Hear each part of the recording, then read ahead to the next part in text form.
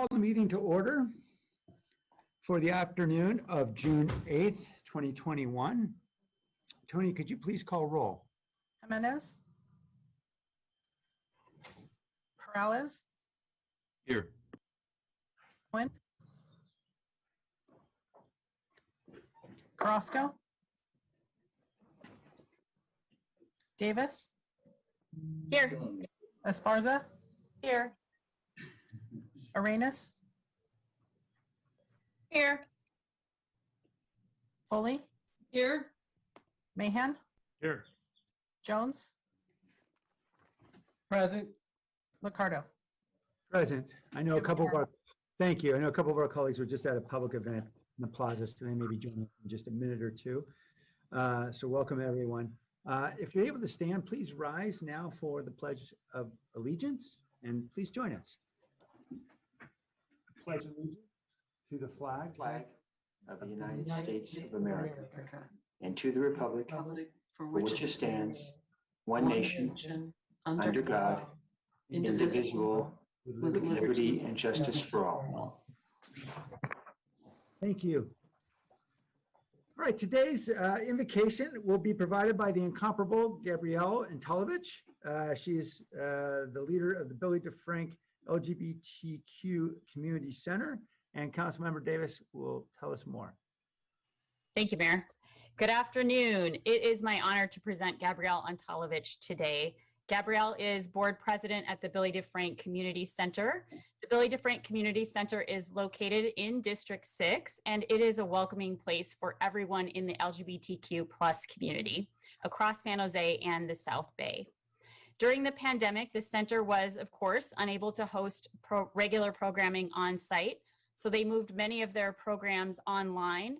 And Henry, we've got some slides about what they did online. There are actually 2 slides because they had so many programs that they moved online.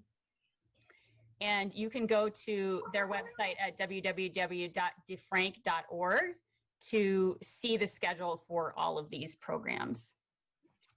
And Gabrielle, as many of you know, is an extremely energetic and enthusiastic person.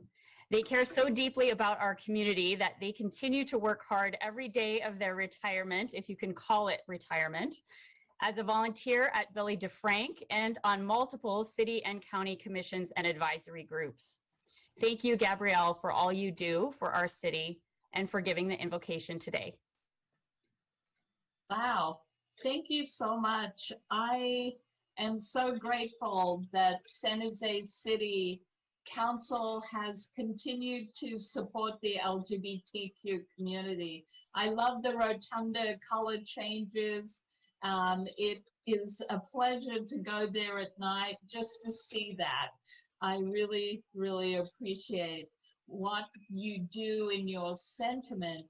You know, this has been a tough time for everyone about every issue under the sun. And I am so grateful that you have continued to support all of us. You know, every minority group is our sibling. And we are all trying very hard to work together. And during this time, especially now, you know, what's crazy making is that we are opening up everything and everywhere is pride as well. And I'm running around, not just on Zoom, but in person, trying to capture every pride event, every pride this and that. And this is my favorite one because you have been consistent. You haven't just done it when it was cool to do it. You haven't just done it because we've demanded it. You have just been doing it. And I really, really appreciate that. And there's something in me that, you know, can breathe slower, knowing that San Jose City Council is a big supporter of our community, especially the transgender community, which has had an even tougher time among us.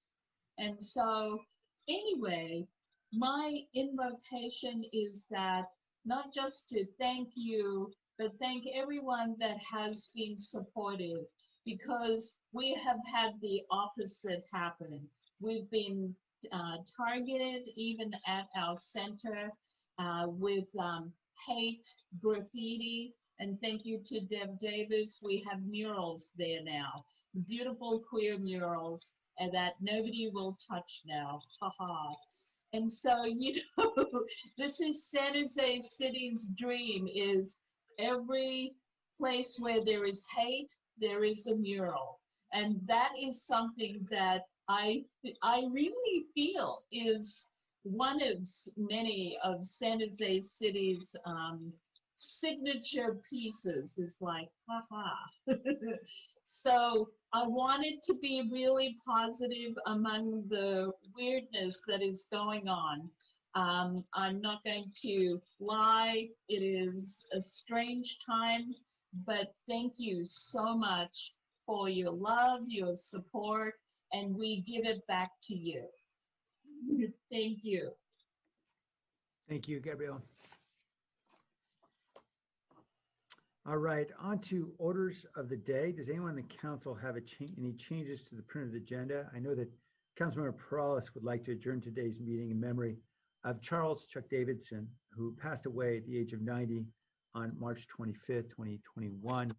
He, of course, is a longtime builder here in the community in many ways, certainly a great supporter of San Jose State University and many important philanthropic ventures here in the city, and a builder of housing, and particularly affordable housing. So we honor him. Before we get to Councilmember Perales, are there any other changes?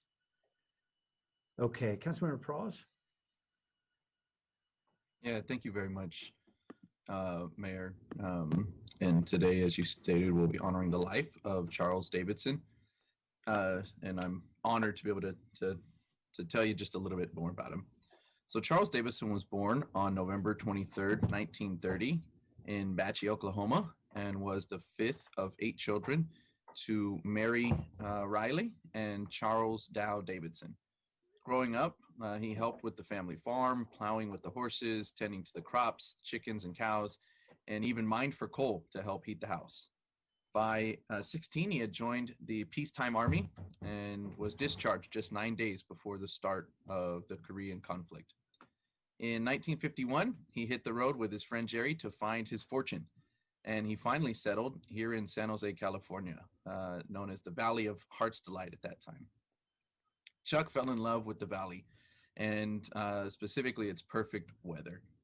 For some time, he worked for the State Highway Department, helping to build Highway 17. He later furthered his education and attended San Jose State while he worked in the railroad yards at night. Eventually, he accepted a job with the planning department for the city of San Jose. And later on, with his partner and mentor, Don Kavanaugh, he embarked on his journey of becoming a major housing developer here in the Valley, specializing in low-income and starter homes for families.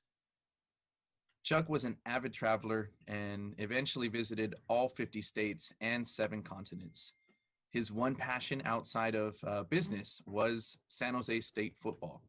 He attended virtually every home game in 1951 and from 1953 until his health began to fail just a few years ago. Chuck passed peacefully on March 25th, 2021 at the age of 90, knowing he had lived more life and made more of an impact than he could have ever possibly imagined while in his youth. He is survived by his wife, Anita, children Bill and Stephanie, and 6 wonderful grandkids, Lillian, Savannah, Gabriella, Gavin, Billy, and Stella.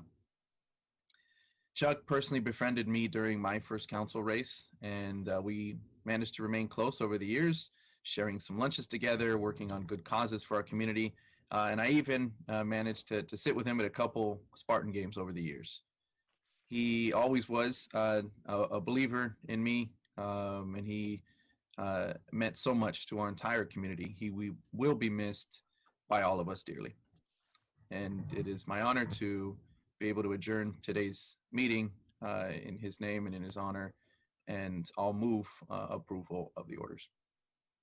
Second. All right. Motion and second. Thank you, Councilmember Perales. Well said.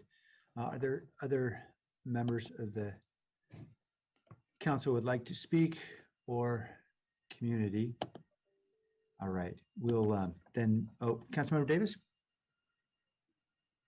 I just wanted to say Chuck was a resident of mine, and we also met infrequently, but occasionally. And he even in his advanced years had a better memory than me, and would refer back to previous conversations that had happened months earlier, and was a great giver of advice, and is very sorely missed.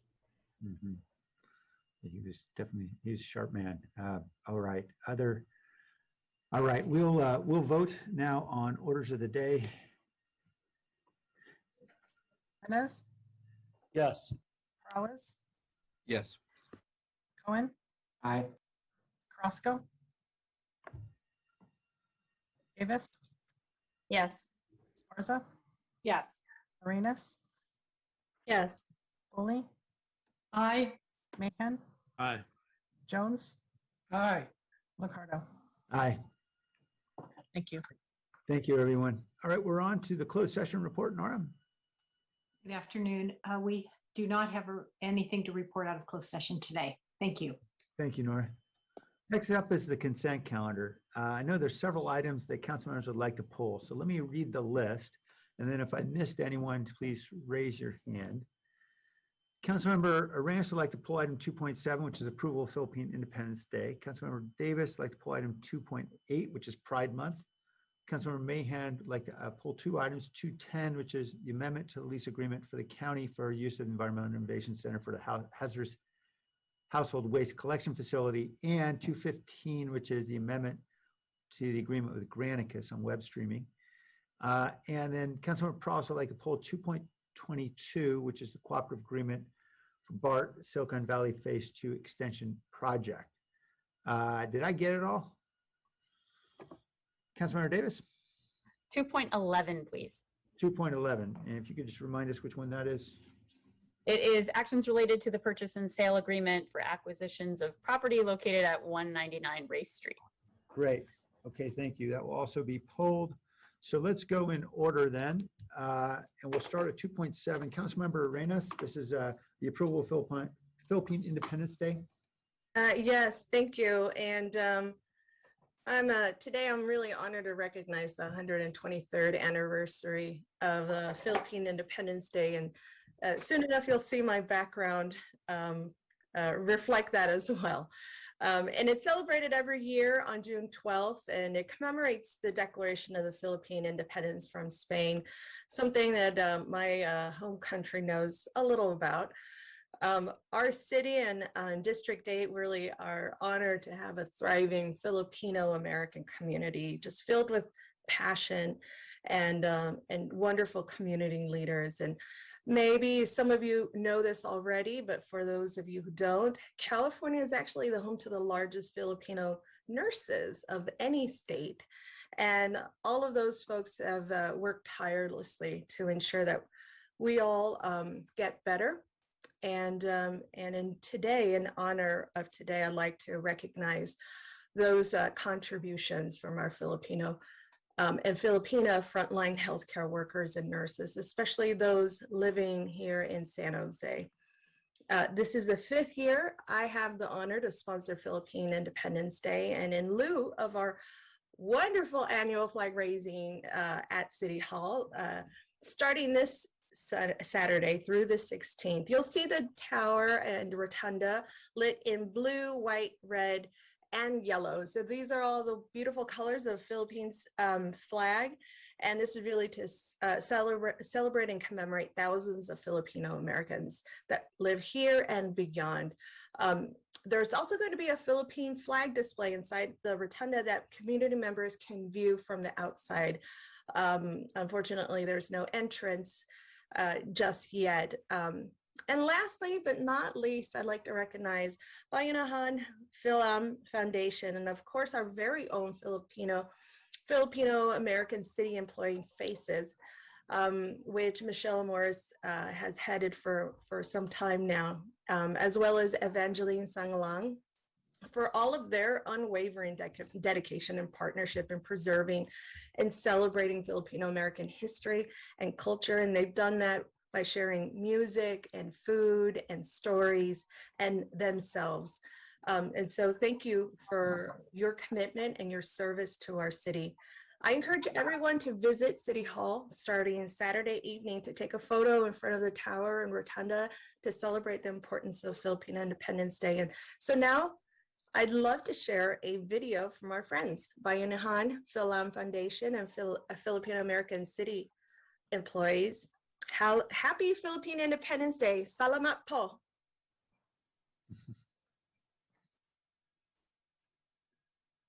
Organization in existence for over 30 years that supports education, community service, charity, and volunteerism, and continues to take part in an annual Philippine Independence flag-raising ceremony since its inception. This celebration unites Filipinos all over the world and reminds us not only about our culture and our roots, but reminds us to continue to share our passion, learn from each other, and network. It's all about working together. Faces will continue to take a stand to celebrate our culture and racial equity. Bayanihan Philam Foundation, BFF, was formally organized by a team of community leaders in 2012 and established by Evangeline Sangalang. BFF connects Filipino workers and families to resources and a strong advocate to seniors and small businesses and entrepreneurs. It has evolved to be a great resource for those who need access to health care benefits and other government resources and programs. This year, we continue to celebrate the 123rd Annual Philippine Independence Day. From Faces and BFF, Happy Philippine Independence Day. Thank you. Thank you, All right. Mayor. And that concludes our Filipino Independence flag raising event. Thank you. All right, on the next item is Pride Month. So Councilmember Davis, welcome. Thank you, Mayor. Councilmember Foley and I would like to proclaim June as Pride Month in the city of San Jose. The purpose of this commemorative month is to recognize the impact that lesbian, gay, bisexual, transgender, and queer individuals have had on history locally, nationally, and internationally. Pride Month brings awareness to the obstacles and discrimination the LGBTQ+ community continues to face. To commemorate Pride Month, we lit up City Hall in rainbow colors and displayed the Pride and transgender flag inside the rotunda. We normally do a flag raising, but we were told that we weren't able to do that this year. So we're looking forward to getting back to doing that next year. And I know Councilmember Foley would like to say a few words, and then Gabrielle would like to say a few words. Thank you, Councilmember Davis, for leading this recognition today. To me, pride means being who you are and loving others for who they are. It means tolerance, it means love, it means kindness, it means embracing diversity and inclusion. It means remembering those that started this movement, trans women of color. It means standing up for the LGBTQ+ community on issues that matter to them. That includes housing, youth homelessness, expanding access to healthcare, standing up for trans rights, fostering community, and so much more. One topic that this council knows is important to me is fighting against the stigma around HIV/AIDS. It is the stigma that causes people to delay an HIV test. It is the stigma that leads to social exclusion. It is the stigma that leads to prejudice and discrimination. June 5th, just last Saturday, marked the 40th anniversary of the first scientific report that described AIDS as a mysterious, rare pneumonia affecting 5 healthy gay men. Only through advocacy, courage, and determination has the LGBTQ+ community gone on to tame this disease. Thankfully, it is no longer a death sentence, as it was for so many of our loved ones. We are in a different pandemic today, but it is important to acknowledge the impact that the AIDS crisis had on our society. That's why Pride is so important. It's a story about love as much as it is a story about strength in this community. Pride is a result of the Stonewall Uprising in 1969. It's important to hear the stories of those who were there, those who started the fight.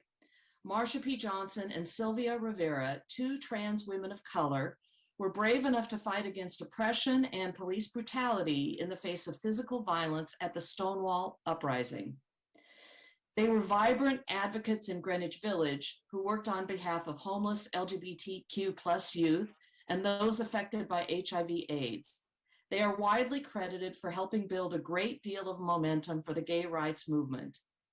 It is important for us to recognize these trans, queer women of color, just as it is important for us to remember the Stonewall Uprising, the HIV/AIDS crisis, and to recognize that many more trials and tribulations the LGBTQ+ community pushed through to lead us to this moment. Pride is as much a story about love and kindness as it is about strength and power, and we should not forget that this Pride Month. Happy Pride, everyone, and I'd like to turn it over to Gabrielle Antolovich. Hi there. I wanted to show you what the rotunda looks like in all its colors, and I posted that on Facebook. Thank you. I actually came out in 1966 in Australia, and there were no words for what it is that I was, and I found the Gay Community Center in Sydney in 1970, and they're writing a book about it, and I'm going to be in the book. And I said, oh my goodness, I have come full circle. I'm back at the local LGBTQ plus community center. And it goes to show how important it is. And for those who don't know, the Billy DeFrank Center is a city-owned building, and I want to let you know I have taken care of this building during the pandemic. I've been here 7 days a week, protecting it because all of the robberies in the homes have gone down and they have picked on all the businesses. And I can say that we are one of the few buildings on the Alameda that have not been broken into. I'm a fierce protector, and I have made many improvements on the building, and it's beautiful. So those of you who've never been here, please come. You can come and do a tour of the center. I'm dying to see people, and I can't wait for us to open up, but safely. You know, I really am very mindful of the growing boldness of negativity, and even the city community centers have to think about how do we open up and keep it safe. And that is a really big issue on my mind. And I have to say, Chief Tony Mata, who is raising the rainbow flag with Mayor Ricardo, thank you for coming tomorrow at 1:30. You're all invited to show up at the police station.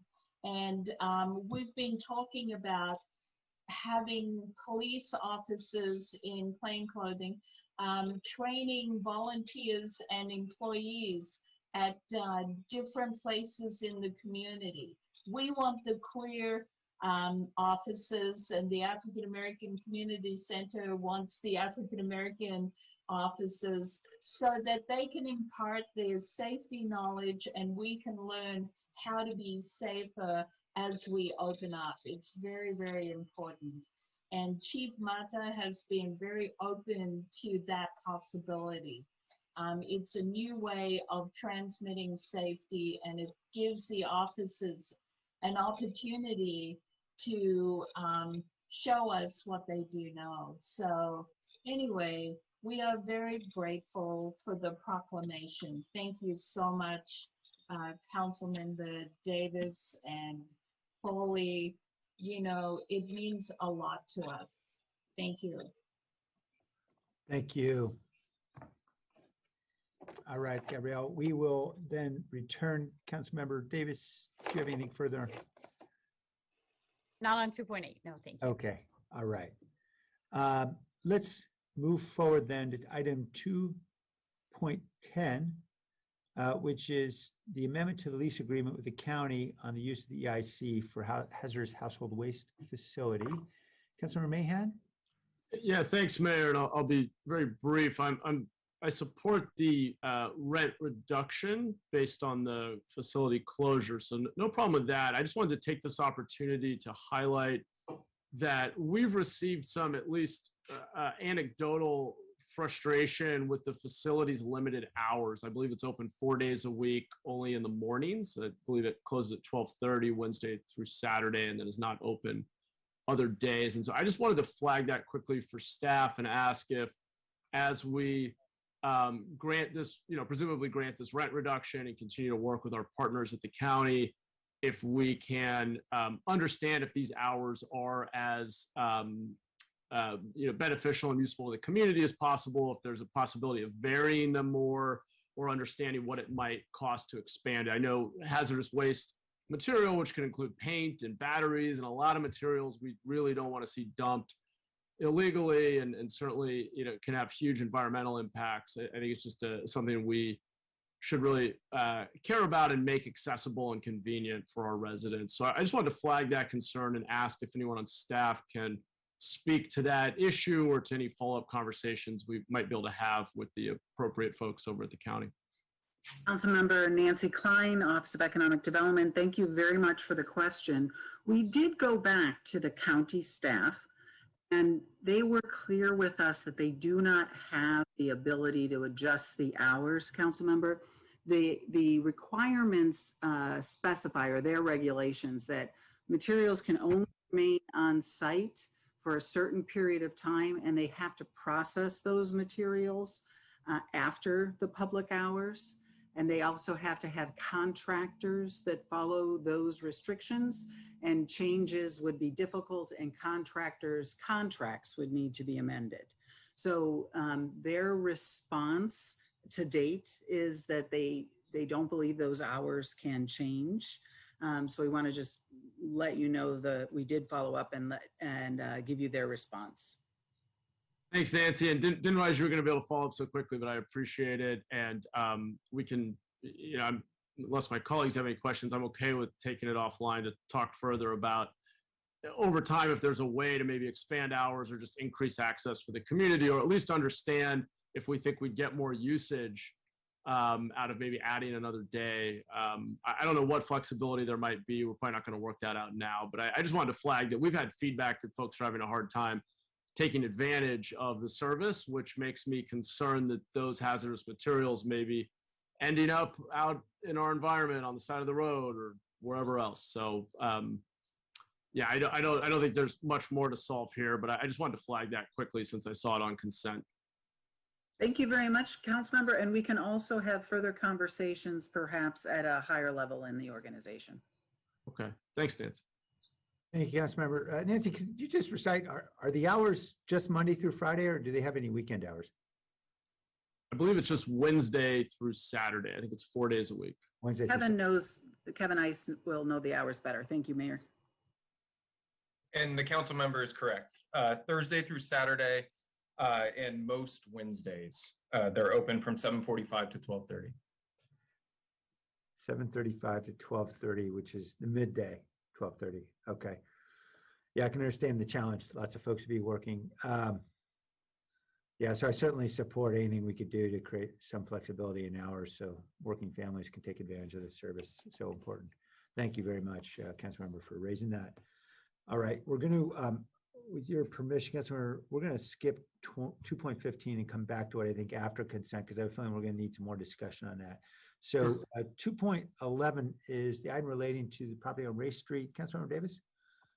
Thank you, Mayor. I just wanted to take this opportunity to thank staff and also the neighborhood, the Shasta-Hanchett Park Neighborhood Association, for their eagle eye in finding property that was for sale that was adjacent to some property that the city already owns. And we actually did a kind of a green stormwater project on that Tillman Race Park Avenue corner. And this is adjacent to that. So we're going to hopefully be able to create a nice little park out of that in the coming years. But of course, the first step is to be able to buy the property. And so that's what we're doing with this item. And I think there's at least one member of the public who would like to speak on this item. Yes, I see Edward is here. Welcome, Edward. Mayor Liccardo, council members, good afternoon. This is Edward Salm, Vice President and Planning and Land Use Director for the Shasta-Hanchett Park Neighborhood Association. We enthusiastically support the memo from Nancy, John, and Jim. SHPNA has been advocating for the parcel at 199 Ray Street to become a community park for 14 years. In the interim, the Alameda Urban Village was created 3.5 blocks to the north. The West San Carlos Urban Village was created 1 block to the south. The Diridon Station area plan amendments tripled the housing and office density of the area 1/2 mile to the east, and Google's Downtown West is just over 1/2 mile to the east. While Downtown West embraces outdoor space, the mechanism for creating public spaces in the urban village plans is, to be polite, something akin to hope and a prayer. The area was parks deficient 15 years ago. The situation has only grown worse since then. Unfortunately, the property has become little more than a dumping ground for illegal trash. What exists today is an abandoned, underutilized parcel immediately adjacent to 2 urban villages. That alone makes it a perfect location for a child-friendly playground and park. I would like to thank Councilmember Davis for her leadership in making this happen, and we look forward to working with Nicole Burnham and her team at PRNS to create a vibrant public space for the community to enjoy. Thank you, Edward. All right. We will come back to a motion in a moment. As I mentioned, I'd like to skip 2.15. We'll come back to that after consent. 2.22 are cooperative agreements for BART Silicon Valley Phase 2 Extension Project. Councilmember Prowse. Yeah, thank you very much, Mayor. Thank you to the staff, city staff and BTA staff. I know there's been a lot of work put into this.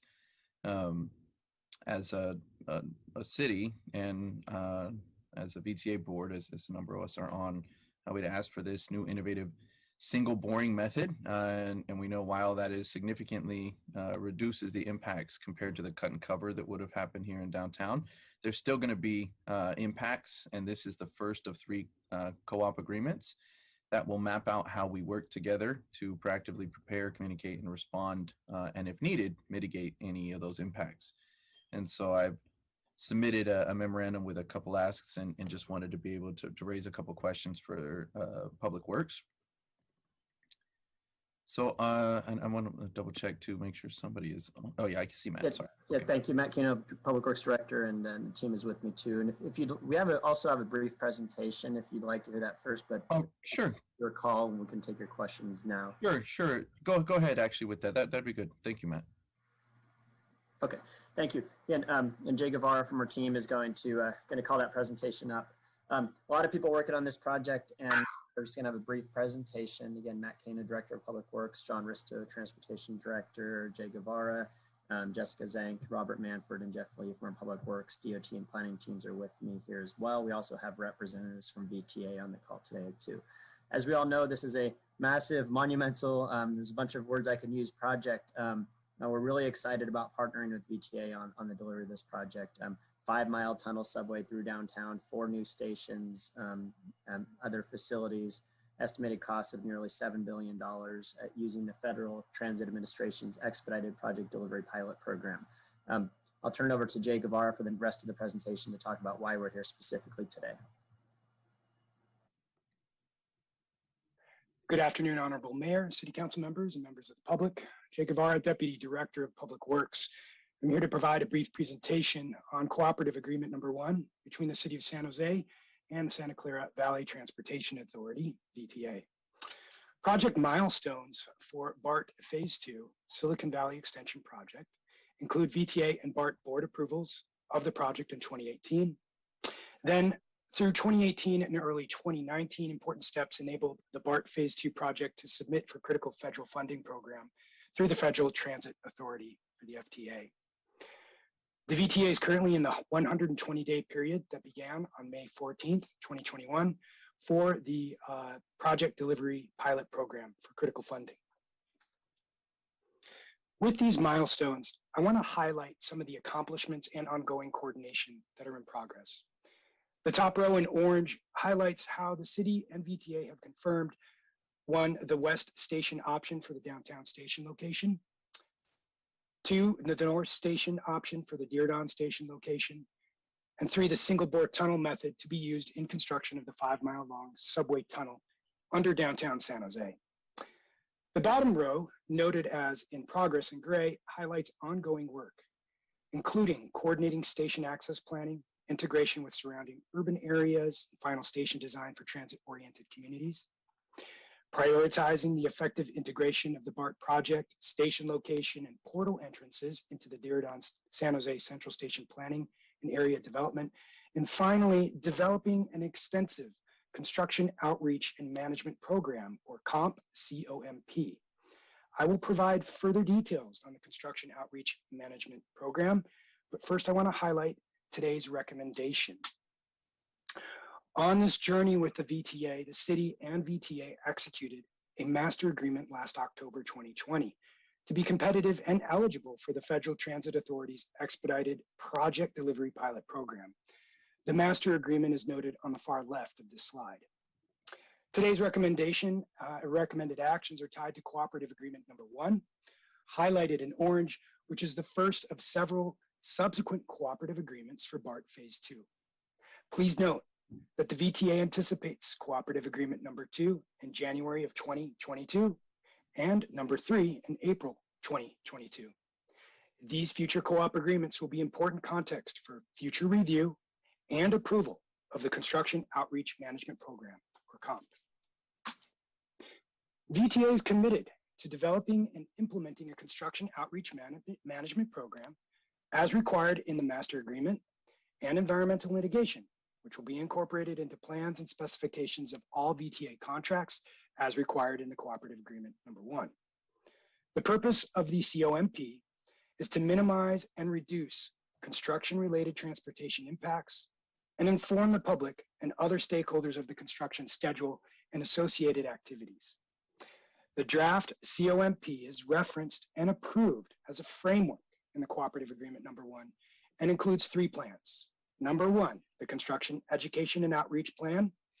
More alphabet soup for you. Number 2, the construction transportation management plan. And finally, number 3, the emergency services coordination plan. Today's draft construction outreach management program, or COMP, provides a framework. The construction outreach management program satisfies the analysis of the framework requirements in the master agreement, which substantially meet the construction impact mitigation plan requirements in the municipal code.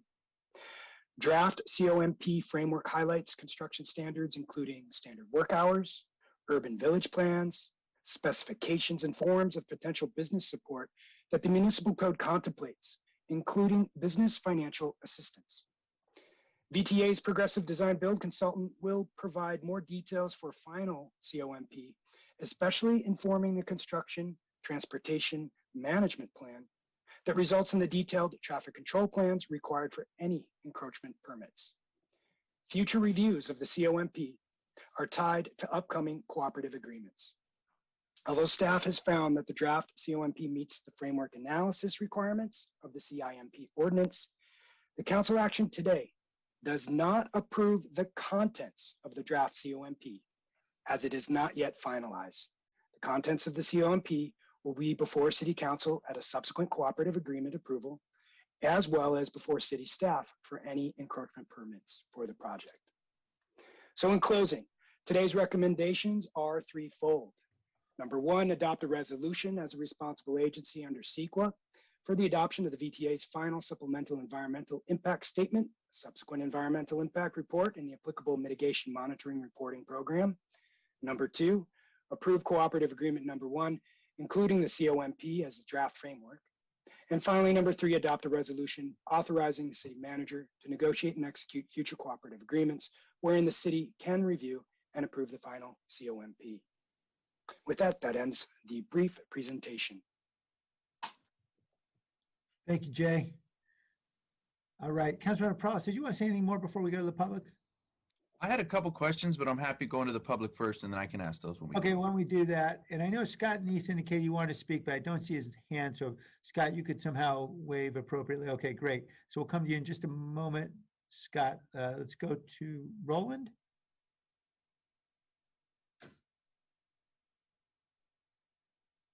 Thank you, Mayor, and I really appreciate Councilmember Perales pulling this item of consent because you have to face it. This is going to be tearing up the whole of downtown San Jose, all the way from the east side to downtown west for at least a decade or more. Moving on to the presentation, the Construction, Education, and Outreach, or CEOP, consists of coffee and donuts to appease the community during the piling. I can assure you the business community is not going to settle for coffee and donuts. They're just going to walk out of downtown and then good luck filling up all this office space. The biggest red flag is on next slide, which states that the progressive design build consultant will provide more details on the final COMP. This is a massive alarm because the consultant in question, it's actually Parsons Brinckerhoff, the people who are responsible for what happened to high-speed rail in the Central Valley, including the complete destruction of downtown Fresno and downtown Wasno. Yesterday, former Supervisor Fiona Ma wrote a letter to the legislature, basically telling them to defund these people or that will be the end of high-speed rail in California. So in closing, my recommendation to the council is as follows. I encourage you to reach out to Google and specifically their partner Landlease for a presentation of how these issues were addressed right outside St. Pancras for the construction of the Google headquarters, and also on the massive construction surrounding the Stratford International Station, which, by the way, was supposed to be your base camp 4 years ago when you took the trip to Europe, and show you how they're building 30-story building right outside that hotel and how they're mitigating the impacts. Thank you. Thank you. I think Scott Neese had his hand raised, and Scott would have some expertise on this since I think his creation of the downtown station with other business leaders about 30 years ago resulted after they tore downtown for light rail. Scott, welcome. Good afternoon, Mayor Liccardo, members of the City Council, Scott Neese, Executive Director, San Jose Downtown Association. Yeah, thank you for the staff presentation. I had a chance to touch base with the Public Works and DOT departments and be reassured that this was a draft and that we didn't have to read the whole 800 pages that came out last week that are attached to this, and that we're going to be able to have a little bit more substantive time on it. I think that's important because the details are really going to matter on this. We've not built a subway in San Jose. VTA has not built a subway before. And it's, as the first call I made when I saw the almost 800 pages was to Councilmember and VTA board member Perales. So thank you very much for putting the memo out to remind us that we need to do public outreach, that we're not foreclosing options such as the business interruption fund. And just kudos to VTA. They've hired the right consultant, the one that did the Metro LA business interruption fund work down there, to work with them. I believe that we're going to have a chance to get it right because truck routes, the change orders, the street closures, the hours of operation.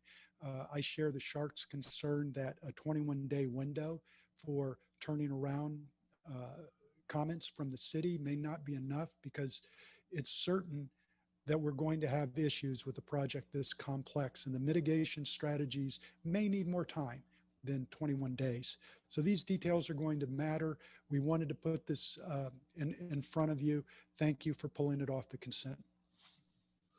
Thank you, Scott. All right, coming back to Councilmember Perales.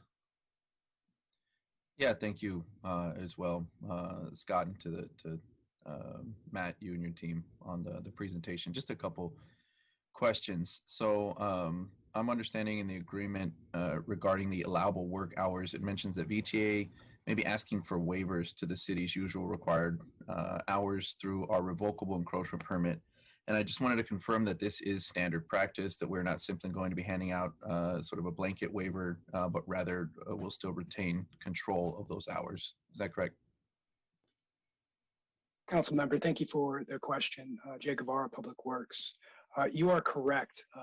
One, we are not providing a blanket work hours outside of standard work hours.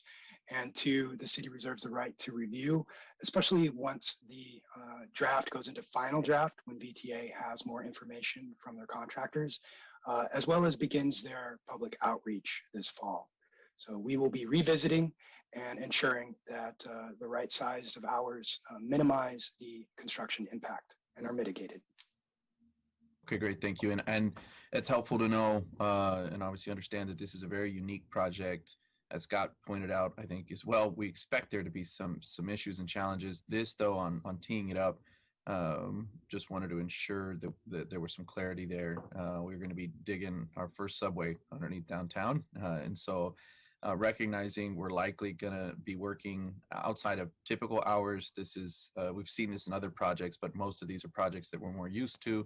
High rises building up above the ground. So, I think it just, regardless, I wanted to ensure that there is tight coordination and that we're using the same process like on all other construction projects, embedding and approving. And so thank you for that answer.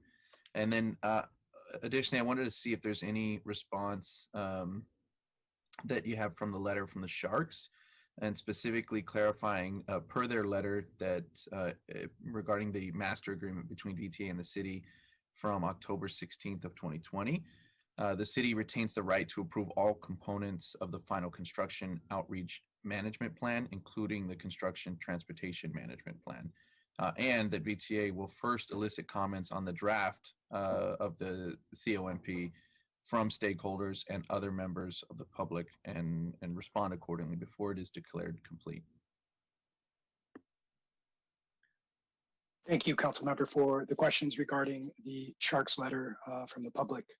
So number one, yes, I can confirm that per the master agreement and today's recommendation to approve cooperative agreement number one, the city has the right to review and approve at a later time the full COMP. As for number two, I don't want to speak on behalf of the VTA, so I know that Bernice Alanis is on the call as a panelist and can speak further, but is my understanding with the tight coordination with the VTA that they will be performing that outreach, and city staff has ensured that we have those plans and timelines for that beginning this fall. I didn't know if she did okay, I see Bernice jumping on. Did you want to add in anything? Yeah, we are planning a community update for the project in fall timeframe, September, October. Most likely it might be hopefully a combination of in-person and electronic remote, so that we can expand the opportunity for the public to engage. Also, I just wanted to expand a little bit on the comp and all the elements of the comp, and especially the construction transportation management plan. That is in draft form, and that is because we have not yet brought on the progressive design builder and the design builder. So we are giving them the overarching guidelines, sort of if you're coloring in the lines, we're doing the outline, and then we will fill in all the specifics once we know their means and methods. And that's when we'll start engaging the public so that they can weigh in if there are some options or choices or different ways we can, talk about access and mobility and such. So when we start filling in those lines, that's when we do the public engagement for that. Okay, thank you. Thank you for adding in. And I'm comfortable with that. And I want to say thanks to the Sharks too for chiming in on this important process. We indeed want to ensure that their business, just like all other businesses along this construction corridor, will experience as little impacts as possible. And as we heard from Scott Neese from the SJDA today, we encourage all our businesses to stay tuned to learn more about the Small Business Assistance Program that is currently being developed and is being informed by the Business Impact Fund study that myself and Supervisor Chavez had helped champion through VTA. And so with that, I'll move my memorandum, which includes the staff memo as well.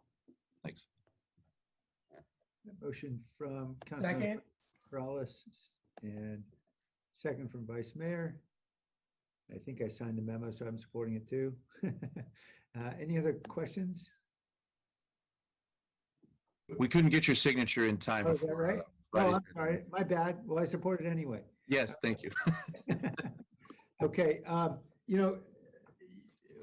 could you include all of the consent items with your motion, Councilmember Morales, I'm except sorry. Yes, I'm happy to do that.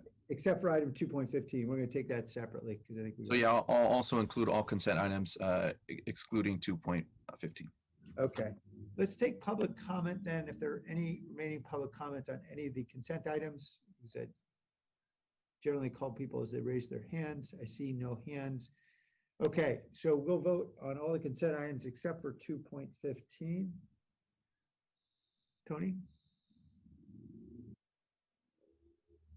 Jimenez, Yes. Morales, Yes. Cohen, Aye. Roscoe, Davis, Yes. Esparza, Yes. Arenas, Yes. Foley, Aye. Mahan, Aye. Jones, Aye. Ricardo. Aye. Thank you. Okay, great.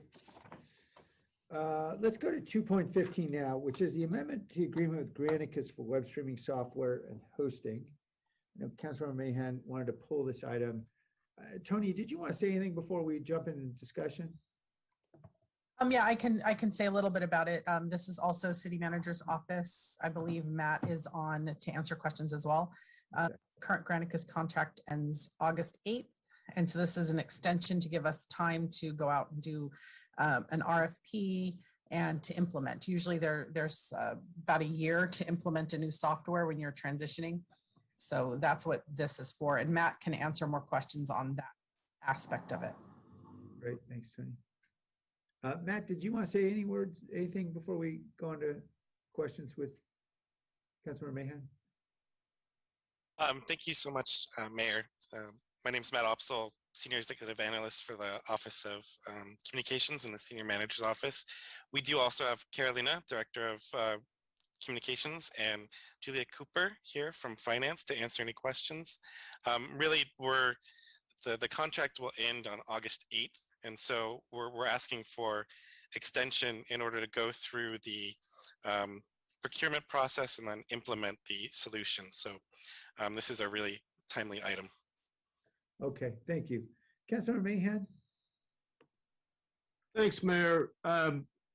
So I submitted a memo, and I apologize for it only coming out today. We were kind of scrambling to try to make sure we fully understood the status of the contract. And I appreciate that we're on a bit of a short time frame. So the memo does accept staff's recommendation. I think what I wanted to flag in my memo outlines is that I think when we do an extension of a contract, I think in an ideal world, and I know this is far from it, we would articulate feature enhancements we'd like to see, and particularly at this moment where we've seen how useful tools like Zoom are, and we use YouTube, which is either free or very low cost to us.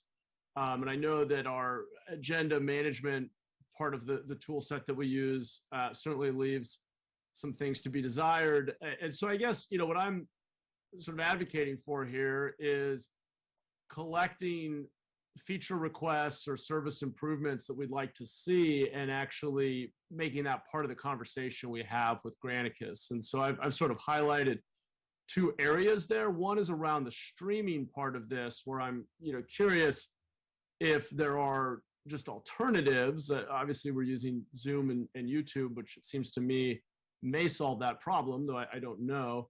And then around agenda management, I've pointed out just one thing that we've frequently heard from constituents, which is that the agenda tool, requires when clicking on a link that you actually download the whole document rather than having it open in a tab, which would just be a lot easier and more shareable. And I don't want to get into too much more detail on that, but I do think there are interface and kind of functionality enhancements that would probably make our agendas easier for the public to find and interact with and use.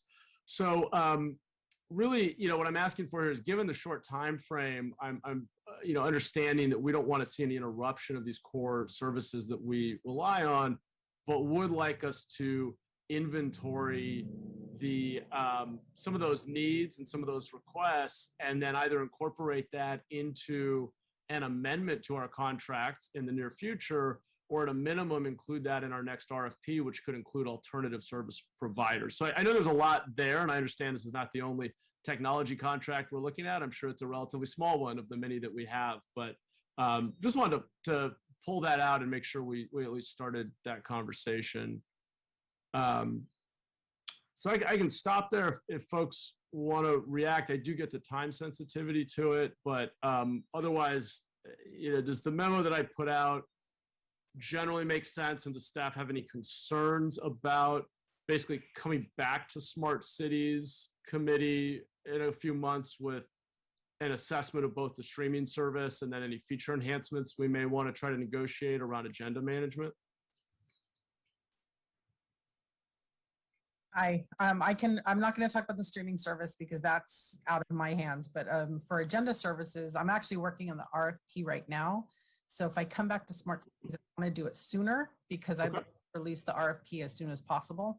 And feature enhancements is definitely a thing. I've been going through looking at all the different products that are out there to see what features do they have that I want and things like that. So I wouldn't mind coming back, but I'd want to come back sooner rather than later, maybe the first meeting back after the July break.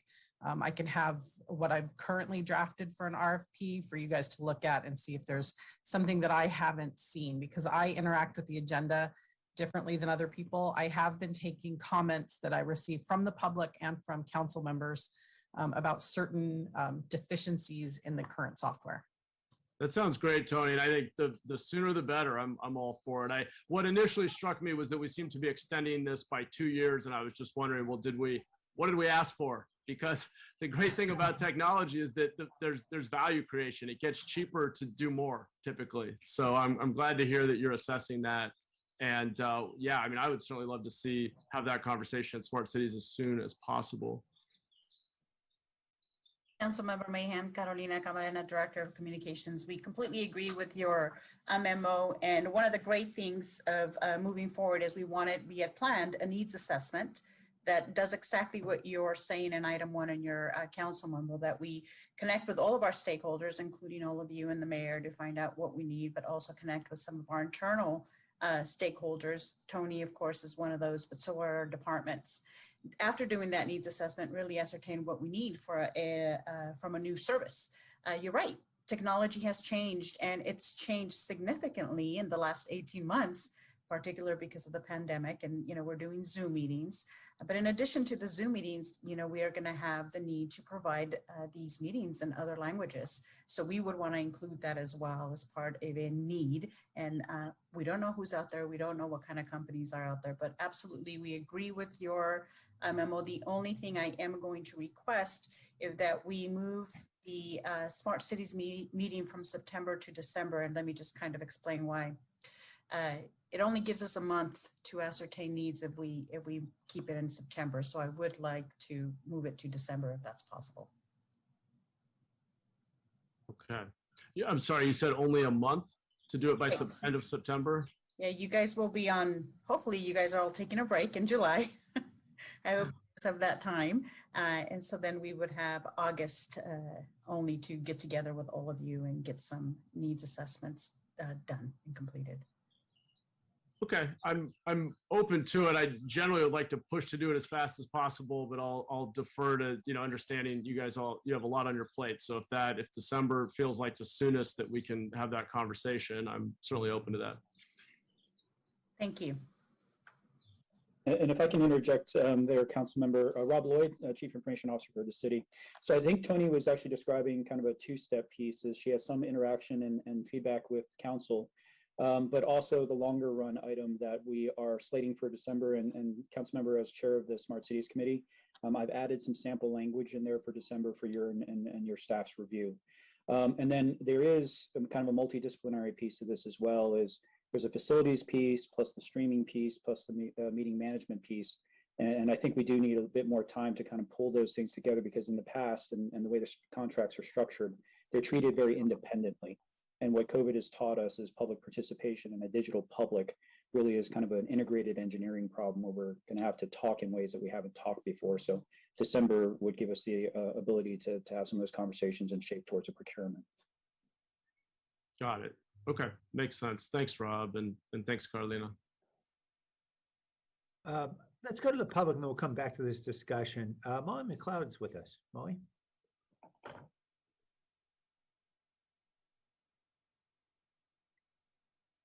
Good afternoon. My name is Molly McLeod. I wholeheartedly concur with the questions and concerns raised by Councilmember Matt Mahan, and especially the comment about value creation is generally cheaper over time. So the length of a renewal of a contract concerns me, particularly since many of us who have been talking recently about disability, ableism, and access have been pushing for procurement to include accessibility. And there are outstanding resources, which I've shared with IT, Public Works, Department of Transportation, and others regarding disability in. There's an entire procurement toolkit, which would, if implemented, improve across the city the engagement and access for all residents. I know and respect Tony and appreciated her office hours, and you know, liked teaching her how to use the Zoom closed captioning and turn that on. It wasn't turned on for a T&E committee meeting the other day. So even basic things are still being overlooked with the city. So I think that the conversations so far are encouraging, but the commitment has to be in writing with key performance indicators and drawing upon the expertise that exists. I absolutely agree with you know, the influence that the city of San Jose can have on local businesses and encouraging improvements to the economy by tapping into tech. And this is an area that we didn't used to lag behind and now do. And so let's make the most of this opportunity. Thank you. Thank you, Molly, and thank you for your advocacy and assistance. Councilor Mahan, did you want to say anything more? I had a couple questions myself. No, please, Mayor, go ahead. Okay. Yeah, I appreciate the issue being raised. First, just to help me better understand, I wasn't following the bouncing ball a little bit on the timing. My understanding of this resolution is it would extend up to two-year options to this contract, but I'm hearing about going out for an RFP. So help me understand when exactly are we wrapping up any extensions and when are we going to be able to go out for an RFP? Mayor, this is Julia. I think Jennifer Chang can answer those questions. I think we have the ability to terminate the agreements. We don't have to wait for the contracts to expire. Oh. And this is just to create that we have enough flexibility for 2 years and not have to come back to you with these little 1-year extensions or a 6-month if we're in the middle of an RFP. So we can unilaterally terminate? Yes. Oh, that's and helpful. Jennifer shaking her head, yes. Yes, that's correct. Well, that helps me. Thank you very much. Because I was figuring out how we were going to wait till 2025 here for all this. So that's great. And then, you know, probably the least important part of this is the part that I interact the most with. I mean, obviously the issues that Matt and Molly and others raised about the community and accessibility, and those are very, very important. Less important is just the software, Tony, that we use through iLegislate. Is that connected to Granicus contract or is that totally separate? Oh, that's part of the Legistar program. Okay, so that's all part of the same thing? Yeah, so currently the agenda and the streaming services are in the same contract. Yeah. Talked with Matt and Carolina about separating them into 2 pieces. So streaming gets what's best for streaming and I get what's best for agenda flow. Oh, good. Because the Legistar is, you know, it's not easy to learn. There's a huge learning curve when I have staff turnover. Yeah. So it's just not necessarily the best product for us, but it is a great product for the streaming side. So we just want to separate those 2 out. And I know that we've had issues with the iLegislate app for quite a while. Yeah. Okay. Well, I know we'd never be done with council meetings if they were all gripe sessions about software problems, but I'd be happy to add my list to the iLegislate, which seems to have some good features, but I basically abandoned using it in 2019 because it just froze so many times and was so unusable. So anyway, I see another member of the public has raised their hand. Tessa Woodmansee.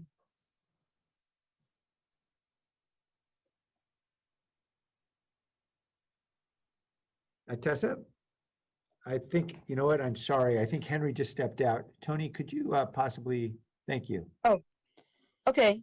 Well, I just came onto the meeting, but it sounds like what you're talking about is about our Zoom meetings and how important those are. So like I said, I'm not exactly sure what this is about, but I did want to make a very important comment, which is that we need to keep the Zoom meetings going. That's something that our our state representative, Alex, I forget his last name, has been saying that he's trying to pass Alex Lee, our state representative, trying to pass a state ordinance requiring our cities to do that and keep the Zoom going so that we improve our democratic participation, and without the what do they call it? Basically, the externalities that we have put up with, which is driving to City Hall to participate with our cars and all the things that we have to stop doing. And so, for so many reasons, in terms of climate change as well as democracy, we need to keep our virtual city council meetings going. That was very important, and I hope, and I think all the meetings that are that the city is dealing with, all our meetings should be virtual, and we need to keep that going. And of course, I think we need to keep our workforce virtual as well, and that's another issue, but it is related to the externalities that we have allowed to seep into our everyday lives and for economic gain. And we have to really reevaluate that in terms of our most important emphasis needs to be on public health. And as we're facing today, the 420 parts per million, and that brings us back to 4 million years ago. We have never experienced that. And so what's in our future is very, like my husband says, as the biologist and climate scientist, we have hit the iceberg. That's the state we are in. We have to learn to cope. And so, one of the ways we do that is to live virtually more so we reduce our CO2 and keep our democracy going through virtual meetings and virtual working as much as possible. Okay, thank you, Tessa. Returning to the council, there is a motion of Councilmember Mahan's memo, is that right? Councilmember Mahan? Yeah, actually, I was just going to move it because I wasn't sure that I did, but I will move it with the, since I don't believe we did, with the amendment of the date in recommendation 3 to December 31st instead of September 30th. Second. Motion and a second from Councilmember Reynolds. Okay, any other comments? All right, let's vote. Jimenez, Yes. Peralez, Yes. Cohen, Aye. Roscoe, Aye. Davis, Yes. Esparza, Yes. Arenas, Yes. Foley, Aye. Mahan, Aye. Jones, Aye. Aye. thank you. Okay, we are now out of the regular consent. We'll go on to the land use consent, item 10.1. I think one item's been deferred. I think the remaining item is the Target site on Silver Creek Road. Is there a motion on that 10.1 item? Motion to hold. There were motions I'll somewhere. second. And is there any comment from any member of the public? Okay. Unless there is comment from the council, let's vote. Jimenez, Yes. Peralez, Yes. Cohen, Aye. Roscoe, Aye. Davis, Yes. Esparza, Yes. Arenas, Yes. Foley, Aye. Mahan, Aye. Jones. Aye. Ricardo. Aye. All right, 9.1 is the successor agency board approvals. We're going to skip ahead again to 9.1. So everybody, hang on to your hats here. We're moving around on the agenda a little bit. This is the board approval of the 21-22 administrative budget and annual recognized obligation payment scheduled, affectionately known as ROPS. Is there any presentation, Julia, or anybody else wants to give? Nope. Nope. Okay. We'll go to the public, or is there any public comment? I see nobody raising their hand. Is there any comment from the council? Move approval. Second. Motion, Councilmember Foley, and I think a second from Councilmember Sparza. I think. Okay, let's vote. Yes. Yes. Morales, Yes. Cohen, Aye. Roscoe, Aye. Davis, Yes.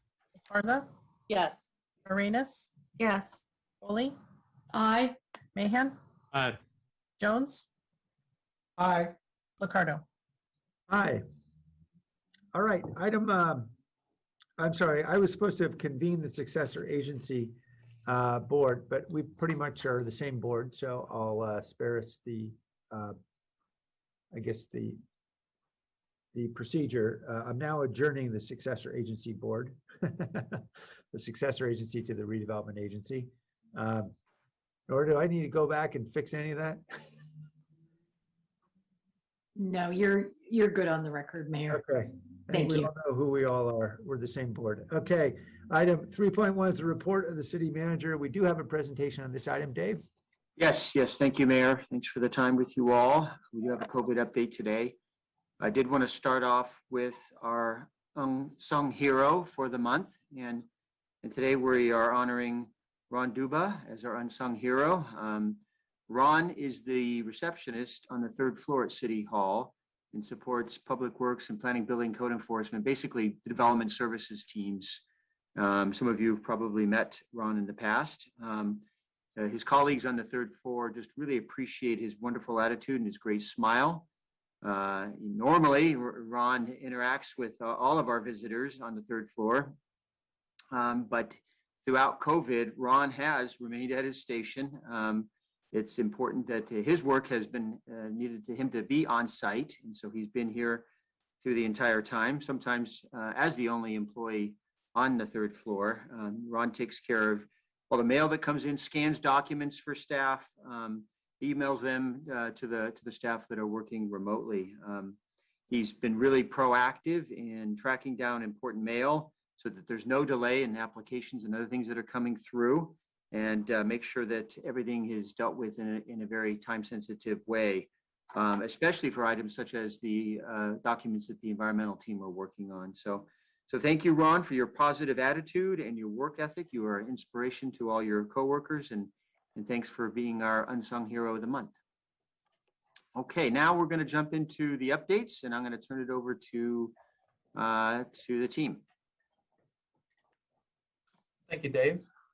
I'm Lee Wilcox, Deputy City Manager and EOC Director for the month. And on behalf of Kip Harkness and I, I'll be presenting on 3.1 today, along with the entire team.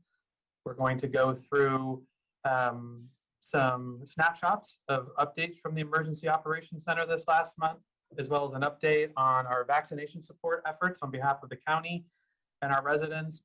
And then starting to do a deeper dive into the federal, state, and county public health guidance, which we'll get into and remains somewhat murky. And then Tony Tabor will also be joining the city manager's report on the hybrid meetings referral that we received the other week. Next slide. Globally, the world has seen over 170 million cases of COVID-19. And over 3.7 million deaths globally. More locally, in our own county, 2,153 people have died from COVID-19, and our 7-day rolling average of new cases was 24 per day as of Sunday, with 11 patients in the ICU throughout the county. As we've continued to move, we are currently in the state's yellow tier, which we'll touch upon in a few slides. And on the vaccination front, 76.5% of county residents ages 12 and above have received at least one dose of the vaccination. And 66% of county residents 12 and over have completed their full vaccinations. Our work in the Emergency Operations Center is guided by the council-approved roadmap shown here, which highlights in pink the 18 most important initiatives that are being undertaken in response to the pandemic. As reported out last month, we remained focused on continuing to serve our residents mostly in need from the pandemic as we continue to shift from response to recovery. This is a large and complicated realignment of city service delivery and is almost as complex and as hard as the pandemic response itself. This work includes continuing EOC operations without any interruptions to our most vulnerable residents, returning EOC functions back to departments without interruptions, as well as standing up a large recovery effort in parallel so that we don't lose valuable time. Our approach is one of thoughtful collaboration and thorough as we work with all the departments in the community to guide this work. Next slide. Thank you. Currently, we are in stage 9 of our city framework, and we are in the yellow tier of the state's framework, which is nearing a full reopening. This is the closest that we've been to a full reopening in stage 10 since the beginning of the pandemic. Just for context, we were in stage 5 last December of 2020. And last month we were in stage 8, or the orange tier, as we reported out. As an organization and a community, we continue to work within the guidance of the state's yellow tier framework, as well as the county's latest emergency health order from May 18th. By June 15th, we expect California and San Jose to be able to open. However, I do want to predicate that with we're still not 100% clear on the specifics from our federal and state partners. However, we are headed in the right direction. Sarah Zarate will be going into more specifics of what we know from our partners at the federal and state level and what they've said to us. But I do want to state that navigating the competing policies being put into place now and the implementation of those at a local level will be unclear at times and will require various iterations at all levels of government in the coming weeks and months ahead. Next slide. This provides a snapshot of our work in the Emergency Operations Center during the month of May.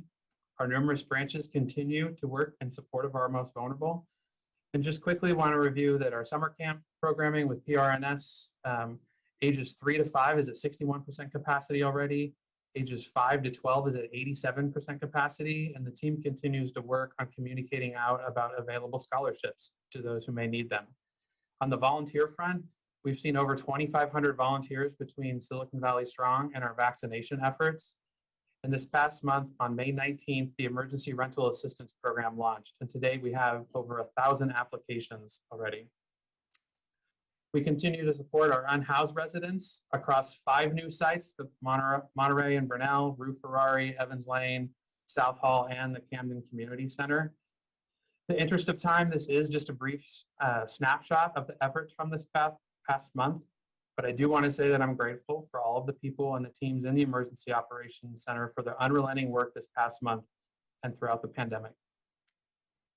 Next slide.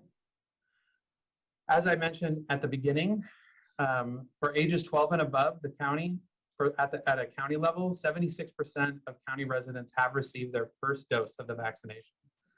For San Jose, we're at 79% for 12 and over have received their first dose. So we're slightly ahead of the county average and are making progress, but not for some of us. With unvaccinated disproportionately in the Hispanic, Latino, low income, young, and among San Jose's residents are particularly concentrated in the east side and near downtown. This is why we continue to push and support the county to vaccinate our entire community. The county has begun shifting strategies and tactics, and we have worked with them to support these efforts, including being much more targeted in our outreach, shifting vaccination events to evenings and weekends, trying new methods of communication to communicate with our unvaccinated residents, as well as helping support staffing resources for San Jose vaccination site. To go into more specifics, I'll now hand it over to Ann Tran, who leads our vaccination task force, and Carlos Velasquez from our emergency public information team. Ann? Thank you, Lee. Good afternoon, Mayor, council members, and members of the public. I am Ann, and I'm happy to give you a vaccination update. Next slide. So we've been in vaccination support for over 177 days, excluding weekends. And the fire department has dedicated 82 personnel to support with various vaccination operations. So very first in January, they were supporting with the county with the first responders clinic, where we helped to vaccinate healthcare workers and frontline employees. And then as more supply came into our system, the fire department shifted operations to support with in-home vaccinations as well as community and mobile vaccinations. And very early on, we knew that the best way to get vaccinations into communities is to build on our partnerships and rely on those trusted partnerships to help us engage with our residents. So to date, we've partnered with 40 plus community partners, and those include healthcare providers. And together we were able to deliver vaccinations, hot meals, rental assistance, wraparound support such as rent, shelter referrals, as well as stimulus check support in early April to May. And as our vaccination operations scaled to go beyond information sharing and community engagement, we added more team members to take on support items such as canvassing, phone banking, training volunteers, data collection, training and onboarding new staff and volunteers, and then tracking our finances and running large recruitments. So the culmination of having the fire department's injector capacity, as well as the community partnerships that we've built and more team members, means that we can bring more vaccination events into communities that need it the most. So to date, we've put on 14 vaccination events and vaccinated more than 23,000 residents, including some employees, through our partnerships and collaborations. And our vaccination support continues every single day, even on days in which we don't have a vaccination event going on. And that's because the 167 vaccine champions that we've onboarded and recruited for the county are currently supporting the county with countywide vaccination operations. And it's pretty heartwarming to put on events with the county and see that our vaccine champions are supporting us with our events like Children of the Rainbow and that last weekend with the Mayfair Community Center. Next slide. We want to continue ensuring that vaccinations reach more people. And there are two significant changes since my last update. The first is the expansion of the county's in-home vaccination program.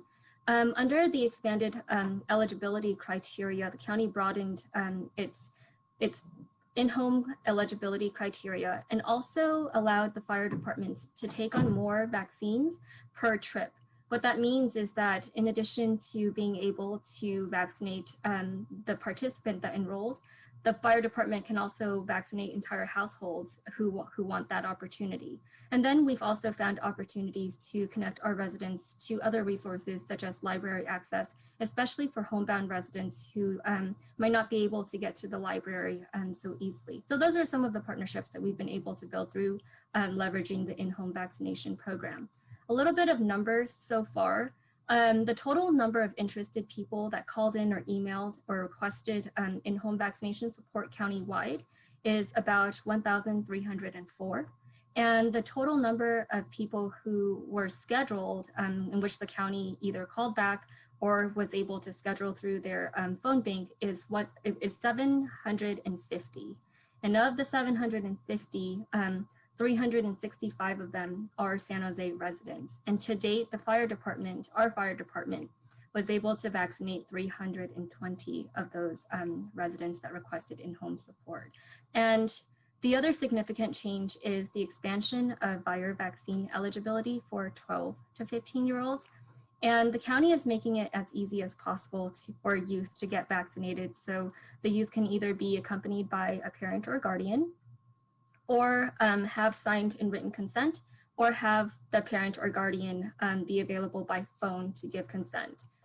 Moving on, we have a little bit of ways to go to get to 85% of our population vaccinated, and that is our goal by August 1st.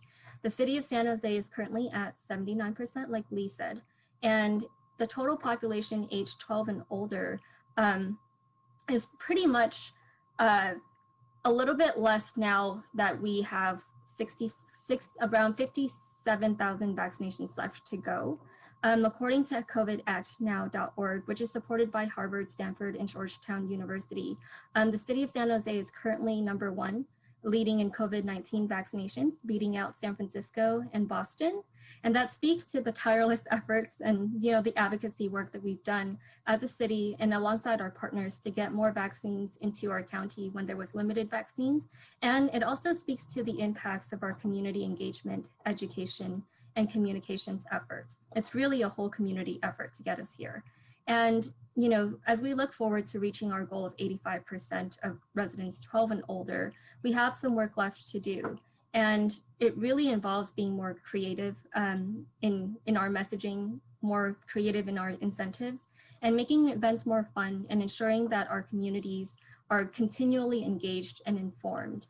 And the work continues to drive up numbers in under-vaccinated census tracts in our city and our council districts, as well as engaging Spanish-speaking communities because they still need to drive up vaccination numbers in these highly vulnerable areas. Next slide.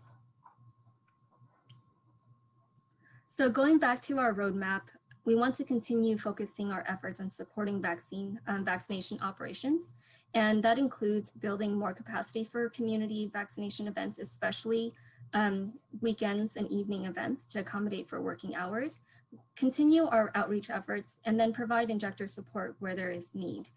And adding more capacity has little impact if the information and messaging isn't making it to the communities and residents that need it the most and in the right way. So the large part of our work looking ahead is to continue to engage, communicate, and educate our residents. And with that, I want to hand it over to Carlos, who will be taking us through a communication update on all of the work that's being carried out to support vaccinations. Carlos? Yes, thank you, Anne. Saludos, Mayor and Council. My name is Carlos Velasquez, and I'm a Deputy Director for the Emergency Public Information Team in the EOC, and also part of the Communications Team with Environmental Services. I'm happy to share how we, the Emergency PIO team, are supporting the task force and county's work of getting our most vulnerable residents vaccinated while adjusting to changing audiences and strategies. One of these strategies has been using text alerts, which has proven to be effective in getting more of our residents to visit our important vaccine resource page and has supported our vaccine events. In May, we worked with the city's emergency management team to deliver 2 text messages through the wireless emergency alerts, Nixle and Alert SCC systems, which are used to notify residents about critical situations through alerts on cell phones, mobile devices, and even email. This city sent 2 text messages, each in English and Spanish, on May 20th and May 27th. The one on May 20th was sent to those in our priority zip codes and census tracts with the lowest vaccination rates in the city, encouraging them to get vaccinated and including a link to our vaccine resources page. The one on May 27th was sent to much less people, only to residents in the census tracts near the Mayfair area to promote a May 30th vaccination event at the Mayfair Community Center. That one also linked to our vaccine resources page with the event info on front and center on the top of the page. And as you can see on the graph, our regular web page traffic to our vaccine resources page saw a huge spike with up to 24,000 visits to the English and 4,000 visits to the Spanish page, vaccine resource pages on May 20th. We also saw a big spike on May 27th as well. This increase in traffic lingered for a few days after that, as you can see on the graph, showing that these texts help drive traffic for longer than just one day. And a reminder about our vaccine resource page, it has all the info in Spanish and English on current and upcoming vaccination sites in San Jose, important updates and resources. So this is just one of the campaigns that we've helped lead and that has supported the community canvassing, phone calls, and engagement that Anne and the Vaccine Task Force have conducted. There were more than 200 vaccinations at that May 30th event, more than what was projected. So I'm happy that we supported the event's success through this text messaging campaign. Next slide. Another tactic we've used to get our most vulnerable vaccinated has been our ZOMAD micro messenger campaign, which we've run the last month thanks to a partnership with the Knight Foundation. Recent county data showed us that younger adults have one of the highest rates of infection and lowest vaccination rates by age groups. So with this new data, it required a shift in tactics for our team. So we worked with the vendor ZOMAD to amplify crucial vaccine site and safety information through local online messengers, which you may know as social media influencers. Our 34 messengers, chosen with city staff input, mirror the ethnicity and ages of this new priority group.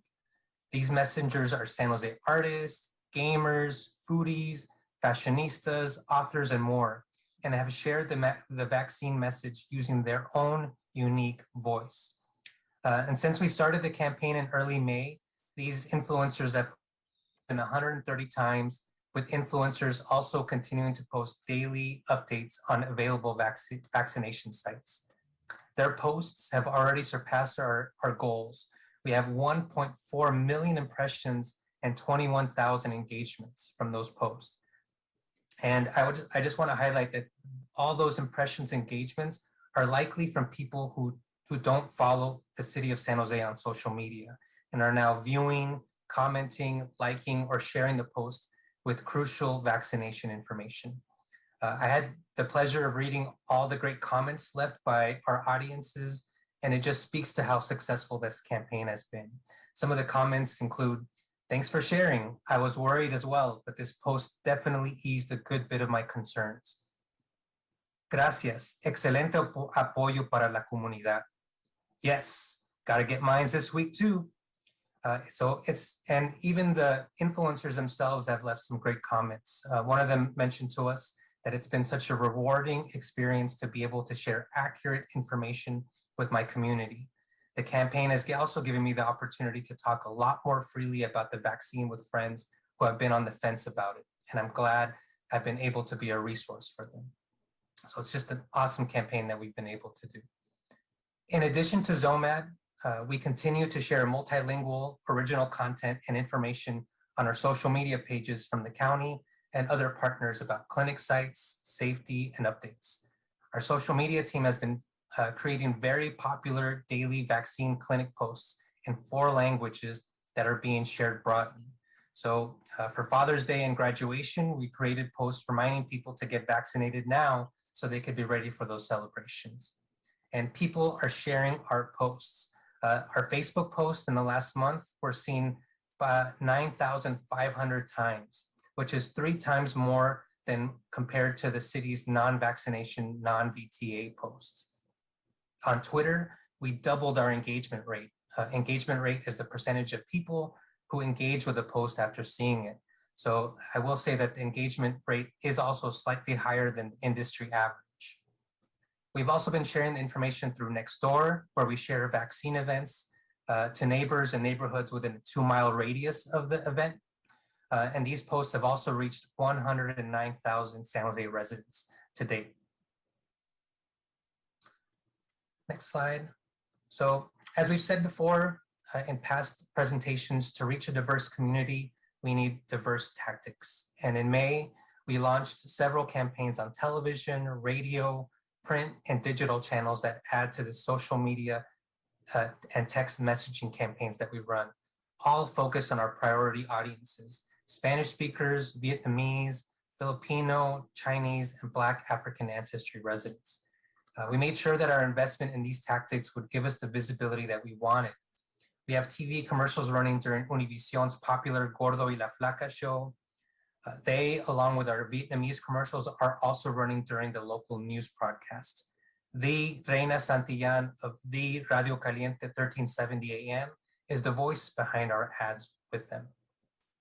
Radio spots are also running during the daytime period, which is helping spread our message to our priority residents who have the radio running as they work in kitchens and tiendas and talleres, or stores and auto repair shops.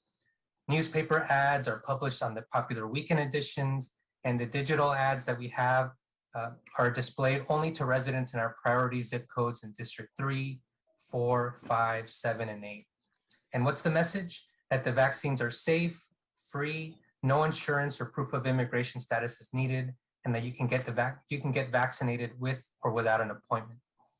And we've also been quick to pivot with new information. The county recently disaggregated the Asian vaccine data for the region, which alerted to us that the Chinese, South Asian, and Filipino residents were at much lower vaccination rates than anticipated. So our team quickly pivoted, and we've been able to add media and build partnerships to reach those groups, in addition to the Spanish-speaking Vietnamese and other priority audiences that we reach out to. This week, we've also started rolling out social media ads on Facebook and Instagram, and next week we'll be working to launch them on Spotify and YouTube, all with the goal of reaching our younger residents, which, as I mentioned before, is a priority group for us. So these campaigns are going to be a perfect complement to the ZOMAD influencer campaigns that we've been running. And of course, none of these ads are running in isolation. We continue to meet with our partners at the county EPIO team, the Emergency Public Information Office, to manage, to make sure that our ads complement each other. So we meet with them regularly. And finally, direct outreach continues to be a key tactic for our EPIO team. We continue to use our stakeholder partners and distribution channels to deliver information, including more than 20,000 preparedness kits. These kits include a reusable bag, a face mask, hand sanitizer, and vaccination information in 4 languages. Our team has been distributing these at mercados, farmacias, and our colleagues at the San Jose Public Library. These tiendas or stores are all located in our priority zip codes, and they include Mi Rancho Supermarket on Story Road, Farmacia Doña Remedios on Willow Street, Lucky 7 Supermarket, and Lee's Supermarket and the El Viso Library, among much others. We also distributed a vaccination postcard to close to 100,000 residents who live in our priority zip codes, encouraging them to get vaccinated. So thank you, council members, for your ongoing assistance. We do have one request. I know that in April, we worked with your offices to provide you with preparedness bag kits for you to distribute. We still have some more of those kits left. And so if you wish to distribute more, I'd be happy to work with your offices. So thank you so much. I believe I'm gonna hand it off to Sarah for the next segment. Gracias, Carlos. Good afternoon, Mayor, council members, and members of the public. My name is Sarah Sarate, Director of the City Manager's Office of Administration, Policy, and Intergovernmental Relations. I'll be walking you through the most up-to-date public health guidance related to COVID-19, which impacts how individuals and groups can and should engage in various activities. It also impacts the workplace environment and how we serve the public, which you'll hear more about later in 3.1. But before I get started, I have to preface the next few slides with a warning that much of this is as clear as mud. And the reason for the muddiness is the lack of clarity with public health guidance coming out of 3 layers of government, all of which impact our local landscape and whose rules and regulations can be inconsistent with one another and are dynamic. Public health guidance has been rapidly changing since last month, and much of that is driven by the great news that COVID-19 vaccines are effective at preventing COVID-19 disease, and especially severe illness and death. And they also reduce the risk of people spreading COVID-19. In general, the Centers for Disease Control and Prevention guidance, as their name suggests, provides the overarching guidance from which lower levels of government establish their regulatory framework, including states and local public health departments. However, while the CDC establishes the broad understanding and recommended response towards public health issues, as this depiction notes in the second bullet, more restrictive laws, rules, and regulations may be applied by federal, state, local, tribal, and territorial entities. Last month, the CDC updated its mask wearing guidance, allowing those who are fully vaccinated to resume most activities with no additional prevention measures required, such as wearing a mask or socially distancing. Some exceptions exist, for example, for those with weakened immune systems, or if traveling on public transportation or visiting correctional facilities or homeless shelters. This point is illustrated on the right-hand side of their Choosing Safer Activities visualization. If you're fully vaccinated, you can have a high degree of confidence that you will be safe engaging in all of these activities without taking any prevention measures. This is very different from the left-hand side of the visualization, where unvaccinated people are recommended to take prevention measures under most circumstances. Importantly, you'll note that this visualization does not identify a recommendation related to the workplace. In its guidance for those fully vaccinated, the CDC states one still needs to follow guidance at the workplace and local businesses. And again, this guidance allows for more strict rules and regulations at the state and local level. Which brings us to the state of California. Here, we've been operating under the blueprint for a safer economy, which itself allows for more restrictive rules at the local county level. In California, rules will be changing to better align with CDC guidance effective June 15th. So beginning next Tuesday, the state is lifting capacity and distancing restrictions for most businesses and activities. While the matrix is seemingly straightforward, however, things get very complicated in the details. For example, you'll note that under masking, it refers you to current guidance for face coverings by the Department of Public Health. That guidance was last updated on May 3rd and does not include any changes effective June 15th. So we'll have to continue watching for updates for the general public. But the face covering guidance does state that in the workplace, employers are subject to the Cal-OSHA COVID-19 emergency temporary standards. And these took a very different direction last Thursday. On Thursday, June 3rd, 2021, the Occupational Safety and Health Standards Board convened to vote on proposed changes to the COVID-19 Prevention Emergency Temporary Standards. Cal-OSHA dictates regulatory compliance in the workplace.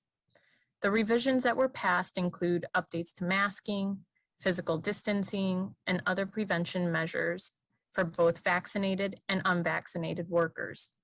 Once approved administratively by the Office of Administrative Law, these standards will be effective on June 15th as well. So what are those rules? Indoors, if everyone in the room is fully vaccinated and no one has COVID-19 symptoms, no masks or face coverings are needed. But if just one person in the room is unvaccinated, everyone is required to wear a mask or face covering. Outdoors, if you're fully vaccinated, no face coverings are needed. But workers who are not fully vaccinated must continue wearing a mask or face covering if they're less than 6 feet away from another person. Even more complicating, the rules create a gray period between June 15th and July 31st, where, in addition to the masking mandate, additional social distancing requirements may remain in place if employers are not providing respirators such as N95 masks to unvaccinated employees for voluntary use. After July 31st, no physical distancing is required, but employers must provide all vaccinated employees with N95 masks for voluntary use. The implications of these rules are still unclear, and they're being reviewed by our teams to fully understand the impacts. But it isn't an endpoint either. Immediately after adopting these new revisions, the board convened a subcommittee to work with Cal-OSHA to make further refinements in the coming weeks that will account for changes in circumstances, especially related to vaccine availability and low case rates across the state. So we can expect this to get even muddier. Here in Santa Clara County, as you heard earlier from Lee, We're still operating under the state's yellow tier and under a May 18th county order, which maintains mask requirement guidelines as determined by the state's Department of Public Health and mandates that employers ascertain the vaccination status of their employees, contractors, and volunteers who are currently or will be working in any of their facilities. It's still unknown when the county public health order will be rescinded. And with this public health context, I'll turn it over to Kelly Parmley, who'll be walking you through city services and resuming on-site work. Well, thank you for that handoff, Sarah. Clear as mud or ambiguity, I think, while certainly not something we want to deal with at the moment, is something that I know we've all been working with throughout the entire pandemic from the moment we did shelter in place. And so I just want to make sure I'm expressing my gratitude to the Safe Workplace team, the safety team, the Office of Employee Relations, and our EOC leadership, because our ability is outstanding to be able to decipher, understand, and give direction with the number one priority being the safety of our employees and the public. So I'm confident, even though at 1:25 we were still convening to try to digest this and understand it, that we will find our way through it. And so I just, council, mayor, members of the public, I forgot to tell you I'm Kelly Parmley, the Assistant Director for HR. And here just to give a very quick update on where we stand with city services and resumption of on-site work. If you go to the next page here, before I speak just very generally to this, I do want to offer up some late breaking important news for us and something we should be really proud of as a city. Thanks to our folks in employee relations, a little bit of help from Public Works, IT, and our safety team, we've been collecting information that resides only with employee relations on the vaccination status of our employees. And at this point, we've heard from more than 80% of those employees and are pleased to report that almost 85% are either vaccinated or in the process of vaccination. And for us, that's a huge, huge success and also good news for us as we proceed. How we reconcile that with all of the requirements from various agencies to be told in terms of what that looks like, but I think that's really heartening news for all of us. It's better than we are doing countywide for sure, and certainly better than some other agencies that we may compare ourselves to. So I want to offer that up as context. As we talk about this slide just very generally, when I spoke to you last in April, we gave you the kind of status of city services again, and want to offer up again with some real kudos to our departments who are taxed, but also are really folks who have been great partners in helping us understand where they stand with respect to opening city services, knowing that we want to make sure that we're putting everything forward that we can with respect to open and expansion of severely impacted services and the communities that they also then impact. And so we've been actively working with the library, PRNS, DOT, PVCE, Finance, Public Works, ESD are the ones that we've quickly been talking with, and they are all in good hands in terms of trying to move forward. We've got to understand the implications of this before we fully expand things after June 15th. But I just want to tell you that they've got great planning in place. And once we get over the safety hurdle, any other implications for expansion or reopening of services have to do with whether or not we have the right staffing in place, perhaps some shared space and shared services or something to that effect, where we have to do a little bit more coordination about how to expand or reopen. But that's progressing nicely, and I think we only have a couple of meetings left, but folks are actively in process there. On the next slide, just a couple of reminders, I think, for all of us, or at least I try to remind myself as we talk about the resumption of on-site work, and a few things in terms of big picture. You know, 60% of our full-time workforce has been working in the field or in a city facility for most of the pandemic. So a lot of what we're talking about is how do we return folks both from the EOC to their jobs, but also sustain really, really important EOC efforts. So those conversations are actively happening right now. And then how do we think about the resumption of folks who are working remote to on-site? I will also note there that Walter and I had a very brief conversation this morning, Walter Lynn, to remind me that we have 400 structures in the city. City Hall is certainly an important and complicated one, But just a reminder that they're dealing with a broad array of city structures. Again, that's a core of 120 facilities, but it's not just City Hall that we're talking about. And they're doing a commendable job to try to balance all of those issues in terms of expansion and reopening. As you heard from Sarah on the second bullet, we're having to figure out safety and how we deal with employee vaccination information with all the different layers of government. Confident after our 125 conversation that we will find a way through in terms of soft opening of City Hall and of both employees and services. And then I would just say on the last bullet that, you know, we're also actively talking about how do we leverage what we learned and continue to be able to offer in terms of a workplace that flexibility around working remote. It's not an easy balance to strike and one that we need to experiment with a little bit before we arrive at a long-term understanding of what works best. Also, quite frankly, from an attraction and retention perspective of our workforce. So in this next slide, and I think it's my last one, just a reminder that we have put out 5 guiding principles. Again, this is just speaking to City Hall. We've talked about a reopening in terms of soft launch for bringing employees back to experiment with how we do that effectively in the City Hall space in early July. A lot of that experimentation is needed to understand how to reopen the first floor.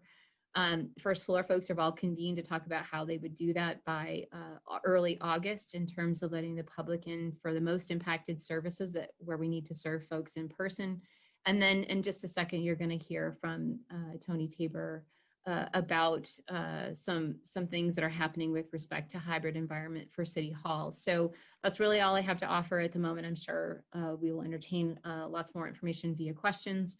And I just really want to extend gratitude to Tony for taking on and joining us for 3.1 to talk about the next piece. So with that, I'll turn it over to Tony.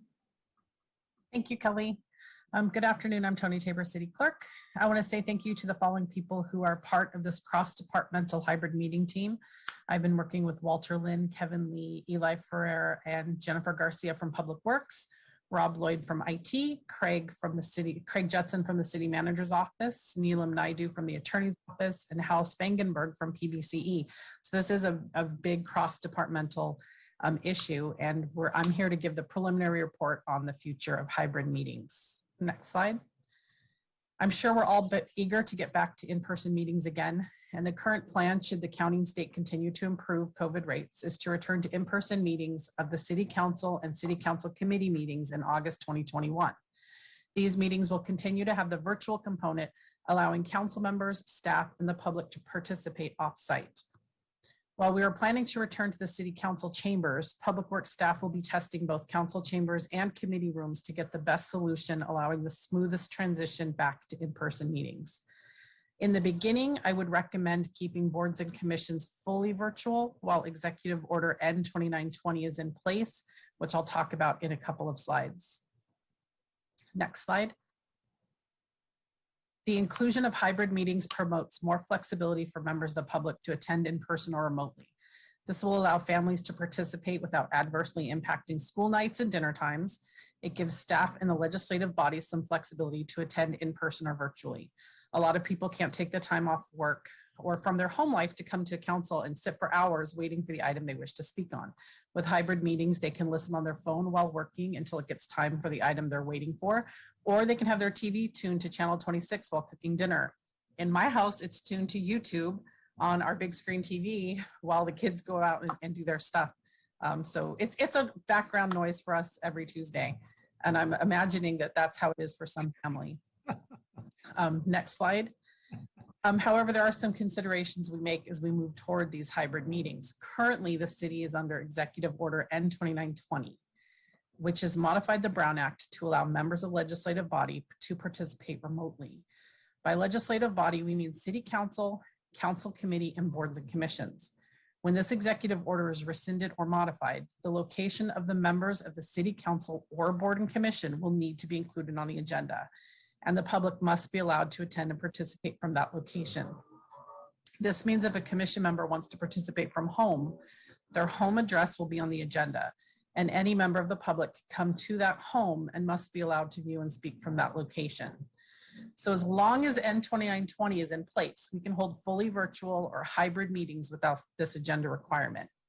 Also, roll call voting must take place whenever one or more members of the legislative body is not in person. I know we all love to hear me call the roll, but sometimes it can slow down meetings. So that is a consideration when we're having people work virtually. Existing staff resources for city council meetings is not currently sufficient with the expansion to hybrid mode. Even with fully in-person meetings, the city has used IATSE personnel to fill the gaps to facilitate meetings.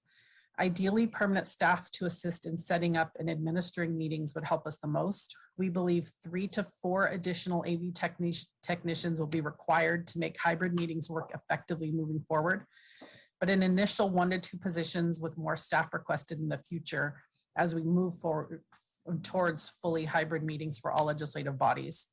The city clerk's office would need an additional person to help manage virtual meetings. And if we move meetings to community centers, PBCE would also need additional staff to help manage those meetings in their community rooms.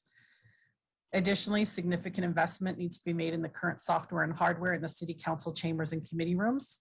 The current system is about 70% reliable when doing hybrid meetings. Due to the timing of an RFP process, the current supply chain issues that are plaguing the tech industry, as well as increased demand from all municipalities, plus the time it takes to implement, it can take about a year or so to upgrade the chambers and committee rooms to have a fully reliable solution. One of the suggestions has been to potentially modify certain commission and committee requirements to have meetings held in person in different parts of the city. At this point, the community centers are not prepared to reliably host hybrid meetings of a legislative body. But with sufficient investment in staffing, network, and technology, upgrades can be rolled out district by district. However, the Redistricting Commission and Charter Review Commission will be testing the community centers this late summer and fall, so they can serve as a pilot for the hybrid meetings of the community centers. We're working hard to provide a smooth transition back to in-person meetings and hope to preserve the virtual component we have all come to trust and rely on during COVID. And getting feedback from this meeting, we can bring this item back for direction later in June to adopt a transition plan prior to the recess. And that's all I have. And now it's back to Lee. Thank you, Tony. I want to thank Ann, Carlos, Sarah, and Kelly and Tony for joining Kip and I for 3.1 today, and to congratulate Carlos on his first council presentation and say good job. With that, staff is available for questions, Mayor. Great. Thank you so much for all that information. Really appreciate everyone's hard work trying to get us back open. Let's go to the community first, and then we'll come back. Tessa Woodmansee. Yes, thank you very much. I want to thank Tony.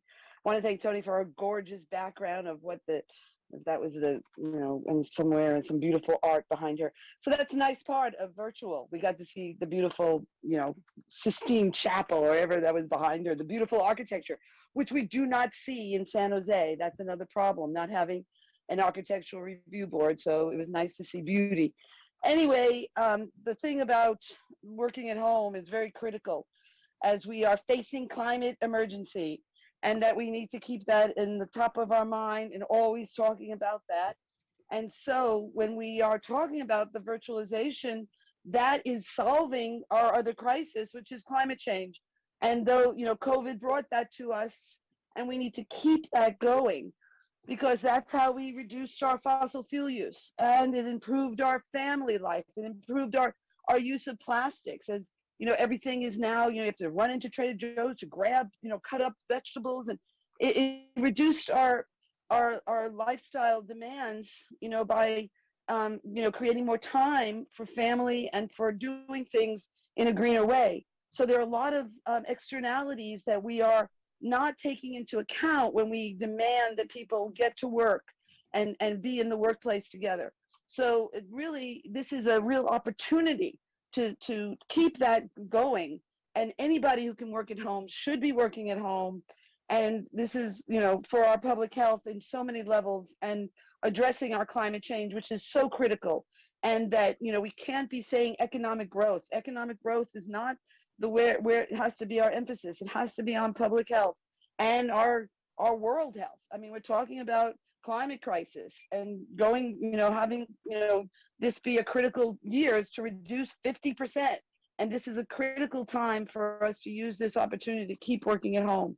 So I'm pleading with you to keep that going. Thank you. Molly McLeod? Good afternoon, this is Molly McLeod. Thank you so much for the presentation. I absolutely support hybrid meetings and continuing to have the Zoom access. I think it's also minimum for the type of engagement that you want to build upon post-pandemic. This is part of building back better, not going back to the way things were. And so making sure that the Zoom actually continues in the interim as the procurement moves forward. I want to reiterate the comments that I made about the Granicus. There are best practices available, and it's vital that City of San Jose draws upon those, including the accessible technology procurement toolkits. And there's samples of this for both private industry and other jurisdictions. The other part that I think is really important is with the pandemic, there was a national ADA conference that recently came up on emergency preparedness, was one of the presentations. And it ended up that what the Pacific ADA Center found out is that most cities just don't know who's responsible for what in terms of access and functional needs. And so that is a concern. I hope that this will be addressed in the budget setting, but there is another ADA training coming up. And since it's my understanding that the city is way behind on its training in that area, it would be really good to connect and step up our game. Thanks. Thank you, Molly. The person with the phone number ending 4963. Yes, hi, Martha O'Connell, speaking as an individual and not as a member of any commission that I may be on. In March 2020, Ryan Jasinski and I went to the Rules Committee and gave a report on the need to protect immunocompromised folks. And it's very sad to me to be saying this today because the Mercury News has a front page local news story. Vaccinated woman dies from virus. Fully vaccinated woman over 65 with a compromised immune system died after getting the shot. The article goes on to talk about a fully vaccinated Chicago man who died after getting the shot. So those folks who have compromised immune systems and or are taking medication that dials down their immune system, we need to be protected. I have a concern about the idea that a commissioner who may be autoimmune compromised is required to let folks into their house. This defeats the very purpose. How is that person supposed to know if these folks are vaccinated? Because the reality of the situation is people lie about being vaccinated. So to me, that's even more scary than trying to be protected another way. So I urge you to consider the minority of folks who are disabled with conditions that even having the shot, they are still vulnerable and they can die from COVID, and they need hybrid meetings. Thank you. Thank you. Roland?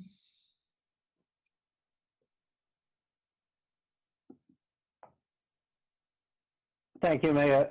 So very briefly, first of all, I would really like to express my gratitude to the team for this extraordinary presentation and attention to detail. But I am one of the people who is actually watching this on my big screen on YouTube. But as you know, there is a delay, so I'm actually watching it on my big screen on YouTube with the subtitles, so I know where you are, but I also have my phone by my side, which allows me to follow the meeting in real time.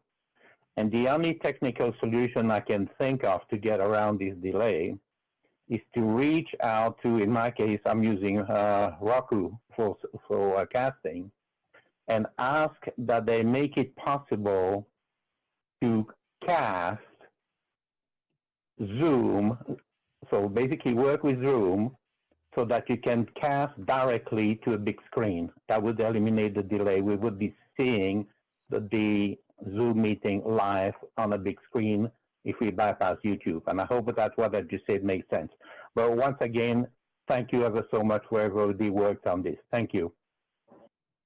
Thank you. Calling user number 1.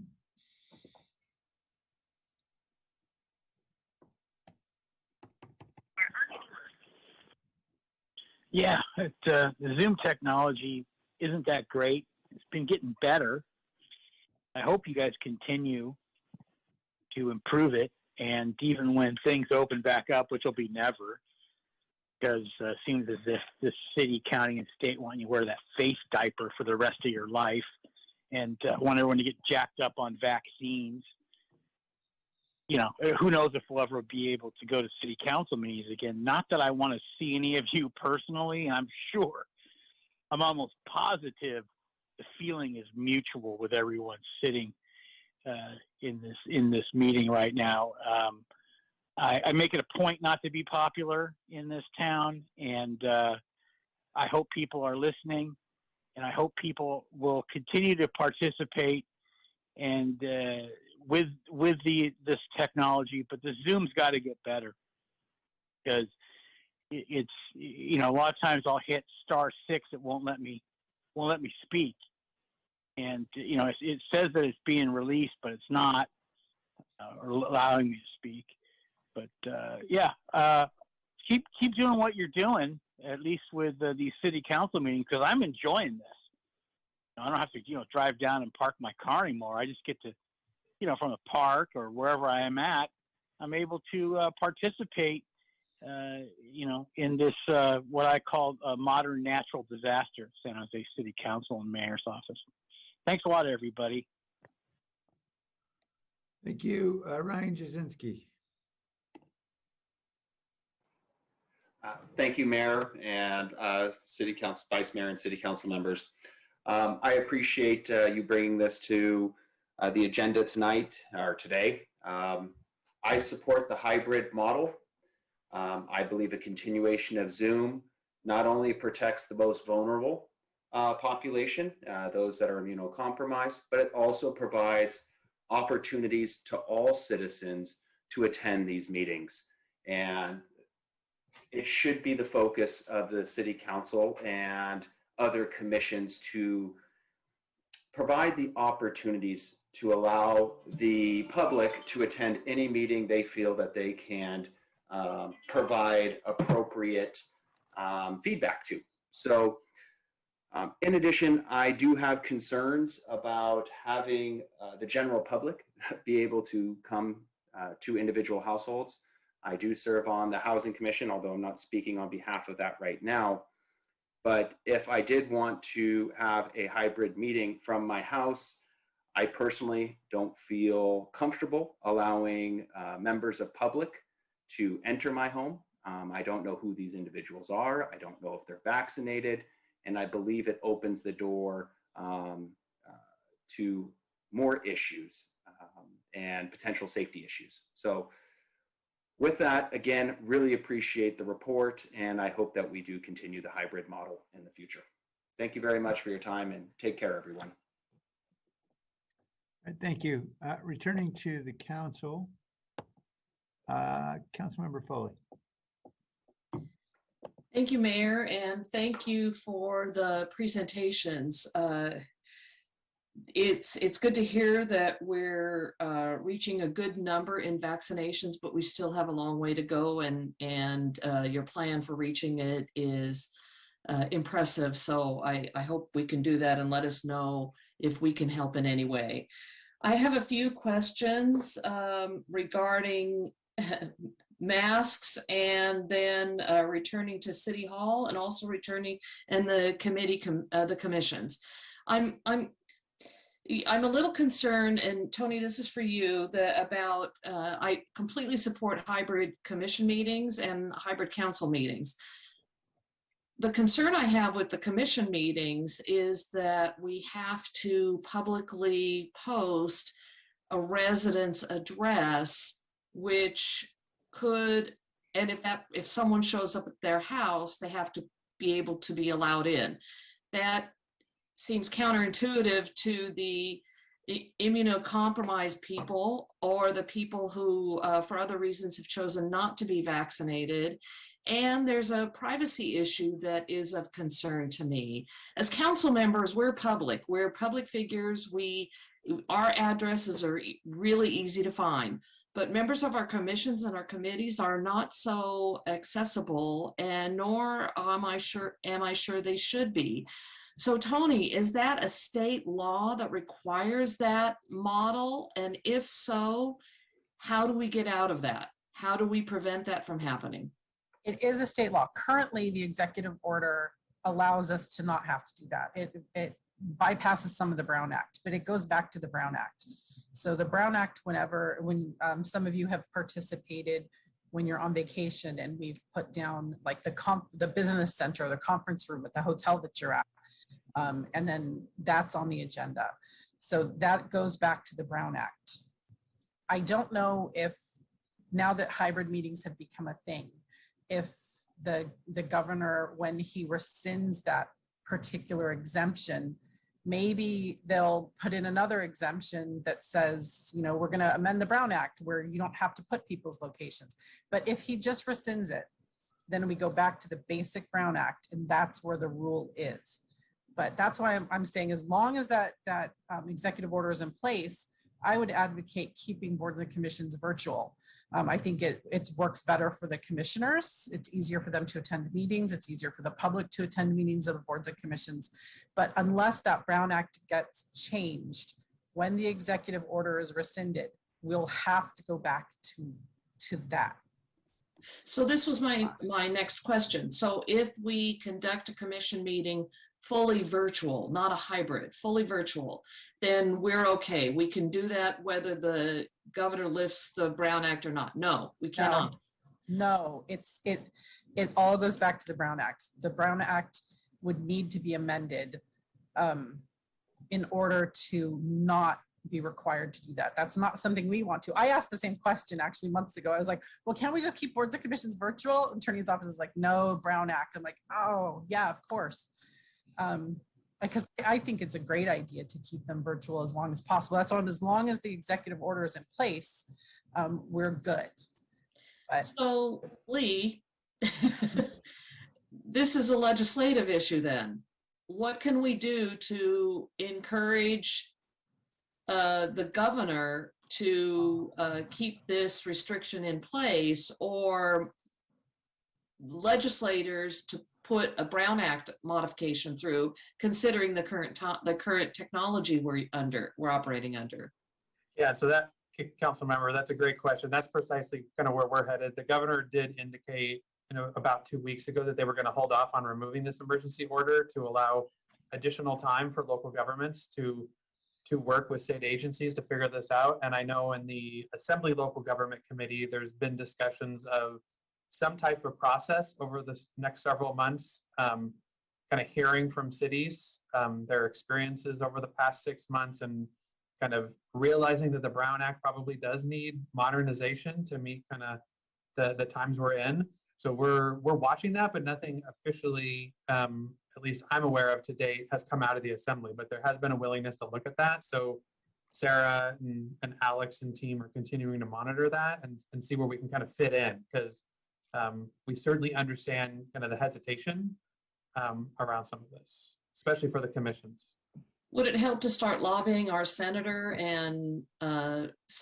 and assemblymen to put forth some legislation, or?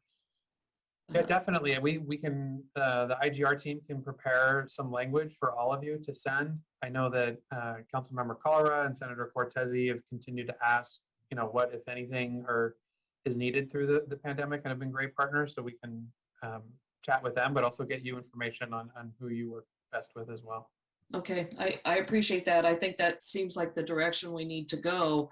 because I really don't want to expose members of our community who are commissioners who have volunteered their time to put out their addresses when they're not public figures in the way that we are. It's different for us. We expose ourselves to that sort of information or access just by running for office. Okay, that answers that question and helps me with that. Sarah, I have some questions for you regarding the masks, although you worked really hard to explain it very carefully and succinctly, but it's still really confusing to me. So okay, here's the first question. How do you know when you're walking into a floor, say you're on the 18th floor, if all of the employees are wearing masks or are vaccinated or not? We don't have that information. So how do we know whether we need to invoke the mask requirement or not? And same thing applies with visitors who come to the 18th floor or to City Hall. We don't know if they're vaccinated or not. So how are we going to navigate that protocol of doing our job, being back to the office, so to speak, and wearing masks versus not wearing masks? Councilmember, if I could, I'll actually take that because Sarah did it so clearly. I want to do it less clearly and confuse you even more. Kip Harkness, Deputy City Manager, and along with Lee Wilcox, the Emergency Operations Center Director. Actually, it's exactly the same question that we were debating and trying to figure out. So there's a next level down from the Cal OSHA guidance, which is our own city policy. And what we'll be formulating over the next couple of days and weeks here is our own city policy for these different periods. And what we'll be doing is providing, hopefully, very clear guidance to you on what we will be doing so that you won't have to be figuring out all of those things. To give you a sense of where we are likely to go, though this needs to be formulated and decided as a group, one thing that we might do is simply revert back to the easiest common denominator, which is if everybody's wearing a mask, then you don't have to figure out who's vaccinated and who's not, while we still have those limited those dueling requirements in place. So that's one of the things we'll be evaluating, because we don't want to put people either who are unvaccinated in an uncomfortable situation or people who are trying to ascertain other people's vaccination status in an uncomfortable situation. So we'll be coming out shortly with hopefully very clear guidance on that, both for office staff and members of the public. And our likely path is during this period of ambiguity between now and between June 15th and July 31st in particular, and even after July 31st, kind of defaulting to what's simple and clear and easy rather than what's possible if you know everybody's birthday and whether they're left-handed or right-handed or vaccinated or not. So that communication will be forthcoming, and we'll be debating and deciding on that as we go forward. Part of the reason that we will wait a little bit to issue that is the Cal OSHA themselves have hinted pretty strongly that their own guidance is likely to change. So we don't want to be reissuing a series of guidances until we can. So between now and June 15th, steady the course. After June 15th, we'll have some guidance for you coming out in the next couple of days. So that's a week away. So it's going to be really definitive, I'm sure, Kip, as to what we can and cannot do. Then one question, thank you for that. The one question regarding the N95 masks is the employers are responsible to provide those for their employees. So that means City Hall will be providing them to our employees, or the districts will be depending to, or the department. I mean, how will the N95 mask requirement be met? Right. The N95 respirators are something that we have on stock in a significant quantity at this point. We will be making sure that we have sufficient supplies for anybody any unvaccinated people who would voluntarily want to wear those. The good news is, as I said, we already have those on stock. The other kind of piece of good news is that Cal OSHA has significantly relaxed the requirements on how we would normally process those, which is they no longer require the fitting or any of the exams that are normally required. It's simply, here's the N95, here's some briefing or a video on how to put it on safely and correctly, and how how to use it. So we would be centrally providing those at the facilities and to the offices that needed those. You would not have to provide that out of your budget or worry about procuring or having the availability. That's the other thing that we're figuring out, and part of the reason that we're trying to juggle all these together is where would we need to provide those, how would we provide those, and so on. And the idea would be that people could, again, voluntarily wear those, either vaccinated or unvaccinated if they had concerns, but primarily for the unvaccinated folks who otherwise might be at risk because of their lack of vaccination status. Great. Well, I look forward to actually getting back into City Hall where we can work in person and work more collaboratively as a team. I look forward to have the various departments open for our residents so they can walk up and have services in a more efficient manner now than doing everything virtually.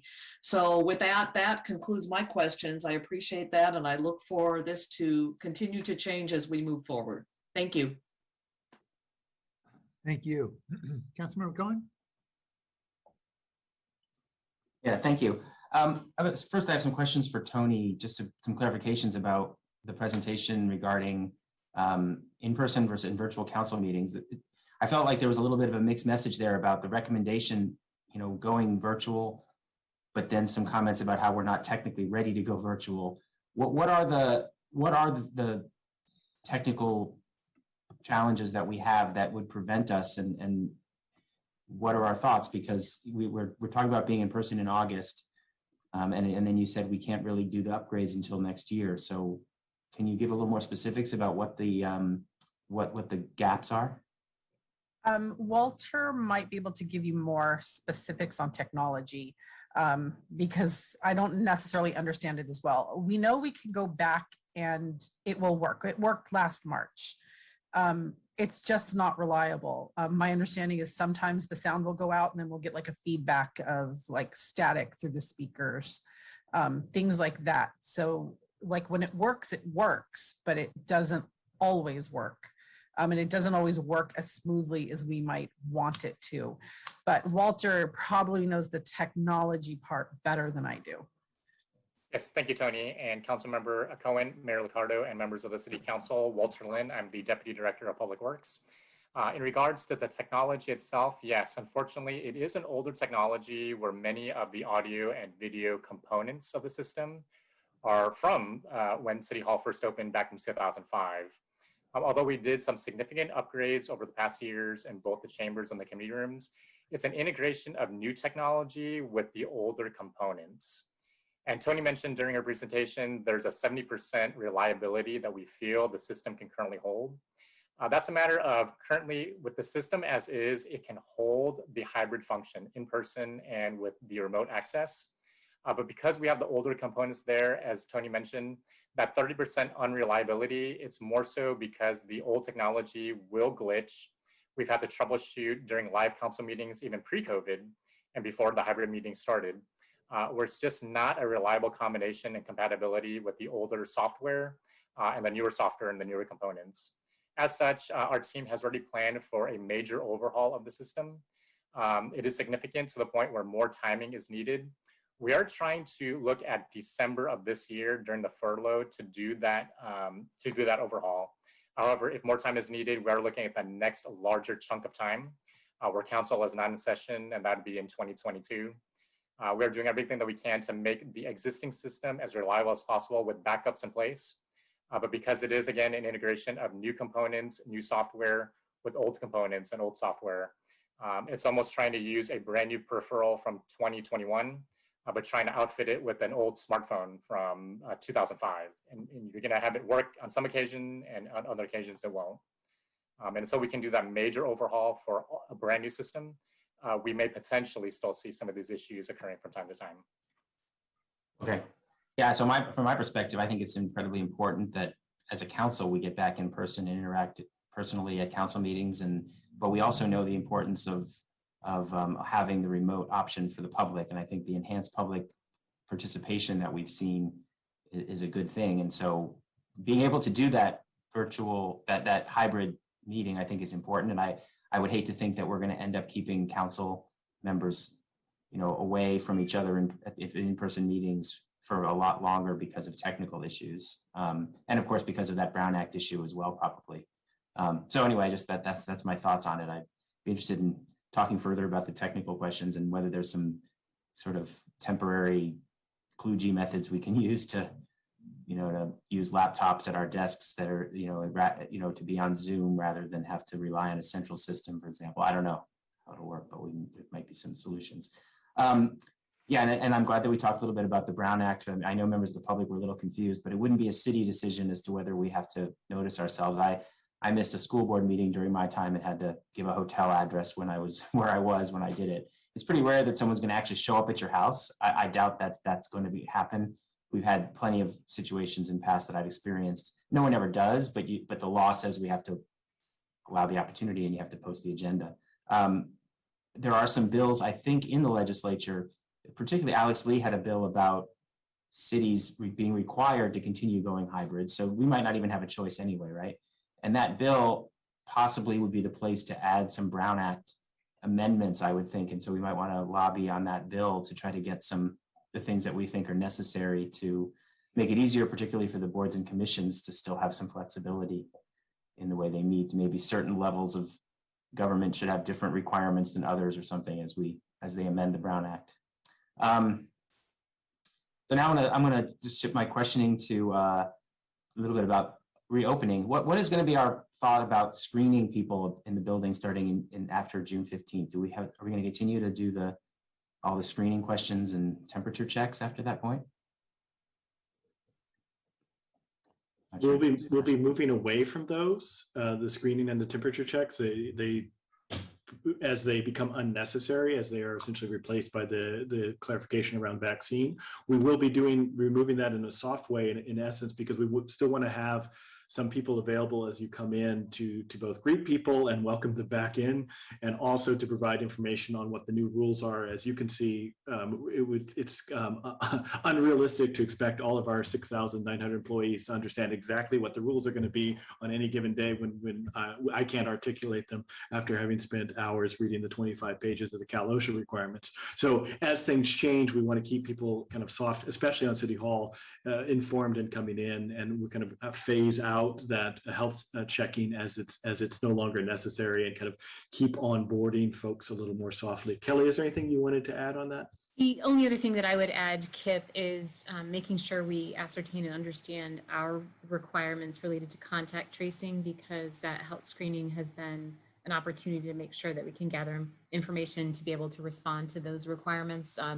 And I think we're pretty sure that we can let go of the temperature checking, but we probably for a while still need folks in that place, both for the soft onboarding as well as some other requirements that they fulfill. All right, thanks. And I also just want to thank you for continuing to focus on the vaccinating in communities that are under vaccinated, and doing the analysis of what places need additional on-site or mobile vaccine clinics. And I'm appreciative that we'll be addressing Alviso this month, and I know there's other locations in the city that need extra attention. So I thank you for that.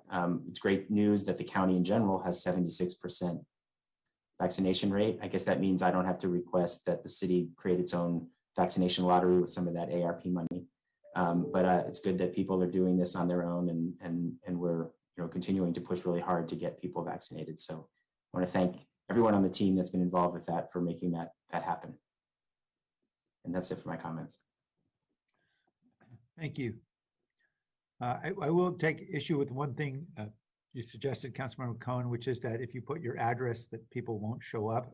I had about 150 protesters this weekend offer public comment at my house this weekend. There was a full council meeting scheduled, but that did not stop them from offering public comment. That is true. That is true. Right. It was not limited to 2 minutes. I think it went till about 1 a.m.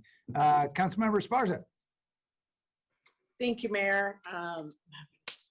Technical difficulties here. So I had a few questions. One is I wanted to weigh in on the commissioner addresses. I also support going all virtual until a hybrid solution is found. I'm actually old enough to have served on a commission back when the city required our addresses be public. In fact, served on the CDBG commission, and we fought to keep domestic violence shelter open. And that decision angered a lot of folks, and all of the commissioners actually received some interesting mail. And after that, the decision was made to respect the privacy of our commissioners. And I think that's something that, you know, it's a peace of mind that we offer our commissioners. As Councilmember Foley mentioned, we may sign up for this, but our commissioners don't. And they're there to give their opinions and their thoughts and share their life experiences. And so I just wanted to weigh on that and agree with my colleagues. I had a few questions, particularly on vaccinations. So, you know, I think certainly 79%, you know, maybe better than Gilroy, but I think it shows that we do have some more targeted outreach to do. And so I had some questions. Are we looking at pop-up vaccination clinics, particularly in neighborhoods like Mayfair, Spartan Keys, Alma, Rock Springs, neighborhoods where folks would have to take public transit maybe to get vaccinated and maybe don't have that? Are we looking at that? I know the county has done that at Valley Palms with great success. And we do have some dense housing developments that I think we could focus on in those neighborhoods. I don't know if somebody wants to pull the map up, but the neighborhoods that show red and orange, you know, if we know where the areas of concern are, we should focus on those. And then looking at the Latino vaccination rates, you know, it's basically half, right? And that should be a cause for concern. And I know that we have a partnership with the church on the east side to focus on the African American community, but that's pretty low. And I believe AXA also offers vaccinations. Is that correct? How are we focusing geographically? Can you talk a little bit more about that, please?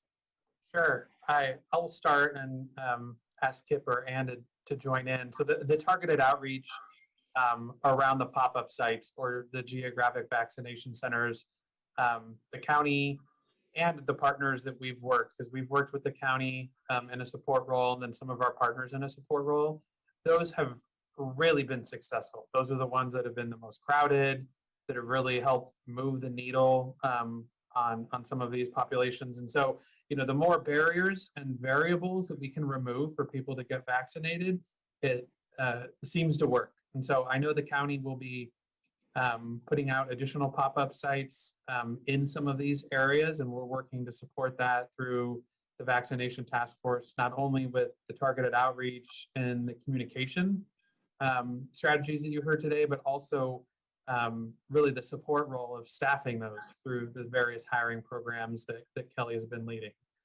But then Kip and Ann, I don't know if we as a city with any of our other partners other than the county have anything specific in the pipeline in the coming weeks around some of these sites.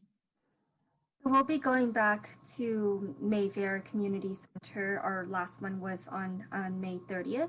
And then we'll continue a series of vaccination events in partnership with the county at Children of the Rainbow Park. So what usually happens at these events, Councilmember Esparza, is that we'll bring enough doses for second doses and then bring a batch, either the county does or our healthcare partner does. And as we administer first doses at these vaccination events, then we'll come back in a series until we basically saturate the neighborhoods. In terms of other high priority census tracts, we're looking at another partnership with Aki on the 25th. to have a vaccination event at Biblioteca Latino America Library.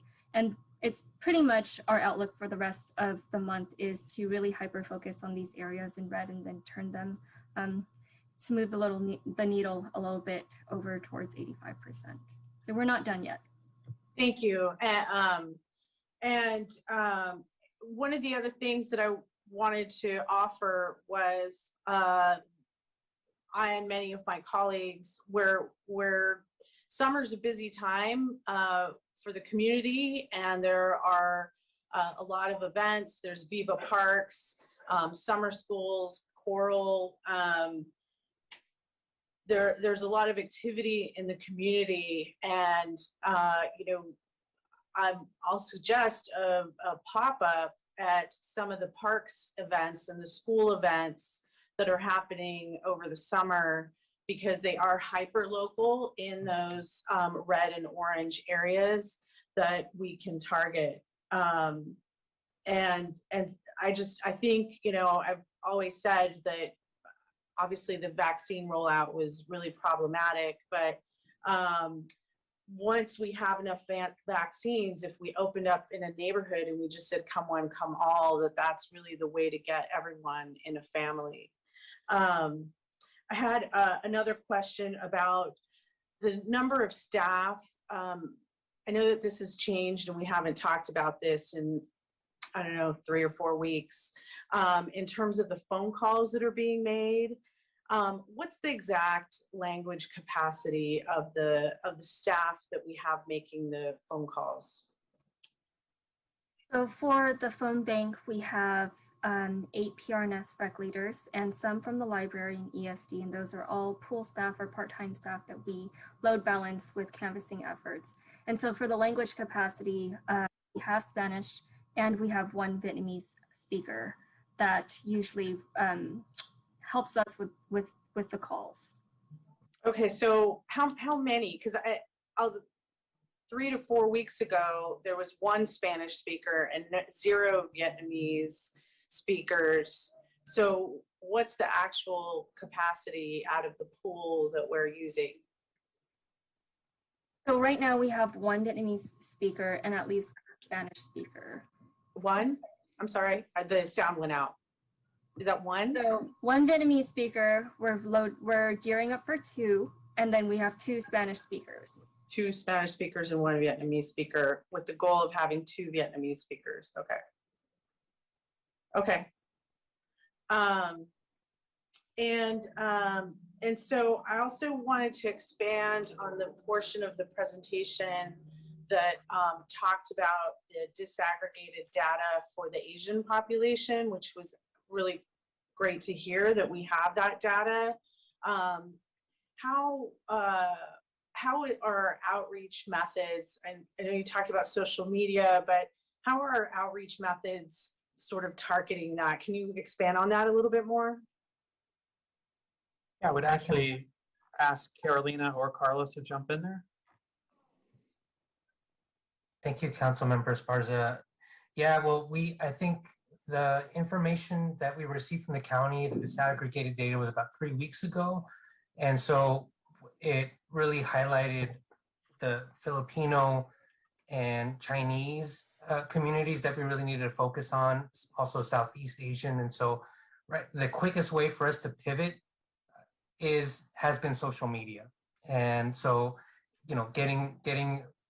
working on getting radio ads or everything else might take a few weeks, and so we just don't have that much time. So really what we've been doing has been making sure that the languages that we've been the audiences that we've been trying to reach, we're focusing on through social media, through Spotify. We're going to be launching something on YouTube as well. So it's not just the ethnic groups, but also the age groups as well. And so where can we reach them the quickest? And so just some of the outreach tactics that we've been focusing on have been digital in nature, but also we're doing that direct outreach, trying to find some of our community partners who might be able to share some of the information via email or to their own networks. So that's pivoting quickly with this information has been one of the things that we've been trying to do. And so you are working with Filipino, Chinese, and Southeast Asian community groups. And I'm also assuming faith groups within that community to build those relationships and outreach to get the word out. Yeah, I wish I should have a list of all the organizations we reached out to. I just know, for me, I know I've personally reached out to PAWIS within the Filipino community. LEAD is also a group that was recommended to us, and also, and I should know the acronyms, I'm sorry about that, and also the Filipino American National Historical Society of Santa Clara Valley. So those are all groups that within the Filipino community here that are well respected, and that we've been communicating and have been sharing the information out, both in English and in Tagalog, since they both recommended getting that information in both languages is how they wish to get it and share it. Okay, and are we partnering with any faith groups to get the word out to their folks as well? So I'm thinking, for example, a Tagalog services or a Gurdwara or some of the faith groups that we might have in our districts to really get the word out so that folks can get, maybe the whole family can get vaccinated. Maybe some of the family or the elders maybe are, but the rest of the family might need to get vaccinated.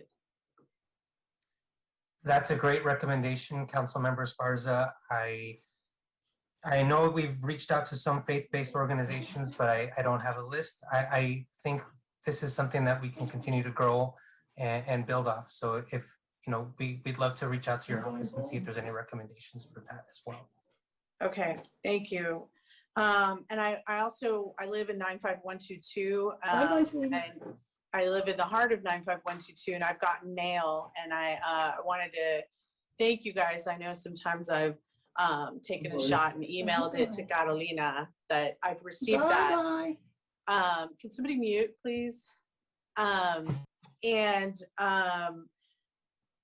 But I think it might be helpful to have, if we do go hyper local, to say, this is the site, this is the pop-up. I keep going back to some of the really successful pop-ups that we've had that come up for a couple of weeks or even just a week. And the whole community, word gets out really fast. And if it's close by, and people know it's close by and it's not a website or something with multiple steps. I've had people call my office because they might call a phone number and somebody doesn't speak their language, or they call 211 and maybe they don't want to go through the phone tree, right? So that might be helpful. And the other thing I wanted to ask, are we working with landlords, particularly with some very large apartment buildings? Many of us that have communities of concern have very large housing developments of several hundred units where that are in the red and orange areas, where we might reach out. We might work with the landlord association and work with landlords to say, hey, can we access your housing development and offer vaccinations? And by the way, if we come in, we might actually also help some of your tenants pay their rent as well. But are we looking at any of that? I know that is, and we're probably doing some work. I know on a larger scale at the county, as we get closer and closer to that 85%, some of the larger sites that the county has, they're not going to need the same amount of resources and logistical and support staff. So the ability to shift and do more of these hyper local, much more targeted events will hopefully increase, and that's what the county's intent is. And Ann was right; it takes a little bit of logistical support because we're actually going back to the same site twice.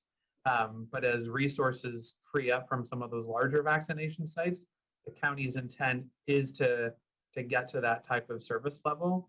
And then Ann, I don't know if we've done anything with any of our other partners other than the county with that work.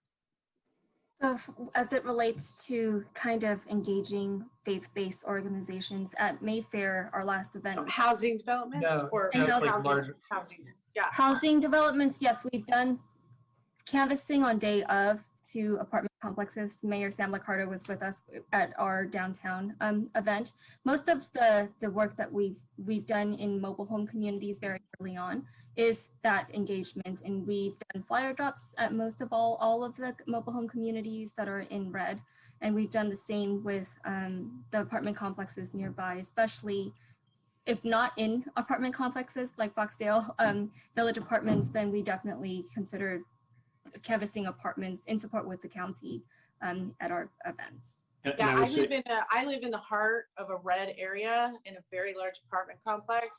I've never gotten flyered, and so that's why I'm bringing this up. I'm fully aware of how much logistical support it takes, because Valley Palms, my office, was part of a bunch of partners like Somos Mayfair and the county and Catholic Charities and other folks, I'm forgetting somebody, Valley Palms Unidos, who were on site to provide logistical support for the residents in Valley Palms. But one reason why it was so successful is it's where they live. And then we came back again, and it was really successful because they invited their friends, right? And those are the people that we're trying to reach, particularly in the Latino community, where we're only half vaccinated. And if folks have done it, it's a place where they can walk to, and an hour that they can do it, they'll reach out to their friends. And so that started sort of this ripple effect in a red area, right, where folks, where we needed to reach folks, and it was effective because it reached out to this social network. And so that's what I'm getting at, is there are, maybe we should work with the mobile home parks and with the owners and say, hey, can we come in and do a vaccination? So I'm not talking about lit drops. I'm talking about vaccination on site. And I know it takes work because I've been a part of it, but I think as we target more and more and more, it's something that we are going to need to do.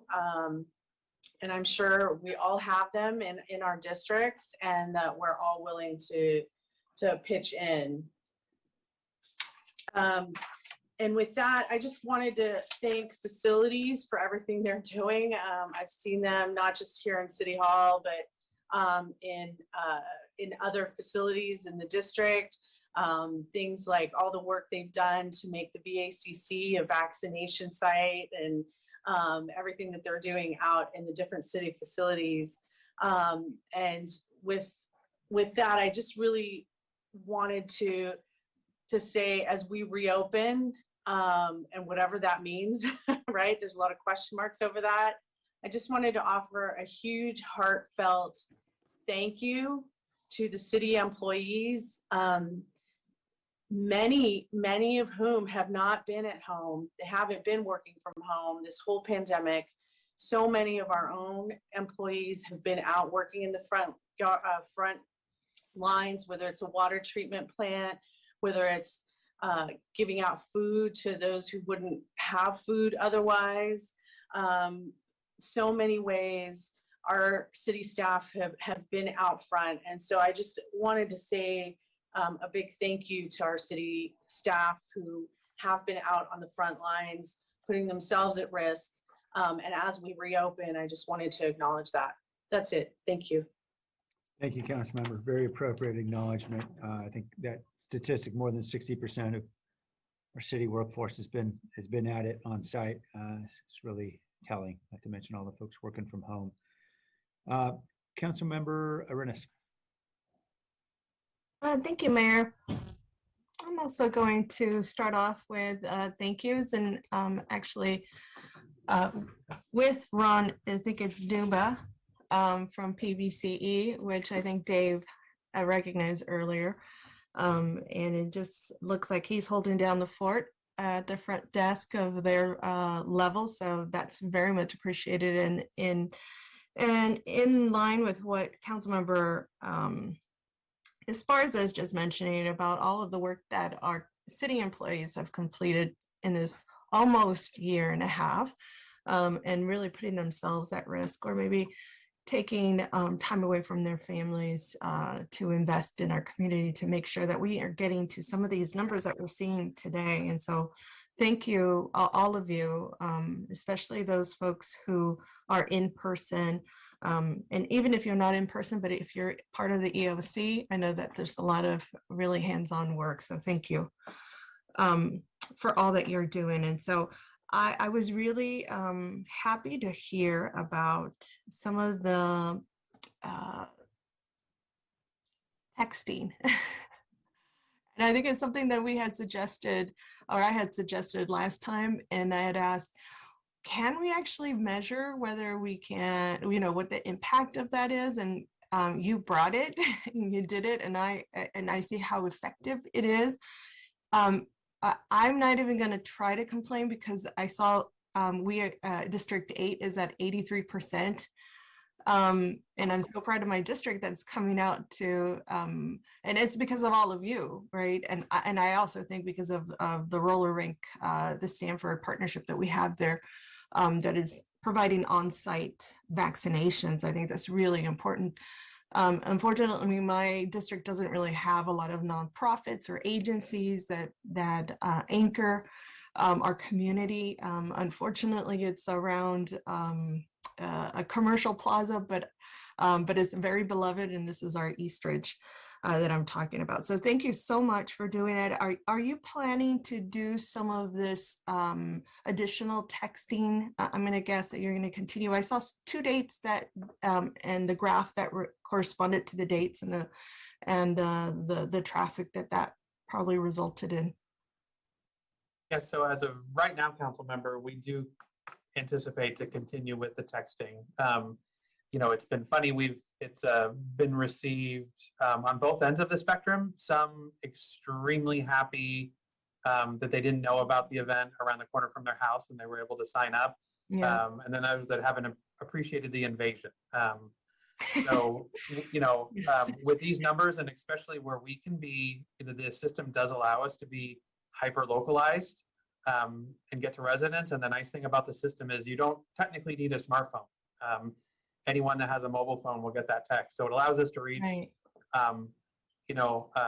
A hyper localized area. And so we continue to use that. We will continue to use that for some of the targeted pop-up events that are coming in the coming weeks, especially the ones taking place in those areas that are, in the red on that map.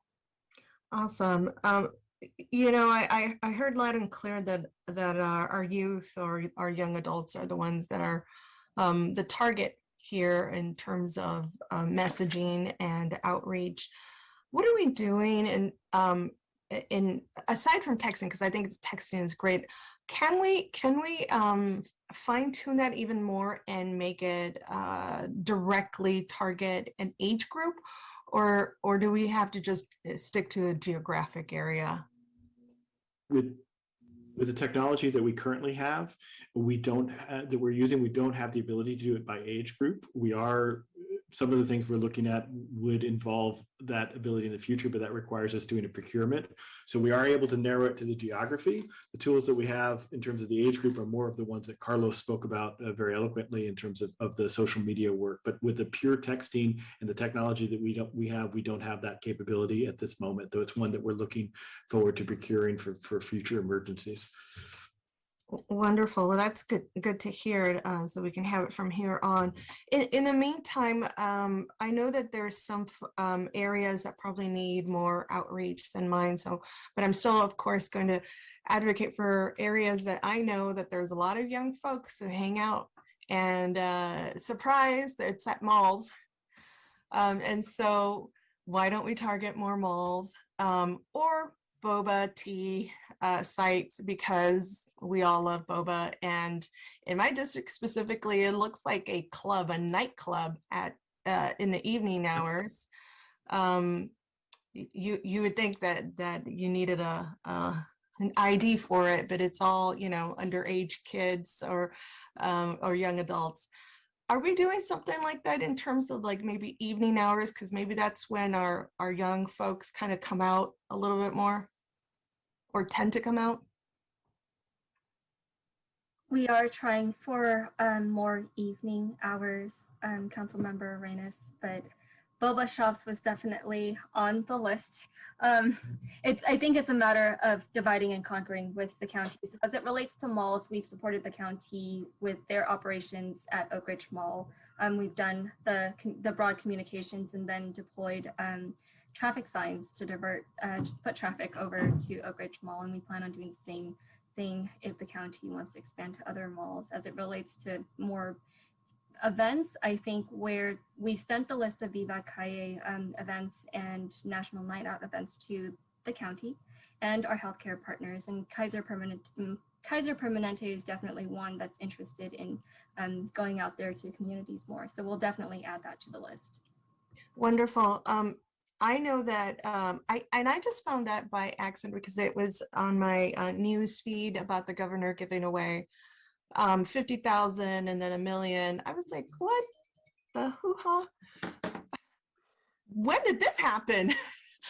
And I thought it was just amazing that there's this kind of play. And I think we should really take advantage of it and develop some really great strategies. We don't have to reinvent anything. We just have to say, do you want to be a part of an opportunity to win 50,000 or $1 million? I haven't seen that. And especially our young folks, forget it. Anybody and everyone would love to have another 50,000 in their pocket if they don't already have, 50 or $1 million. And so why don't we play around with a campaign around that if that seems to motivate people. And I'm going to guess that probably does, because it feels a little bit like a lottery, right? Are we planning to do anything with that? We haven't obviously talked about us as a city incentivizing any of those, doing those type of incentive programs. I do know, one track that the county. No, Lee, I don't mean us doing the incentive programs. I mean just advertising with the government. Oh, sorry. Yes.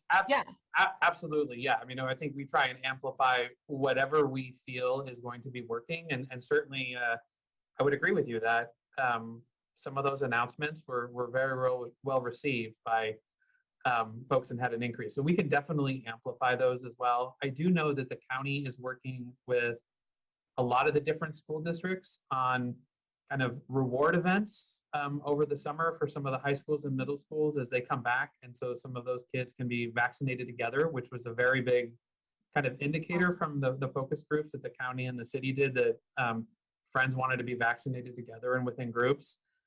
So they are working on, how the school districts can kind of have these events over the summer and continue the vaccination progress there. So that's one area where, at least locally, we're incentivizing younger kids. I love it. I love it. Well, our budget isn't concrete, so our mayor is here listening. And if there's any change in the pocket of the mayor's office, maybe we do a little incentive. But until then, I think we need to just maximize what the governor's doing. I think it's just absolutely, he's accurate in pulling us all in this way, and especially the young adults that are missing from this vaccination. So it looks like, Carolina, you're also shaking your head. This is something you're gonna maximize on. Thank you, Councilmember Arenas. I was just going to say, we did start amplifying some of the Vax to Win, the governor's campaign, and we will continue to do so, and we'll make sure that all of you have that information as well. Thank you. And Carolina, I wanted to say just thank you so much for all the wonderful work. I know that we give you all so much great ideas and feedback. So some of it works, some of it doesn't. I really appreciate, despite any, whether you take it or not, that you listen and you acknowledge the need for us to really represent our districts and to make sure that our communities are supported. But I have seen more of this communication efforts and marketing. I really appreciate it. I love it. I'm sorry, I'm losing you because it's moving around. So thank you so much, Carolina and Kip and Lee and An and Sara. Great work, everyone. Thank you. Of course, and Carlos. That's my feedback, so I appreciate it. Thank you. I had a question about an announcement that we just kind of glossed over that was terribly important, I thought, which was that we're number one, at least for now, in vaccinations in the country. I assume that's among large cities. Is that right? It's like over 100 cities, over 100,000 though. So it's Oh my gosh. It's not just large cities. It's basically all cities that I would call a city. That's hundreds of cities. Yeah. So first, congratulations and thank you. And in the spirit of every politician, when can we get the press release out? I guess I'd like to know, is there a study that we can get a link to that would be then tweetable? Because I actually see this as two things. Obviously, we love to gloat about whatever we're doing, which is in this case, life-saving. It's really important. And obviously the county has been the lead on this. So don't want to go out and claim credit for what others are doing, but clearly the city's been doing a lot to support and help as well. But also because, from what we think we know about behavioral insights is the best way to get somebody to go do something is to tell them that all their neighbors are doing it. And I know we all want to get from where we are to something even higher, and nothing could be better than saying, hey, we got so many people doing this in this community that we're number one in the country and all your neighbors are doing it. So why don't you go get vaccinated if you haven't? And so anyway, I just think that could be a really powerful message because that is something that I think media would pay attention to. So I look forward to working with you guys on how we can all get that out and cheer a little. Awesome. Cool.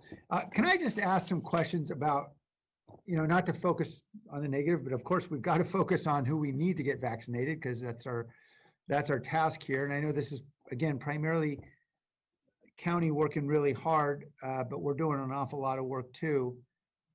Can you tell us what we think we know about the demographics of, I guess, the two largest demographics that have, well, I guess starting with the Latino community, do we know much about, is the age kind of what we expect? Is it the young folks? I mean, can you tell us where we have the lowest vaccinations based on what we think about the demographics within the community? So the least vaccinated demographic, Mayor, is young Latino males. Right. In the ages of 18 and 29. Okay. And do we know anything about their boba consumption? Just awarding free boba? I think the county is onto something when they were doing events at the Niners stadium and offering tours and things like that. So a large part of our I guess strategy moving forward is making sure that we partner with people just to provide more incentives. So for example, on June 25th, we'll partner with Aki, in which Southwest came out and offered 4 round-trip tickets that can be raffled off at that event. So it's just little incentives like that to get our population more excited about vaccinations is our goal. Okay, well, I appreciate all of that. I know that we're also doing stuff at the city. I think we're giving out free tickets to Bad Bunny, which I didn't even know was a thing, but apparently it's really cool because they're playing a couple events at the arena, and that's getting a lot of young people out, so that's great. But I'm not nearly hip enough to actually know any Bad Bunny songs. So appreciate all that. And then as we look at, I'm just wondering, is that true across demographics? If we look, for example, surprising to see when I look at the county website, white, or I think you guys showed this, white population vaccination rate, not all that high, 62 or 63%, I think. I think that's a first dose. Is it the same across demographics? Is it young people? Because I remember hearing something about folks between 40 and 49. I'm just wondering how it changes. Yeah, I think we'd have to dig into it locally to get it. The more national and statewide stuff that I've seen is you kind of have two kind of competing or converging groups that are lower rates. On the one hand, the one that we've been focusing most of our attention on are more working class, people of color, Latino, Black and African ancestry, who are doing the multiple jobs, may not have access to the healthcare system in the normal way, all of the things that they're working on, and that's been our primary focus. On the other side, you see a lot of vaccine hesitancy around older and more conservative white population who have, for a variety of reasons, deciding not to get vaccinated or feel like they need to get vaccinated. So those are the two groups that are causing us to not make our numbers quite as fast as we want to. And our focus has been primarily among the seniors of all stripes, making sure that they get vaccinated, and then among the communities of color and lower income and working class folks to make sure that they have access.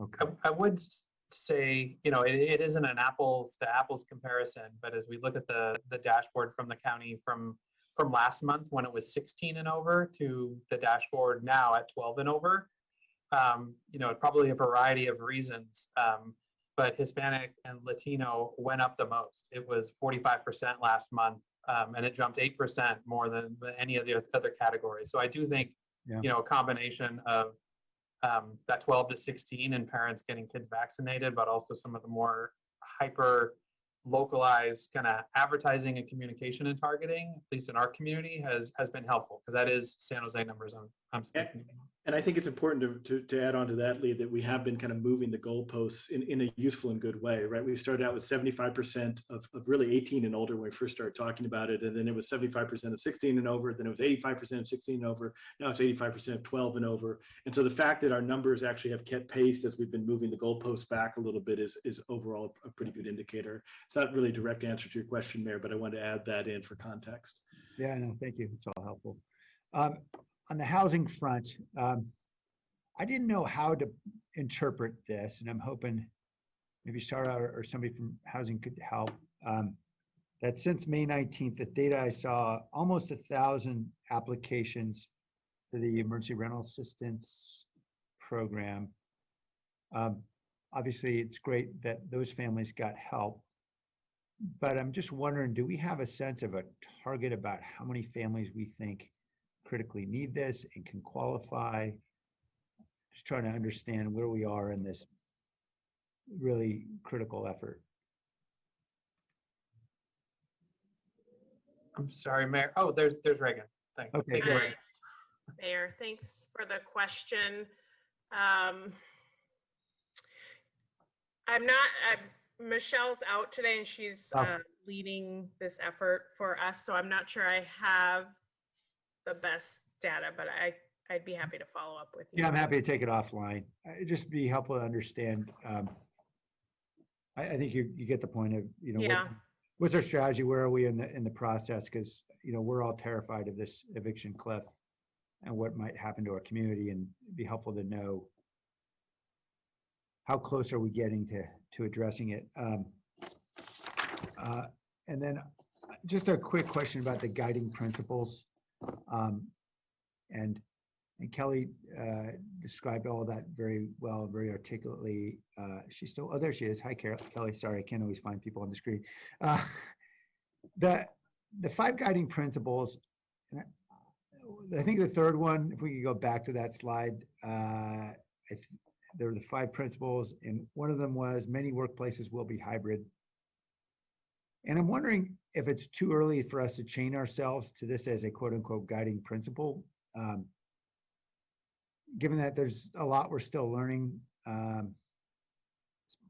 what was and what will be, and particularly since I'm hearing from plenty of employers, despite the overwhelming media talk about sort of the death of the workplace, that they actually really value having bright people working in the same space, because it's actually really important for lots of reasons, for productivity and for creativity and for communication.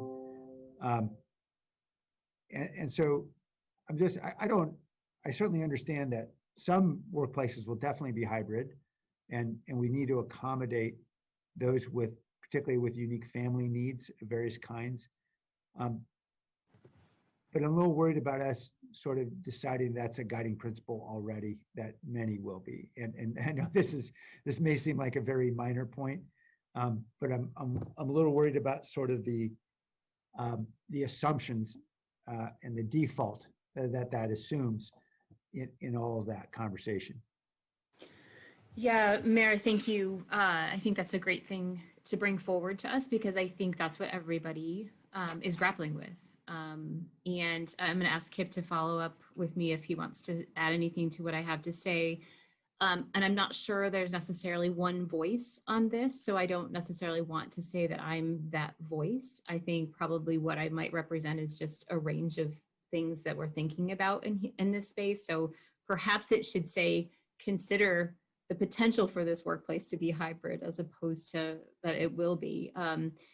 So one thing I just want to mention though is that I think the thing, at least that I consider in thinking about this, is we actually have to start with the service delivery in mind, I think, in many respects. I think that has to be our primary guiding principle. And in the end, whether we're internal strategic support units, where I would venture to guess that most of the remote work is, or we're community facing in terms of service delivery, first and foremost, we have to put that first. And that, you know, again, with 60% of our workforce working out in the field or in a city facility for most of the pandemic, I think that we need to remember that there are lots of teams and there are lots of situations for work where we cannot do this effectively with any part of the team being remote, let alone, you know, everyone. So I think that what we have talked about internally is that this is a dialogue and a conversation around doing this in phases, because I think that if we treat this as an iterate to improve moment, we're going to do it well and do it effectively with service delivery in mind. But also I would say secondarily is that when you go from 0 to 40% of your workforce working remote, and it worked pretty well in many instances, certainly not in all, that this will become a big attraction and retention from a workforce perspective. I think that given some of the things that folks have been sharing with us around mental health, even around commutes, and some other things, I think we have to consider our employees and how it can work for them. And so again, I think I wouldn't want to preempt a city manager or anybody else from our city leadership from sort of leading this conversation, but as somebody in human resources who's spent 16 months watching this evolve, I think it's more of a conversation and for us to think about how to do it and where it makes sense, and not necessarily it has to be. Kip, is there anything that you would add to that? Yeah, just I think that the guiding principles are in the order that they are for a reason, right? Are the employees able to be safe? Are we able to provide effective services? And then what's the possibility within that to do that remotely, not the other way around? So your point is well taken, Mayor Liccardo, especially with the nature of the service delivery that we have in the city. Much of what we will do will continue to be provided directly to folks by people who are out in the field. And echoing just what Kelly said, there are many instances where we found remote work is actually quite effective, especially for parts of teams or for smaller teams. And we want to make sure that we preserve that flexibility and don't simply just say, hey, everybody back in the office, and lose that, especially when it improves efficiency and it improves our ability to attract and retain top talent. But the primary reason that we're here is to serve the community and to serve them well. And we wouldn't want to do remote work in a way that compromises that service delivery. And I see the city manager is off mic, so I probably should have let him speak first. No, I actually think Kelly and Kip did a good job, but I think, Mayor, your comments are well taken. It's certainly a discussion that we've been having. Certainly in my town halls, we've been hearing a lot from the workforce that have been able to work remotely, that they're interested in being able to continue that. But as we've just emphasized with Kelly and Kip, obviously we have services that we need to deliver and we can't compromise those services. I do think we're moving forward, appropriately cautiously. I know that many other cities in the county have already set goals for this, and I was reluctant to do that until we kind of get a little further into this. But as Kelly mentioned, in terms of being competitive employer, other cities are setting goals. They're pretty lofty goals in this regard. And so, we don't want to also be completely out of sync with the industry. So a lot to talk about here, but very much appreciate the comments and the concerns. Thanks, appreciate it. Councilmember Carrasco. Hi, well, yeah, first of all, I just want to thank, I want to thank staff for doing a really fantastic job during of course, during the last 14 months. And this is a great conversation regarding the guiding principles and how we're going to get back to the office or get back to serving our community as the community expects us to.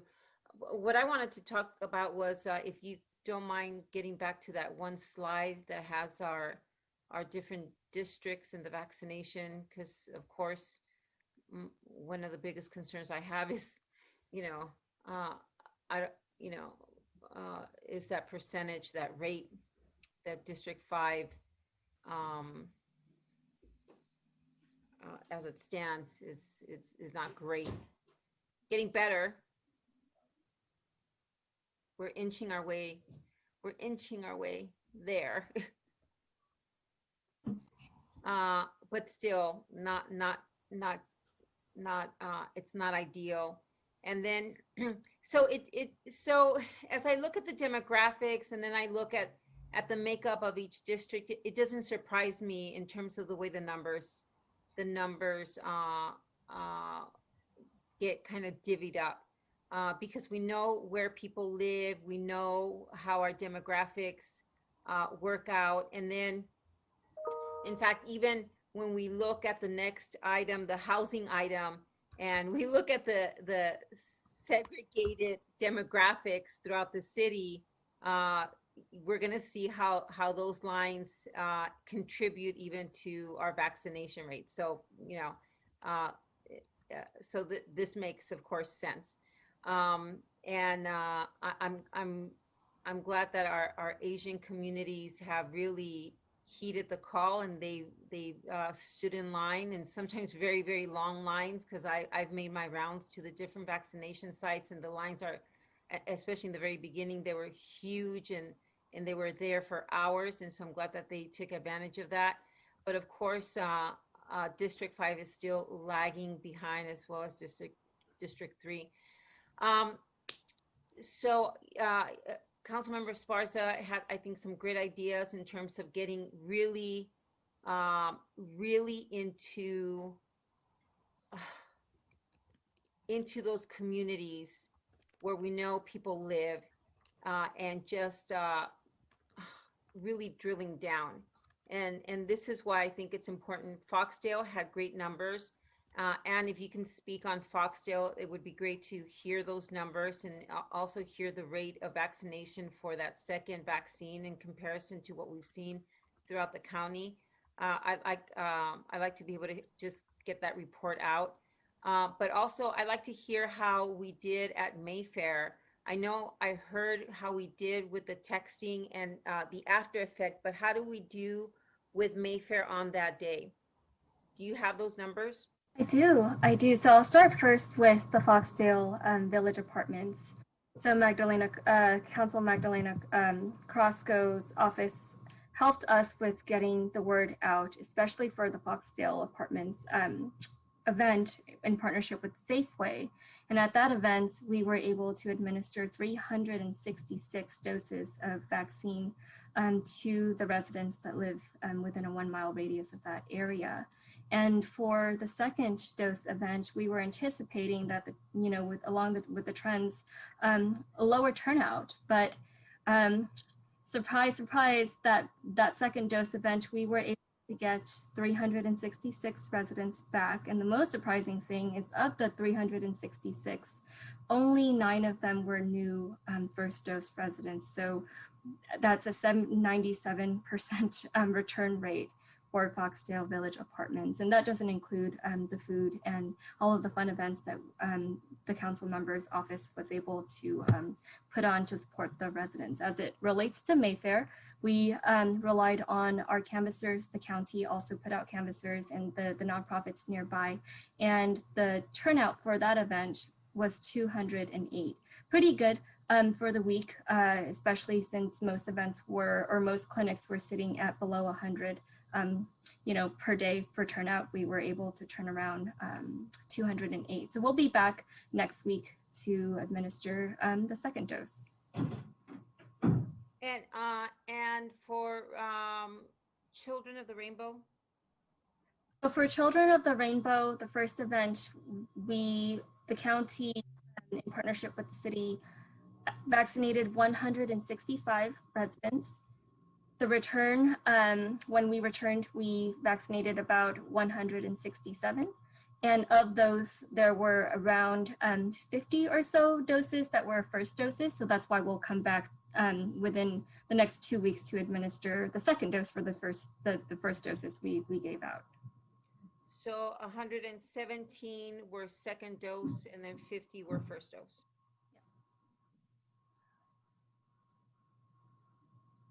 Yes. Is that okay? Yeah. And so, and the reason why I say that is because these are 3 little pockets. They're not huge areas on the east side of San Jose. And I think that that's what we're seeing is it's not 500 doses. It's not 700 doses. And I know it doesn't feel like it's a huge return on our investment, but I think that this is the way that we get to those pockets is by going in there, investing a lot of time and energy. It feels like it's a lot of time and energy, but it's the way that we know. A lot of hand holding, a lot of door knocking, a lot of warm handoffs, and a lot of it's almost pulling people out of their homes. A lot of personal touches, and it's just some communities require that for whatever reason. We can go into a lot of philosophical reasonings and cultural reasons, and I'm beyond that. I just need to get them out and get them vaccinated at this point. And if we're going to get to those, 57,000 in the city of San Jose to get to 85%, it looks like the majority of them are in D5 and D4, and so we need to make sure that we're shifting those resources and that energy into D3 and D5. I don't know what else to say. And I don't have much more to say. We'll just keep working throughout the summer, knocking on doors. But I want to thank you for that. We'll continue to partner up, and we'll continue to knock on those doors and keep pulling people out and get more Bad Bunny tickets, and hope that that will entice people out there. I believe what is it? What's his name is coming, and I want to be there, but I already got my vaccine, so I'm disqualified. But I'll chaperone. So thank you so much. I do want to thank you all because it is a lot of energy, and it is very time consuming. And I was out there. My team was out there with you, Anne, and a lot of the folks from Project Hope, and so. It's a lot, and we want to make sure that our residents are safe and that we can get past all of this. And so I really do look forward to a day when we're not talking about this anymore. That means that we'll be all beyond this. Thank you so much. Amen. Thank you, Councilmember, and thank you again, Ann, to you and your team for all your hard work. Councilmember Perales. Yeah, thank you. And I would echo that. I know Ann and her team have been working very hard, and appreciate that. Obviously, we're not seeing the results everywhere where we'd like to see them. I think we've got something to be proud of, which is the overall percentage. But in certain areas, right, that's not the case. My house has been canvassed twice, and I know Councilmember Esparza was saying that where she's at, that hasn't happened. So I know that we're clearly right. There's more ground to cover in general. I was actually intrigued by the conversation though of these incentives, and so I am curious what exactly was it that transpired for the Bad Bunny incentive, and then is there an opportunity for more, because there are a number of I think important events coming up, like Maluma, Los Angeles Azules, Banda MS, Alejandro Fernandez, Alejandro Sanz, Pepe Aguilar, Enrique Iglesias, Ricky Martin. We've got the SAP Center suites and the regular tickets, right, that we've in the past, right, we would utilize throughout our offices. Is there more of an opportunity that we can tag on to? Bad Bunny, right, for instance, is coming next March, so there's a lot headed up. So anyway, just I was curious on the expansion. Yeah, maybe I can help a little because actually Supervisor Chavez called me. We both confessed we had not yet heard a Bad Bunny song, but she had asked because the county was working on various campaigns, and so Rhonda on our team, Rhonda had worked it out with the arena authority. So there's no reason why we couldn't do more, particularly as you guys identify, as anyone identifies additional opportunities. SAP has been and Lee, you were in the middle of that somehow. I'm sorry. Yeah, I was going to say of the events, when we talked about incentives, I had actually forgotten about that. But Rhonda has been working with Chris Morrissey and the Arena Authority and asked for authorization from our office to allow the events that are on the books right now at SAP now through, I believe, next April, to be able to use those for these incentive programs. And I know that the county is also working with the Niners, San Jose Earthquakes, and several other organizations on some of these incentive packages to be released. I'm also happy to know, I did know what Bad Bunny was.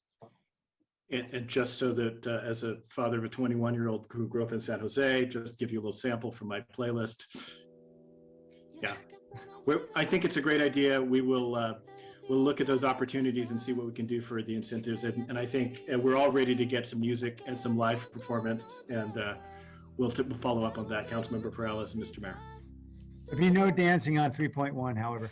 No, definitely not from Lee and I. That is for sure. All right. Okay.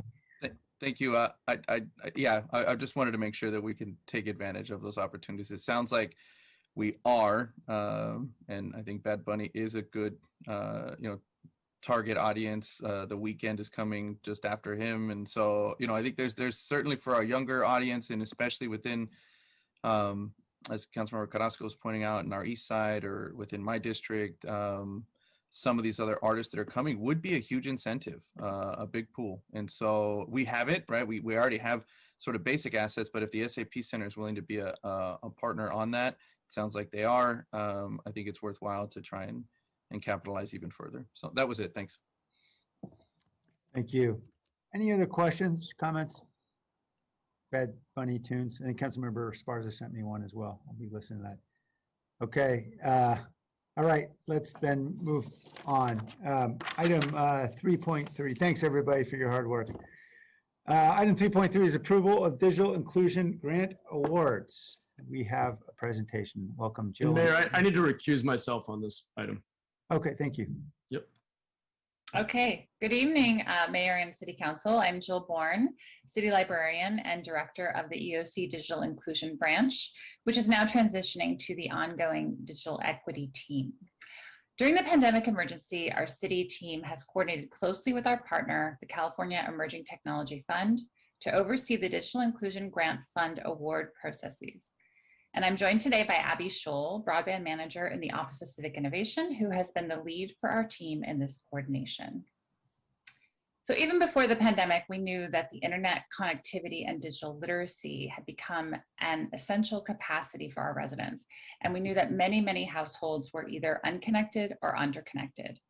Last year, the pandemic raised both local and nationwide awareness of the necessity of digital connectedness and exacerbated the negative impacts to communities that were already economically challenged. And since that time, the City Council has both led the way and supported the efforts of our city staff to implement an ambitious work plan with the intent of bridging the digital divide. Now, back in 2019, if you can remember that far back, the city began the Digital Inclusion Grant Program to enable community-based organizations to connect at least 50,000 unconnected households with affordable quality internet access, an appropriate device, and the digital literacy skills to improve quality of life and enable participation in the digital economy. We'd like to acknowledge the public-private partnerships on small cells with AT&T, Verizon, and Mobility on behalf of Sprint, now merged with T-Mobile, that provide the sustainable revenue stream for the digital inclusion funds, along with many direct donors, and we hope more to come in the future. So we're fortunate or smart to have Sunny McPeak and Charlene Tatis from CETF joining us today. And I want to thank them for being great implementation partners. And then finally, before we start, I want to thank Jordan Sun from the Mayor's Office of Technology and Innovation for their leadership and partnership in the planning and execution of these programs. And now on to the recommendations for the second round grant awards, and I'm handing it over to Sunny. Thank you, Jill. You'll see on the screen the logos of 13 of round one grantees who applied for round two that are being recommended for grants. And on the next slide, you will see the recommended amounts. This is the result of inviting all round one grantees who chose to apply for round two and who are high performing to submit an application. They were all scored with the advisory board. The advisory board made recommendations. These are refined from the city manager's office, and you see the amounts listed there that equal $500,000 that is available for round two. Thanks, Sunny. And next slide. Now, in response to the challenges posed by COVID-19, the CBOs were offered an option to extend the first round grant term by 3 months to September 30th, 2021, to lengthen the timeframe to meet their grant requirements. As such, we recognize that we are in an in-between time right now, and we want to acknowledge that because of this, we are recommending approval of awards so that round one grantees who have been very successful are able to keep implementing without an interruption over the summer months. And we will be able to do an actual assessment of round one in the fall of this year when the extension period is completed. It's also important to note that to ensure impact and accountability, second round award funding will not be released to a CBO until all the adoptions required by their first round grant agreement are completed.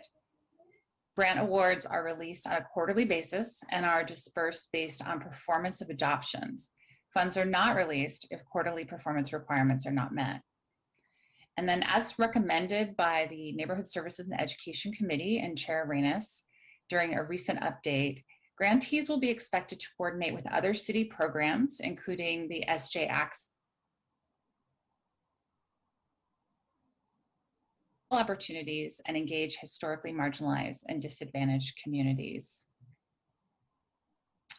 To be eligible for future grant round funding, we are resetting the timeline to ensure that we are on a 12-month cycle and won't have an extension every year.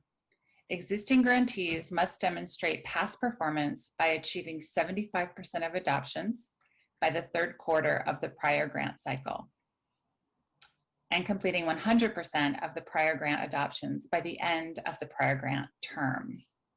Next slide. So the next steps, we will report back to City Council in the fall of this year to provide a full round one status report.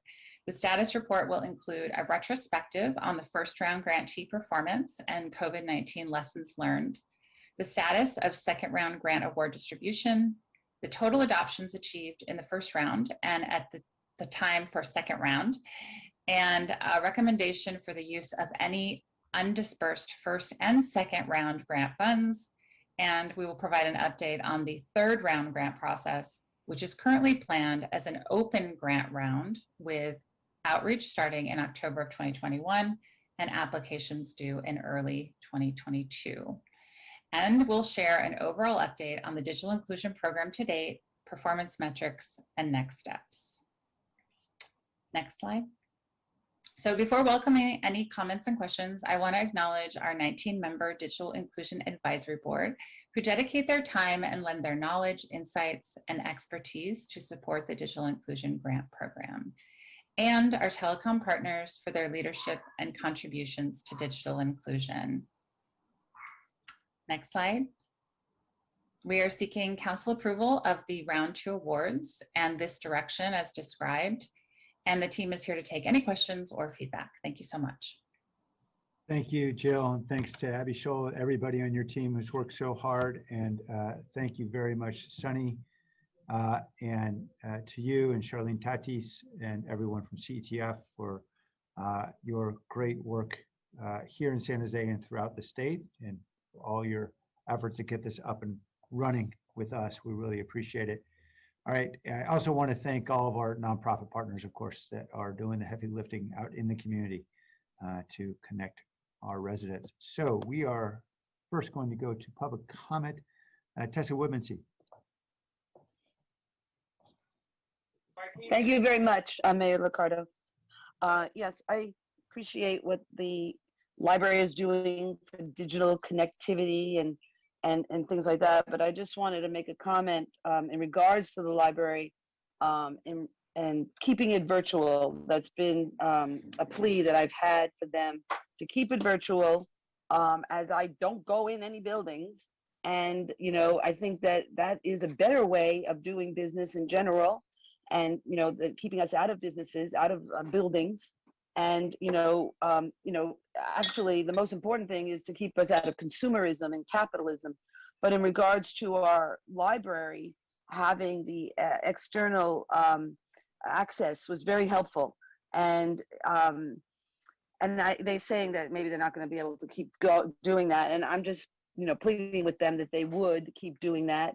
Because I think there's a number of reasons to keep doing the virtual. One, it creates a presence outside, which is always nice to have, have us be more part of our community by being outside.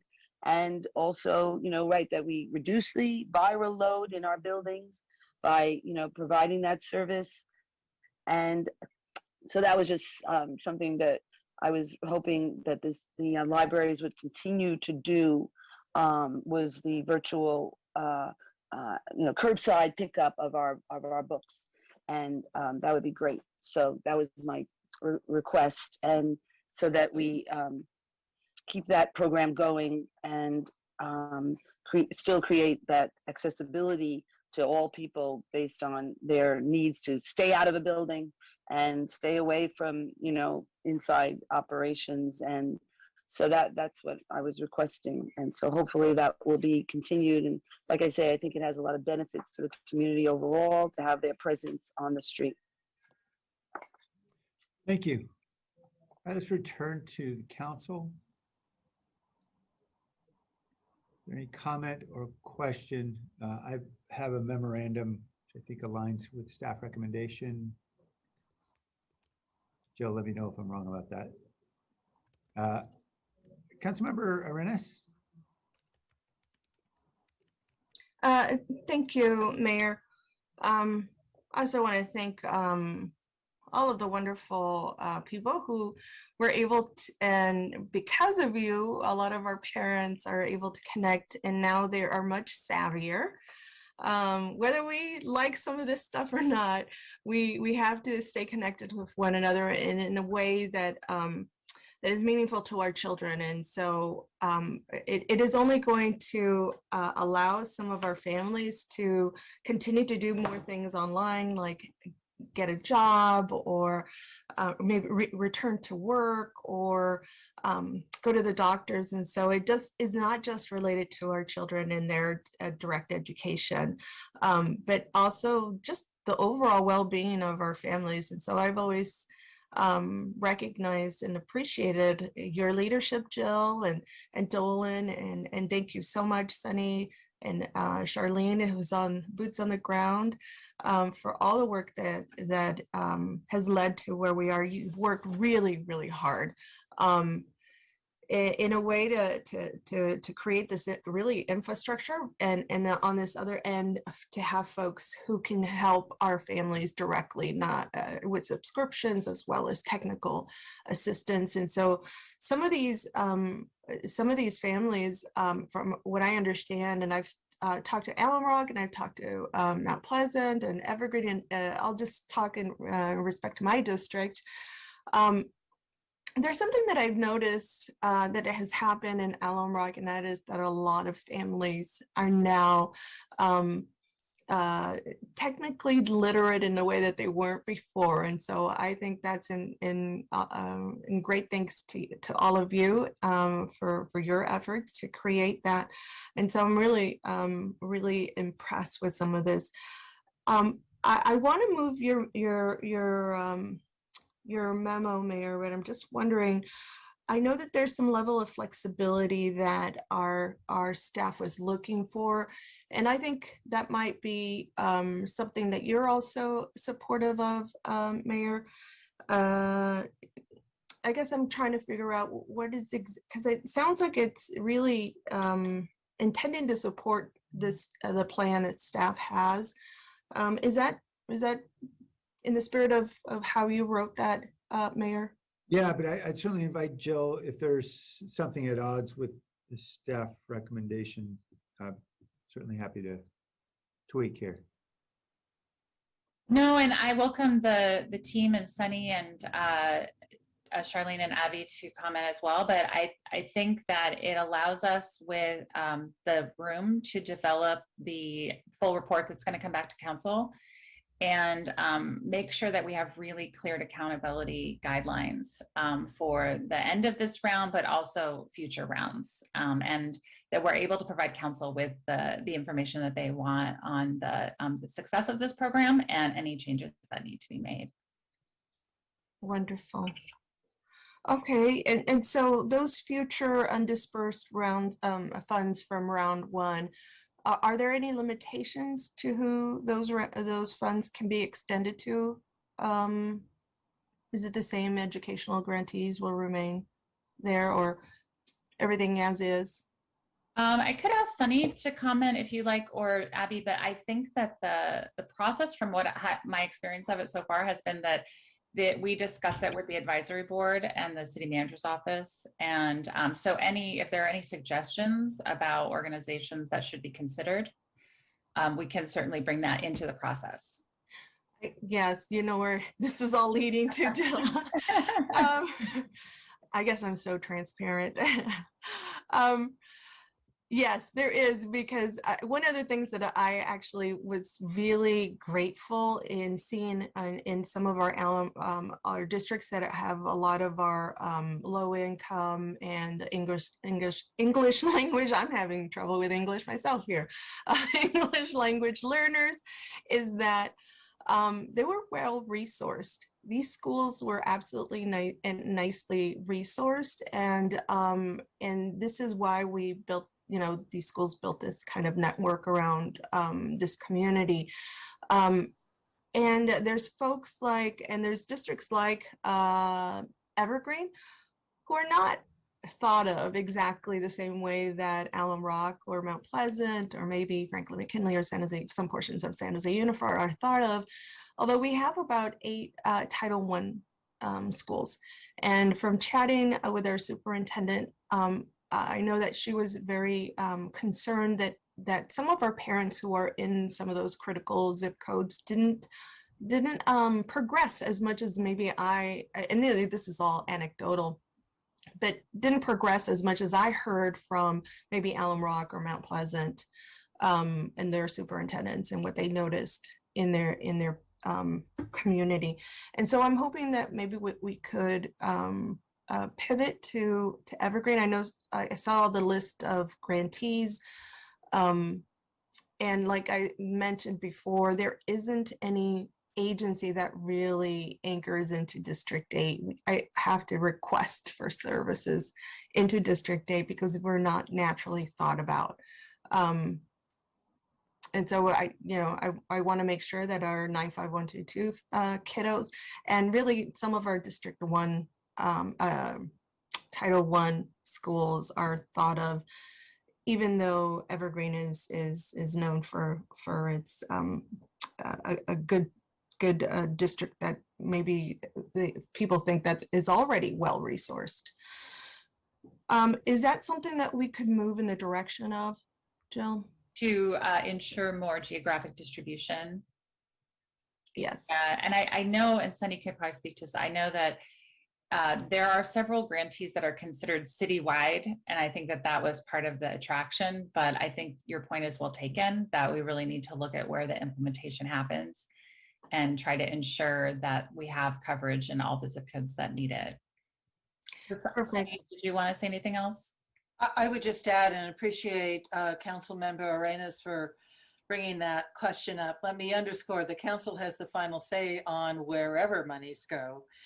You have established a process. Jill and the city manager are recommending we come back to you in the fall so that you can have an accounting of were there any unspent dollars, which we want to do.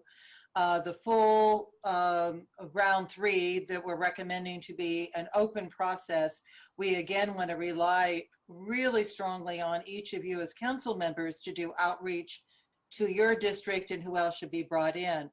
But I think you raise a really important part of the strategy that this council did in immediate response to the pandemic, which is to work with the schools very closely. There are 19 districts that have pieces of San Jose. Tomorrow morning, I'll be meeting with the Digital Equity Coalition that Lorena Chavez and Devin Conley have pulled together. And we have recommended from the very beginning, I know that that Dolan and Kip and the city manager will recall, that it's important that the city have a school-based strategy for the long term of the workforce preparation for the citizens, residents of San Jose. So we welcome this. I think we want to broaden that base. And it's more than just devices and connectivity. It's how to use the devices, the connectivity to improve academic performance. Absolutely. That's the conversation I am really, really excited about, to be able to engage with you and the education leaders within San Jose. I love it. I love it that we have this future opportunity to include some of those folks who might have been left out. And I'm sure that there's a lot of schools who have needs all across our city. And so we're going to take an opportunity to do that. What do you think are some of the biggest barriers for grantees in completing like the full adoption? If you would say like maybe the top 2 issues. So I think Jill is inviting me to comment.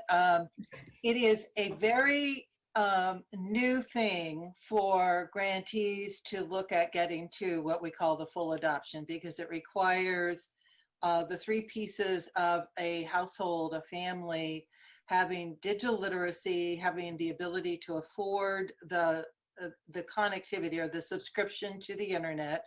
A lot of that this past year got solved with hotspots and districts paying for it, or the city and the county paying for that service. And the third is having a device that they can use in their home. And so it takes a while for community-based organizations who've been very, very successful in the services that they provided before to fully incorporate the digital inclusion as part of other services and to show the relevance. So we will continue to work on those strategies of how can we overcome those barriers. But it is a new thing for any grantee to start doing digital inclusion if they haven't done it before. I think the San Jose grantees are on track and have performed as well, if not better, than other cohorts that we have worked with around the state. Well, would you put that in writing, Sunny? I have. I will. Because we could put that in a press release. I love it. So you just answered my next question, which was going to be about the strategies, but it sounds like it's going to be very specific to each of the agencies in developing some of those strategies to address some of those barriers that came up in this past year. So I'm going to move away from that and thank you that I appreciate that you're thinking about how to address that in the future. The last question that I just have is around small business owners and how do we plan to support them? Is there any plans in supporting them? Maybe bringing in OED into the discussion, because I think they would really benefit not only from having a hands-on approach. We're trying to do a small business association out in the Tully area, and our first online meeting, we had we have 2 so far subscribers. And so, and this is despite, you know, an on-site manager going door to door and talking to folks. So I think there's potentially some technical assistance opportunity here for our small businesses. I would say yes, this is something really to explore and to work with all the smaller business associations, the chambers of commerce, the ethnic chambers in particular. Statewide, we have worked with the Hispanic Chamber of Commerce, the Black Chamber of Commerce, and there were 2 statewide Asian organizations that actually joined forces and trained more than 15,000 small businesses. This was with the ARA grants under the Obama administration, but it's a really important part, if you will, the dynamic and the ecosystem in every community where the small businesses who may be serving lower income customers or in that low income community don't have access to the tools to even do a website so that they can market their business. They need access to a trained workforce. So you have to put that ecosystem together. It's a kind of exploration where if we had, I want to invite council members to work with us as we do round 3 to bring in those small chambers and associations, and let's work with them to see if they want to submit a proposal. Right, and I'm over my time, but my slant was really for our small businesses to engage in public meetings and to file complaints and things of that sort.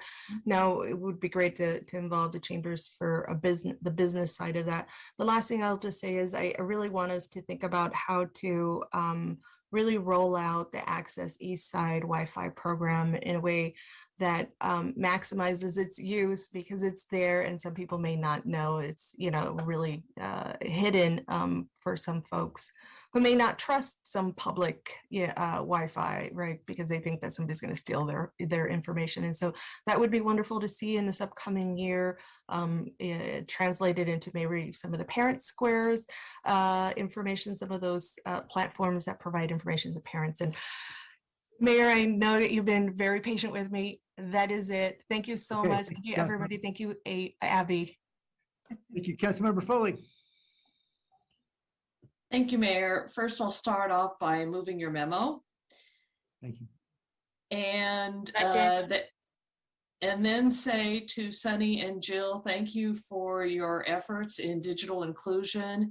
It was an incredible effort last year to get the level of connectivity that we did with the funds that were raised and the ability to give access through the hotspots and devices in desperately needed areas, and such quick order was really impressive. And while it didn't solve our education issues, the parents were responsible for connecting their kids and then working and being educators in that first semester, and then things changed a little bit after that. But I really first want to say thank you for your efforts with digital inclusion, and happy to support the mayor's memo, of course, and looking forward to round 3 as it comes forward.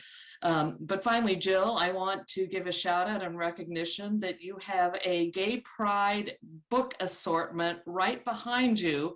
And I'm in honor of Gay Pride, I needed to acknowledge that. So concludes my comments. Thank you. Is that a real set of books, or is that just a background? The background, but I made it myself That's very of impressive. my unique status. Clearly. Thank you. Very creative. All right, Councilmember Sparza. Thank you. Oops, I'm still having, all right, getting this figured out. So I just wanted to say thank you. I think we had the first CETF meeting in Franklin McKinley when we kicked this off. And thank you to all the city staff, because there have been a lot of departments and folks working on this to make this happen, and for really doing it fast and in a way that makes a difference. And it has made a huge difference for the families and for the school districts as so much was being worked out and with so many uncertainties during COVID, to know that the city was there and all these partnerships were there to help out. I wanted to sort of second Councilmember Arenas' comments about the Evergreen School District. I have some schools in the I think I'm down to one school. Actually, I take that back. I'm down to one school in the Evergreen School District, but there is some need in that school district, and it should not go unaddressed. And I also wanted to add one more thing, which is in talking about the first disbursement that hasn't been totally worked through. I understand that there are some issues with possibly referrals and things like that. And what I'm just going to ask for is to loop us in a little bit sooner. Sometimes we can assist with our school districts or communities or nonprofit organizations to help work through some of the issues that might be there. And so I just wanted to bring that up and offer that very quickly. And that's it. That's it for me. Thank you. Thank you. Any other questions or comments? All right. Well, Sam, sorry, Mayor, if I could just say one more thing, just in response to the council members' comments about sort of advertising and promoting the Access Eastside Network. We are putting together a flyer in multiple languages, both digital and print, so that there will be collateral for council members to be able to distribute. Because we do, as you know, have 3 networks up and 3 in process and 2 on the way. So we're really excited to be able to push out information about that soon. So stay tuned, but in the next couple of weeks, we should have something out. that is tremendous. Thank you. So I agree that's such an important part of our effort. Many thousands of families are connected to that effort. That's tremendous that we're able to take advantage of it. Okay. Any other questions? All right. Thank you very much, everyone. Let's vote. Jimenez, Yes. Morales, Yes. Cohen, Aye. Roscoe,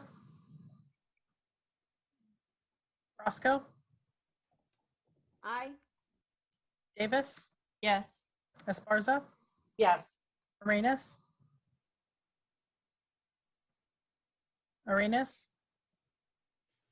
Yes. Foley, Aye. Jones, Aye. Ricardo. Aye. Thank you. All right. Item 5.1 and 5.2 are both local streets resurfacing. Well, one's a resurfacing, one's a remove, replace, rebid. Nor do we need to take these separately, or can we vote all at once? You can put them together. Well, the first one is rejecting bids. Oh, that's a rejecting. Yeah, good point. Yeah. Okay, let's take it separate. There we go. 5.1. We'll take the rebid recommendation first on remove and replace. Is there any public comment on this item? I don't see anyone raising their hand. All right. Oh, someone did just raise their hand. Tessa, is that you? Yes, thank you so much. Yes. Yes. You hear me? Yes. Do you hear me? Okay, good. Yeah, I guess I just wanted to comment from my council member, Dev Davis, about the issue of fixing our streets to stop the violence on the street, which is the speeding that's going on our street is Stockton Avenue. And, you know, I mean, people are going at 100 miles an hour. We've had problems on other streets where, you know, it can go into their houses, you know, on, I think it was Willow Street where a house was ran into. And, you know, these are real problems in the design of our streets.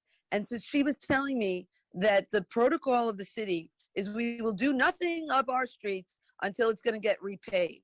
Well, our street was repaved, and I tried to encourage the city at the time that we have a very high crown, and that adds to the danger in our road. So we've had a lot of accidents on our road because people speed down it, and there's a high crown, and then they just go off the road and run into cars or, you know, people, because we have bike lanes. And, you know, And, our neighborhood is only going to have more pedestrians and more bicyclists, hopefully, but, it's a very bad design of the home and of the road. And to say that this will not be, and I try to have them take off the crown, before they repaved it, but they didn't do that. And then, to say that that's the only time that we'll do any kind of, mitigations to stop the slaughter on our streets because of the poor design and, the potential risk to life and limb because of the poor design, this wide open streets, and that we won't be doing anything until it gets repaved. I think that we really need to look at engineering our roads for safety as a priority for our Vision Zero. And that's where our money needs to go, not into police enforcement, but into engineering our roads for safety. Thank you. All right, returning to the council. Councilmember Cohen. Yeah, so on this, this is a rebid of the local streets that we had previously approved, or one that never came to council before? Councilmember John Risto, Director of Transportation. This is a brand new contract, so you have not seen this yet. But there was a problem with the initial bids, apparently, that the winning bids seemed too low. But Right. I was just curious as to how this one came in even lower than the one that seemed too low the last time it was bid. Because it says that it was a 2.9 million the first time, and that they went back for more to be sure that this was 2.8 million. Yeah, there was an irregularity in the original bid. So out of caution and trying to make this as open as possible, we rebid it. We rejected it and rebid. So the bids that come in are completely the choice and responsibility of the contractors submitting those bids. We really I couldn't answer why they bid lower on this one. It just struck me as strange that it's good. There was concern over how low the bid was the first time, and then the rebid was lower. It's great that that they're able to do it for this, but right. I guess you don't understand why. Yeah, I don't. We look at what the quantities and the price per quantity, but why they decided to bid at a different level, I can't give that answer. And I'm just and my second question is about the comparison of this 5.1 item with 5.2. The 5.2 is, $7 million, and this one's 2.8. And when I look at the list of roads is far greater on the first one. So I'm curious as to is there an explanation for that? Yeah. Again, these are two different types of work methods that we're doing here. The first one that was rebid is where we're going into roadways and actually do some pretty significant repair work on those that are in sections of them are in bad shape. So we'll repair those and then we'll do a sealing over that in a different contract. The second one that you're going to vote on a little later is actually a resurfacing contract. And the number of roads aren't usually as long in those because that is a more expensive type of contract to actually to do the work for that kind of resurfacing. It looked to me like the actual number of roads was far greater on the first one, and so but is the type of work being done in that second contract totally different, more intense resurfacing? Yeah, the second contract is a full resurfacing of the entire roadway from basically curb and gutter to curb and gutter. And there's just a lot of roads in District really 7. So happens. Patches. Okay. It just so happens it's a lot of roads in District 7 that need that because it's almost entirely District 7 contract. Yeah, we actually have more than one of these resurfacing contracts that come to council. So this is just the section of the city that we bundled together for this one. So previously you saw a different one that came, I think it was the northern districts, and this is more of the southern districts. And I believe we've got another one coming as well. Right, so there's 7 or 8 different contracts, large contracts that we'll be using this year just for resurfacing and sealing contracts. So in this item 5.1, these are simpler repairs than the other. Yeah, it's patchwork. It doesn't go the whole width of the roadway. So these are sections of roads that are in pretty bad shape. Before we seal it, we want to fix the underlying surface. Okay. All right. Thank you. I'll move approval of the contract for 5.1. Second. Thank you. I just had a question, John. I know we've talked about this a bit in the past. We have really good bids right now in this bidding climate, it would seem, after many years of cost escalation. And we know that's not true in all construction industries, but seemingly for roads, it is true. And I know that we've got to do a fair amount of preparatory work for a lot of these roads, but whether it's for the sealing or the repaving, is it possible that there are things that we could actually accelerate in this very good year of bidding, not knowing what may come next year when there's a lot of federal infrastructure money out on the street and that kind of thing? Yeah, good question, Mayor. And a couple of years ago, you actually asked us about doing something like that to bundle up a couple of years and see if we could do multi-year contracts. So we tested one, and this is the second year of one of those contracts. So we were actually to get a head start. We're going to actually expand on that this coming year and try to do, you know, a larger number of roadways that would be on a multi-year bid. So we're intending to do that again. Okay. Thanks, John. We hope we can continue to get more paved with the great bidding climate. All right. Mayor, can I have a clarification? It's Nora, I'm sorry. We have a motion to approve, I think, but I think we also need the motion to reject the other bids from March 4th. All right. Councilmember? We can put it Okay, together. I'll We move need that then that we- rejection. I'll amend my motion to reject the original bids and then approve the low bidder in this rebid. Thank you. All right. That's okay with the seconder? Yes. Great. Let's vote. Jimenez, Yes. Morales, Yes. Cohen, Aye. Crosco. Crosco, Yes. Davis, Yes. Esparza, Yes. Arenas, Yes. Foley, Aye. Mahan, Aye. Jones, Aye. Ricardo. Aye. Thank you. All right. Let's move on then to 5.2, which is a resurfacing set of RFP. Any comments from members of the public on this item? Local streets resurfacing #2 project. I don't see any hands. So going back to the council, is there a motion? Approval. Motion to approve. Okay, I have a Second.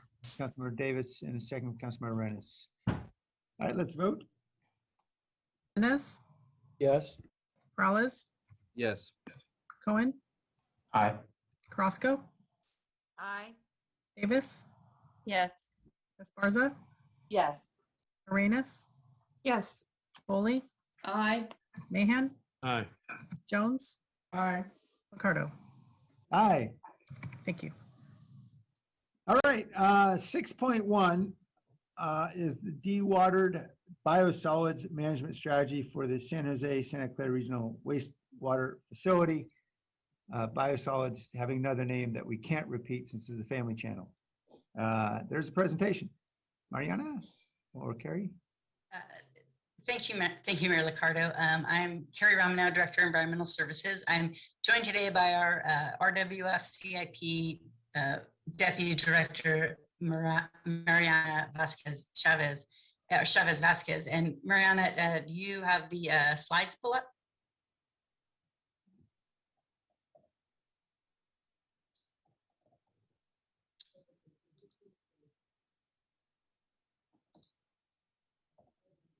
All right. Thank you, Mariana. I'm gonna, sorry, that confused me on my end. It's usually the slide person that confuses me. All right, so next slide.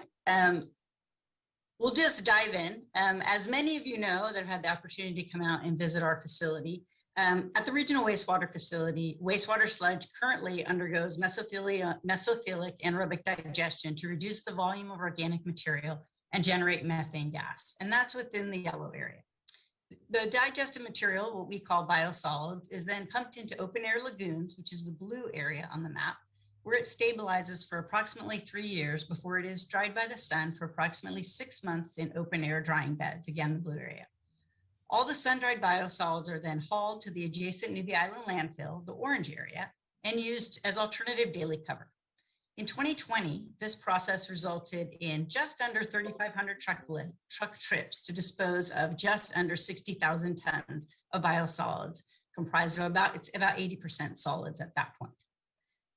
In the future, wastewater solids will undergo temperature-phased anaerobic digestion, referred to as TPAD. The resulting biosolids will then be pumped from the RWF's main operational area, the yellow area, across Sanka Road to a new dewatering facility, the red area, where centrifuges will help separate some water liquid from the biosolids to reduce the amount of material requiring transport. The future mechanical dewatering process is estimated to result in about 5,500 truck trips per year, or about 15 trucks per day, to manage approximately 120,000 tons of biosolids. And this dewatering facility is anticipated to be fully operational by 2025. Next slide.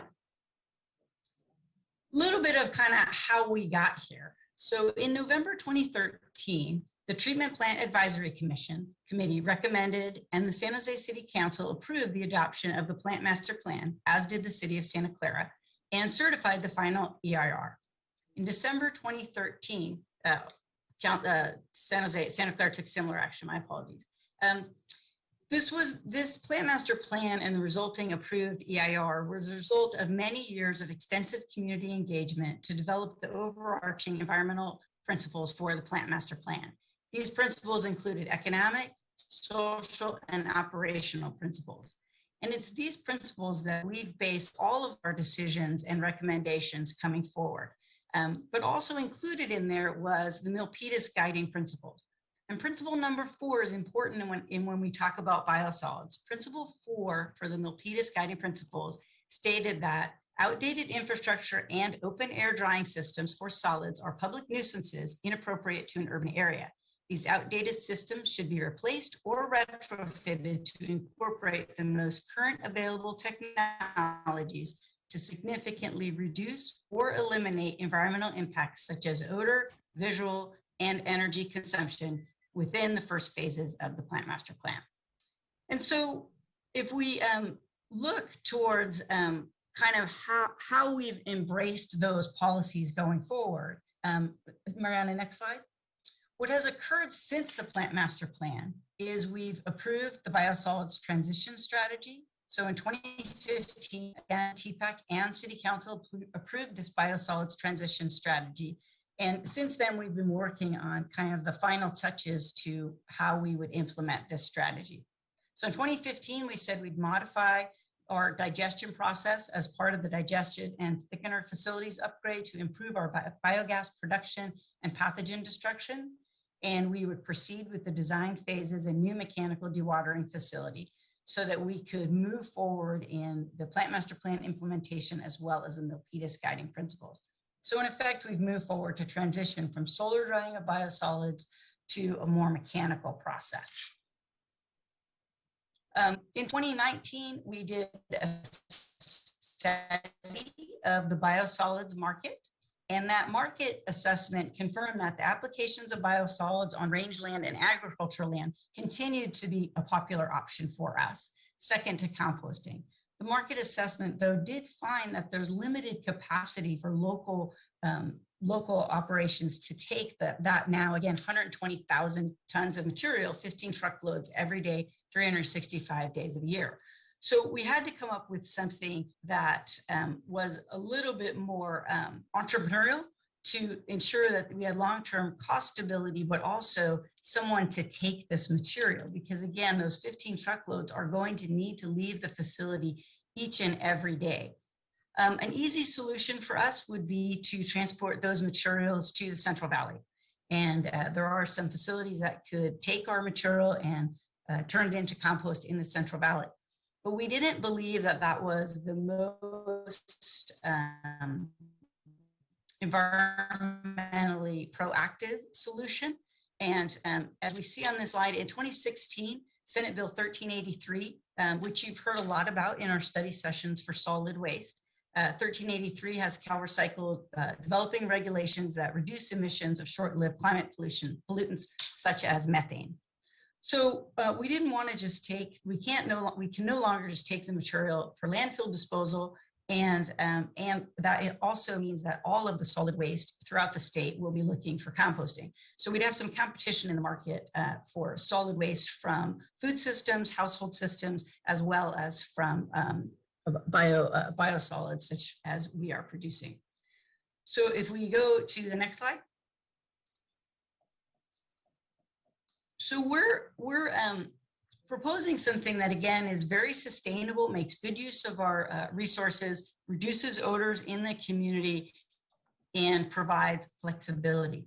Risk management becomes very important to us, again, because we do have to get rid of the material, and we won't be able to store it on site because it will generate odors. Hey, Carrie. So our team's been working for the last couple of years. Yes. There appears to be some distortion. Could you try it with the video? I'm off? sorry, it's must be my darn internet. Or are you just trying to get me to move faster? No, okay. no. All right, so let's go, Mariana, let's go to the proposed strategy slide. So again, today, under the today column, we do anaerobic digestion, we take it to the lagoons, the drying beds, it all goes to Newbie Island. In 2025, the anaerobic, we'll still have anaerobic digestion, but our dewatering facility will be up and running. We won't be able to build anything by 2025. So the interim solution from 2025 will be to truck the material to the Central Valley. Again, not our ideal solution, but we are proposing that we provide at least 2 vendors that would provide that service for us. But what we would like your approval to do is to move forward with a better long-term solution. So in that beyond column, we propose doing the offsite distribution disposition if we can't provide this bottom one. So this bottom solution, we propose developing an on-site fertilizer facility. And our research indicates that there is potential for us to partner with a private party. We provide the land for them. That should reduce the cost for the fertilizer facility. And the cool thing about a fertilizer facility is that it no longer needs to be called biosolids. So the fertilizer, it could be a liquid or a pelletized fertilizer. We'll be sure to include odor considerations as we open bid docs and we evaluate the opportunities there. So far, we can't determine if one provider would be open to taking all of our 120,000 tons. So we are suggesting that we might have 2 partner facilities using our land and then providing fertilizer. Again, it could be liquid injection fertilizer or it could be pellets. But we'd also like to explore land application on non-working lands, farms, etc. But we don't think our community is ready for that. And we don't think that we're in a position to deal with the uncertainty of whether or not some of the local lands could take the material. So what we propose to do over the next couple of years is carve out a strategy where we could allocate a certain amount of material and develop partnerships with local landowners or folks like the Open Space Authority to help us provide the best carbon sequestration option. But it's a relatively immature market right now, and we're just not willing to take that risk at this time. But what this fertilizer facility would enable us to do would be to avoid that 80-mile trip to the Central Valley every day to dispose of those 15 truckloads. And we think it could provide a nice opportunity for our local fertilizer users as well, and make good use of that now soon to be cleared 800 acres of lands that we're presently using for biosolids. So in summary, our proposed strategy would be consistent with existing policies, provide long-term economic stability. The contracts would be about 15 years, offer multiple distribution options, disposition options, and give us some flexibility, reduce odors, and then capture the methane and reduce emissions from the facility. Mariana, if we go to the next slide. I'm sorry, I went the wrong way. In the next slide, what we bring forward is our ideas of what we would like to consider beyond a fertilizer facility. We would like to build a fat oil and grease collection facility. There presently isn't one in the South Bay. Our cooking oil collectors are driving up to Hayward for that, or Oakland. And that could provide an energy source that would get the wastewater facility to 100% self-powered. But again, we'll bring that forward in the coming, probably the next year or two, so that we can begin construction and move that forward. And then we would look next at what to do with those 800 acres once we understand what the fertilizer facility needs. So with that, if we move to the next slide, we are ready for any questions. And hopefully you guys could hear me okay. Yes, we can. Thanks, Carrie. All right, let's go to members of the public who have any questions about this item. Again, this is item 6.1, our management strategy for dewatered biosolids. Person with the phone number 0084, welcome.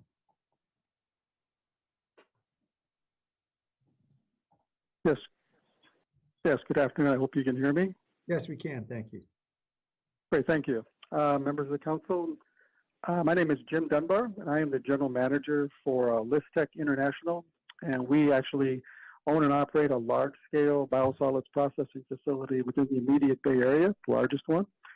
And certainly we feel that the private sector is very interested in partnering and investing in a sustainable and environmentally conscientious solution that benefits the City of San Jose residents, ratepayers, along with the surrounding area. We've been engaged with the wastewater staff, and we look forward to seeing the continued progress being discussed today. We think it's a tremendous opportunity, and I think there are solutions that can be shared amongst the public and private sectors, and I think you guys are on the track for a very successful project. Thank you. Thank you, sir. Tessa Woodmansee. All right, here I am. I was trying to ask my biologist husband what he would suggest that happens, because we're very much aware of the smell in Milpitas as we rode our bicycles out to where he used to work at Cisco, and on the Guadalupe Trail, you would smell the biosolids, the human waste smell. And so, I was thinking, definitely didn't like the idea of having to truck it out to the Central Valley. That, we need to, and I really appreciate everybody talking today about hyper-local. And that's how we need to be to get to zero fossil fuels. So we definitely have to think of this alternative of not trucking it. That wouldn't be a good idea. And to go for a fertilizer, I think that sounds good. So I don't know how they do it with reducing the smells, but basically definitely something local, managing it differently and better would be appreciated by the community. And I hope they can figure that out to create a fertilizer option that doesn't have to be dried out to make this, to create the smells that we're smelling near Milpitas. And so my husband's saying composting. Yeah, composting. Yeah, we need to compost. Okay, that is, human waste composting. Yeah. You compost it with like wood chips. Right. It becomes a biofuel and you can burn it. Okay, he's saying we should compost it, and then it would become a biofuel from the composting, and we would create energy. Burn it. Oh, in an insert, well, we don't really, maybe burn it. Yeah. Okay, we don't like burning though because of the particulates, but anyway, he's saying composting. Okay, so we have to figure out our composting, human waste. That would be great. Thank you, Tessa. All right, coming back to council. I had a couple questions, but just want to see if anybody else want to raise their hand. Okay, sure, why not? Just a question about the use, or the quantity of fertilizer we'd be producing and where we need to ship that. I think, Carrie, your team's presented that there are 450,000 agricultural acres in Santa Clara County. Could we theoretically exhaust the supply fertilizers we use just in this county, or would we'd be shipping it elsewhere too? There's a lot of ways that we could frame up the project, and certainly there's economic advantages and disadvantages to a lot of different approaches. But one of them could be to offer a discount to local farmers within our service area to sort of defray some of their costs and then avoid that increased trucking. But we would want to explore options around that in the bidding market. And so I think as we sort of frame up what our guiding principles around what to do with the fertilizer project, that becomes important, because I think it might be like recycled water was in the beginning, where we put it a little bit more money to get people to take it, but the private sector is telling us that it's a good product, that it has more nutrients in it, and that it's a better product. And so I think if we want to have a local provider benefit, we can explore that, or we can let the third party who would be the marketer of it, they would determine how to derive the most benefit from their business model. Okay, so that would be somebody else's problem. They would take the risk. It could be, or we could require a discount. Yeah. Okay, and then just to understand the truck trips involved here, as we think about greenhouse gas emission impacts, it seems as though we're going from the current treatment to the future treatment twice as many tons in transport and more truck trips. Is that they're not going as far? Help me understand the trucks.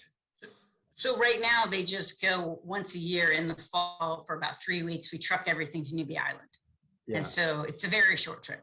Right. And then now the material will be wetter, and so heavier and more, and it will need to go somewhere else other than Newbie.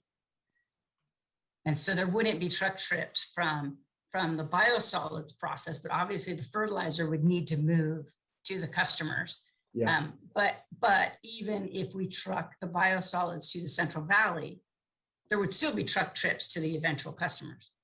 Yeah. So we sort of cut out the big 80-mile trip. Okay. All right, thank you. Other questions? All right, is there a motion? Move approval. Second. All right. Thanks everybody for the hard work. Let's vote. Inez, Yes. Morales, Yes. Cohen, Aye. Crosco,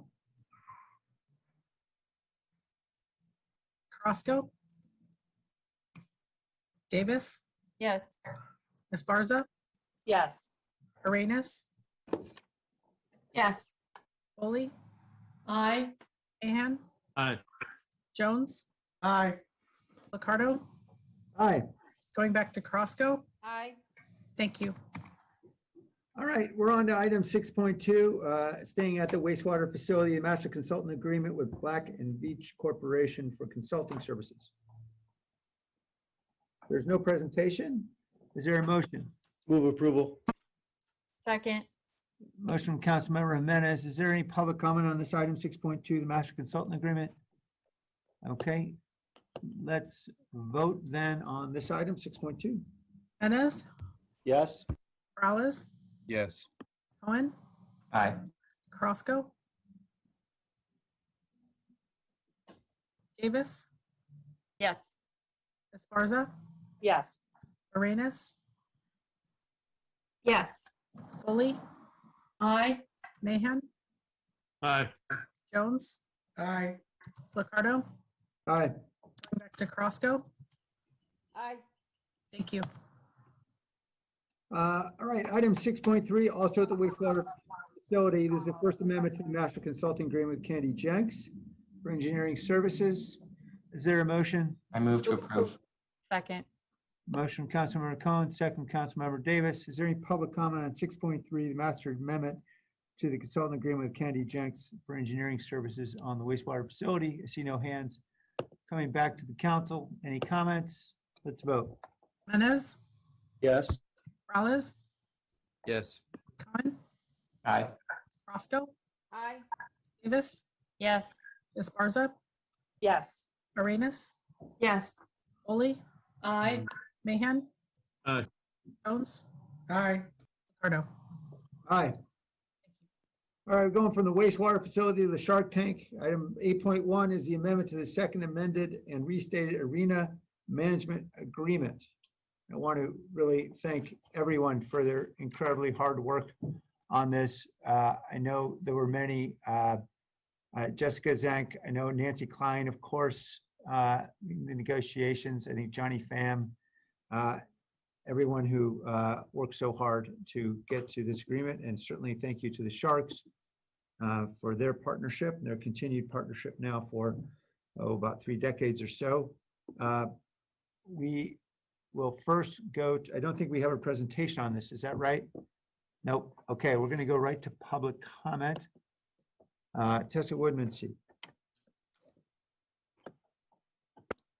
Okay, good. Like to thank Matt Mahan for the great job he does in letting the community know about what's happening on the agenda. Thank you, Matt, for your outreach to the community and helping our democracy. So, yeah, this is very much a concern that our neighborhood has been dealing with in terms of the Sharks and their demand for 3,000 parking spaces and how we had to make that agreement with them.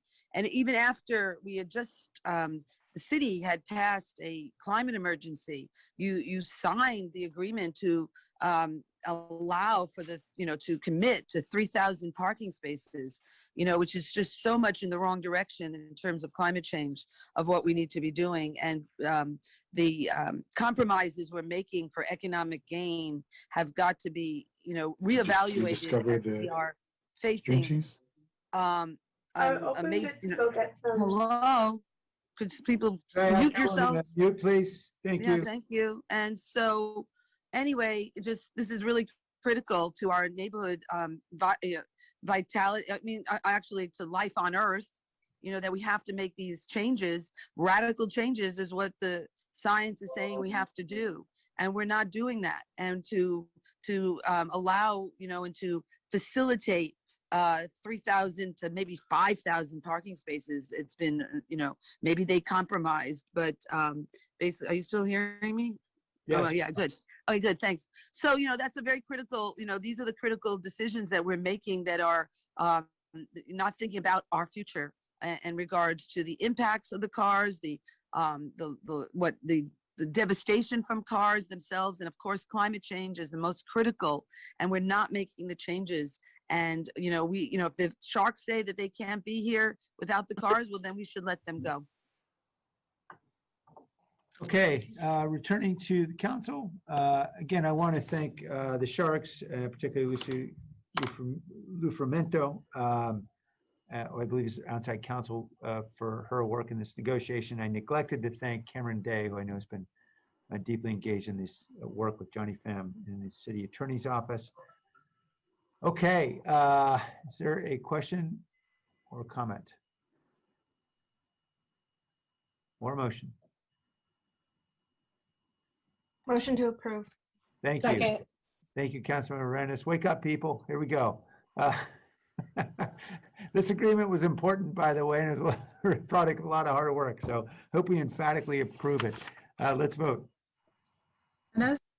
Yep. Yes. Prowess? Yes, emphatically. Thank you, Councilmember Prowess. Cohen? Aye. Crosco? Aye. Davis? Yes. Esparza? I'm emphatic too, yes. Thank you. Arenas? Yes. Oli? Absolutely. Mahan? Enthusiastic aye. Jones? Aye. Ricardo? Very much aye, and I just want to thank everyone for their enthusiasm. All right, item 8.2 is a purchase and sale agreement for the acquisition of property located at 1138 Olinder Court. There is no presentation on this item. There's a brief presentation, Mayor Nancy. There is. And All right, we don't have to do it. We can respond to questions if that's your preference. No, that's fine. Please, Nancy. Kevin Ice will put up just a couple of slides, and we are excited here today to add another potential fire station site as part of the Measure T effort. The property, next slide, Kevin, is located 1138 Olander Court. And there you see Story Road in Olander. To the east, you see Bay Shore, the 101 freeway. And to the west, there would be McLaughlin. Next slide, please. So the site is a 1.1 acre property. There are office and storage buildings currently on that would be demolished. General plan is combined industrial commercial, which is an appropriate way to proceed for the use. And just to note that if a fire station is constructed on the site, the project itself would have to undertake CEQA analysis. Council isn't approving a station by taking this action. Next slide. The fire station is for Fire Station 32 is one of 2 new fire stations to be constructed under Measure T. And it, in combination with Fire Station 8, will be tremendously important to reduce the response time. So the combination of 32 and 8 together will be a very big boost for the fire department and for the city as well as our citizens. And with that, for a description of terms of the transaction, I'll turn this over to Kevin Ice. Thank you. Thanks, Nancy. Hi, Kevin Ice, Real Estate Manager. So we have terms of a deal to acquire the property for $3,135,300. All environmental and title due diligence is complete, and a purchase agreement is fully negotiated. We're ready to close escrow within 30 days of executing the agreement upon council authorization. There's a discount applied to the purchase price of $114,700 to account for anticipated environmental remediation based on an original contract price of $3,250,000. The discount accounts for regulatory obligations due to old diesel that leaked underground and naturally occurring asbestos. We anticipate an additional expense of $80,000 to install a vapor barrier under the potential fire station. This wouldn't be a regulatory obligation for an industrial development, but it's a measure that we'll take to protect the firefighters living on site.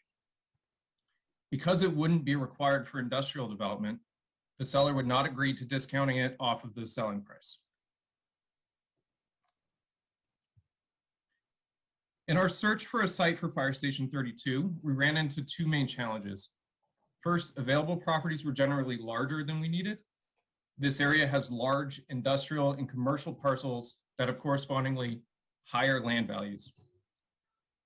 The second is that property along Story Road was found to be generally more expensive than property off of Story.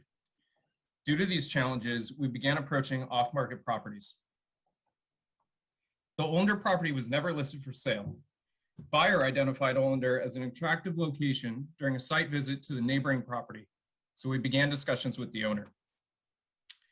A city commissioned appraisal valued the property at $2.8 million in March 2020. We offered that to the owner and they rejected our offer.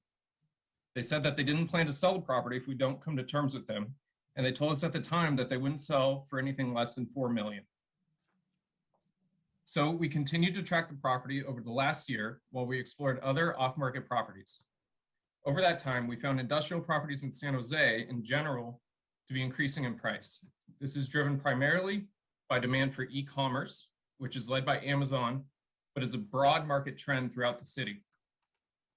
E-commerce needs smaller scale distribution centers scattered throughout the city and what is called last mile operations. So we checked with the appraiser that did our report to see if there were more recent comps to inform the analysis. I sent back 2 strong comps. 1623 South 10th Street is very comparable to Olander. It's basically the same size, has the same highest and best use as a contractor's yard, and it sold for roughly $80 a foot in October 2020, which compares to the $65.43 a foot that we're proposing to pay for Olander. And 1255 Maybury is another good recent comp that supports the range at $61.22 a foot. So we feel the proposed purchase price is fair market value.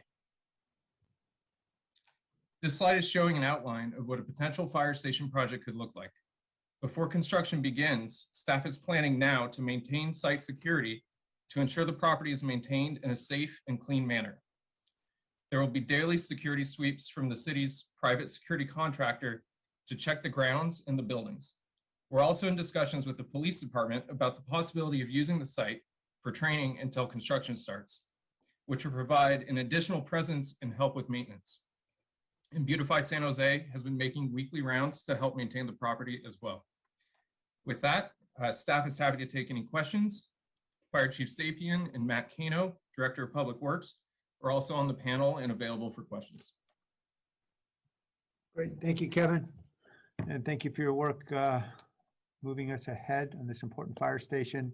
I'll ask quickly if there are any public comments before we go to Councilmember Esparza. This is on 8.2, the purchase and sale agreement for the site in Olander Court for a fire station. All right, Councilmember Esparza, congratulations. You got yourself another fire station.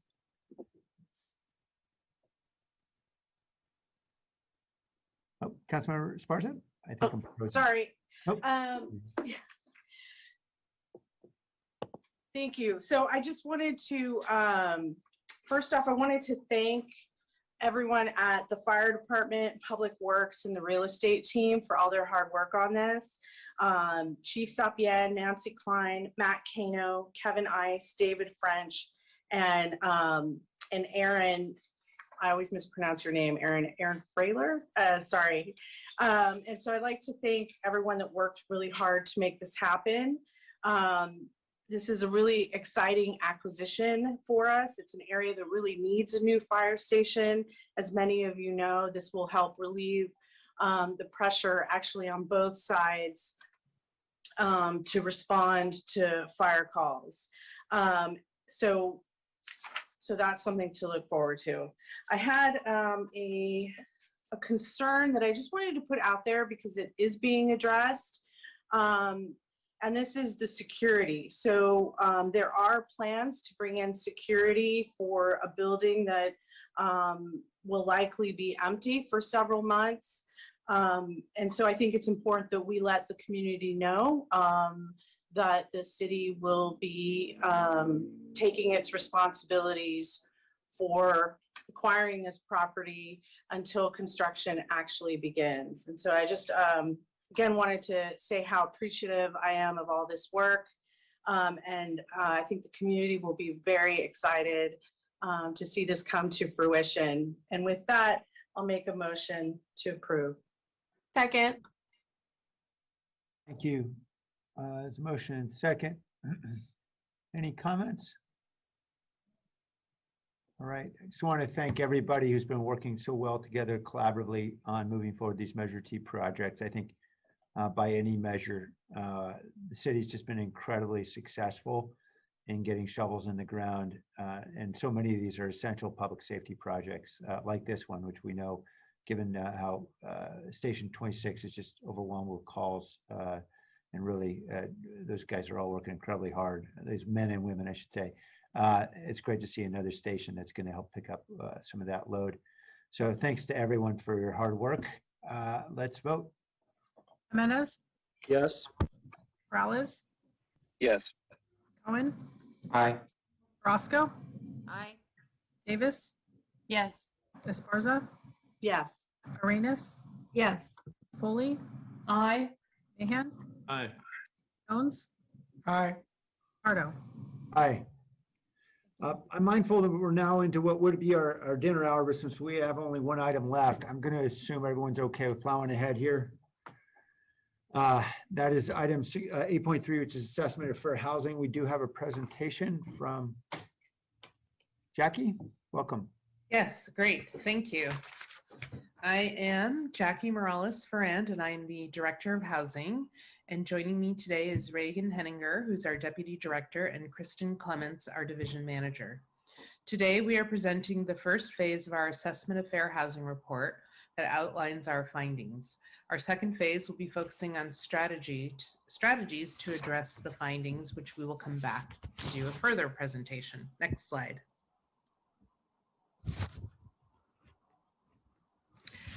In 2018, the state of California passed SB 686 It requires the city to administer its programs and activities related to housing and community development in a manner to affirmatively further fair housing. Previously, fair housing was handled primarily through individual discrimination cases.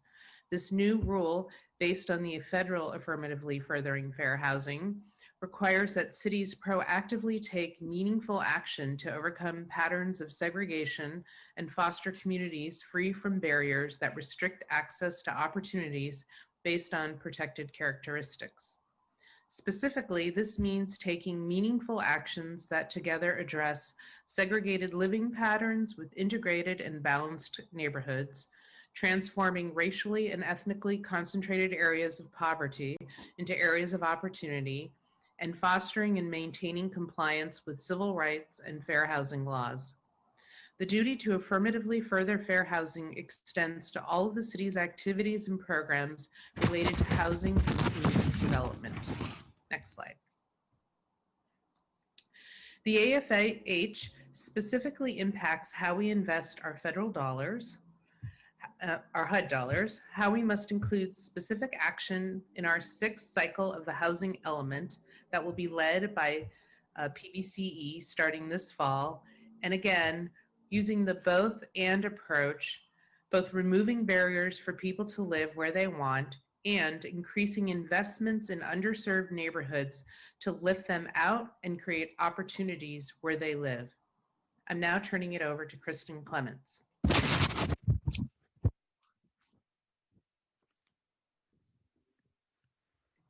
Who's on a phone as well and needs to be brought into the meeting. Unmuted. Okay, Can you hear me?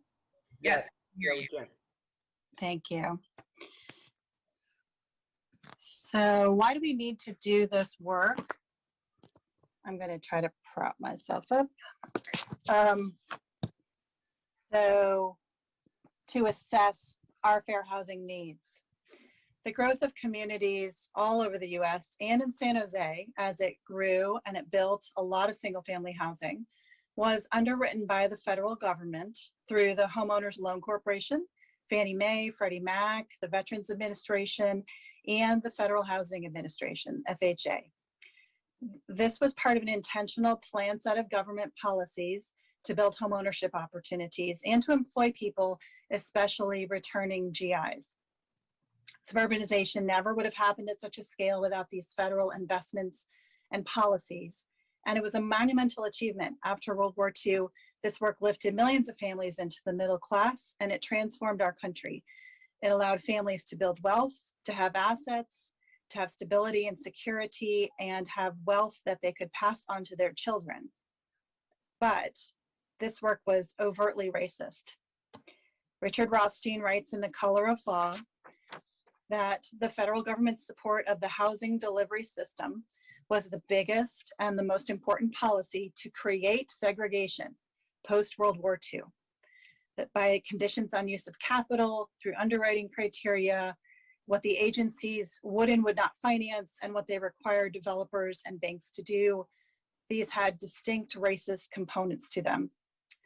Among many other racially motivated provisions, the underwriting guidelines strongly recommended developers to employ racially restrictive covenants that would create a, quote, prohibition of the occupancy of properties except by the race for which they are intended. This was not something that only happened in the South. It was happening everywhere in the United States, in every FHA-backed deal, and it was part of the growth of our own city in San Jose. Generations of people have been shut out at the ground floor of one of the most important and powerful federally funded wealth building initiatives in the country's history.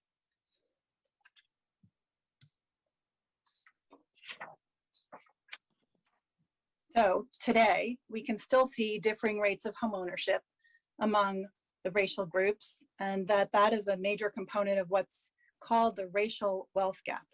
That's true both locally and nationally. This data is taken from a report published by the Federal Reserve in 2020, looking at 2019 data. Homeowners of almost any race had approximately 40 times the net worth of renters. And almost 90% of the median homeowner's net worth is the equity in their homes. This gap has likely gotten worse under COVID.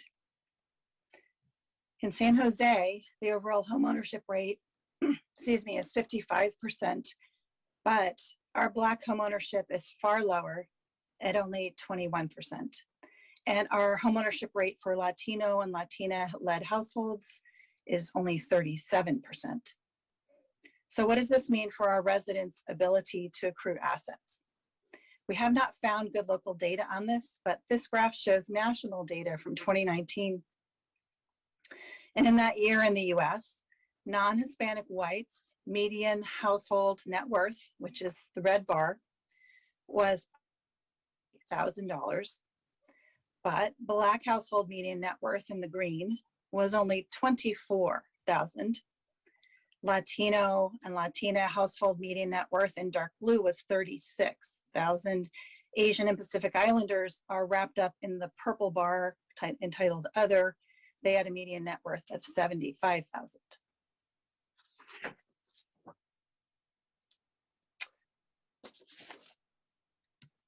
So back to our assessment of fair housing today. The main takeaway for the qualitative and the quantitative data that we examined in the AFH together with our consultants is that the legacy of past segregation is still very much alive. It's still visible in who lives where in our city.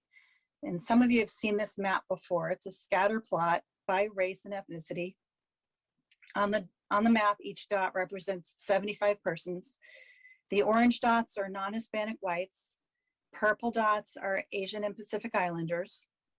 And blue are Latino or Latina headed households. Orange dots and some purple are concentrated in the West and the South. And in the East, we see blue and purple. And there's a pretty clear dividing line right down the middle.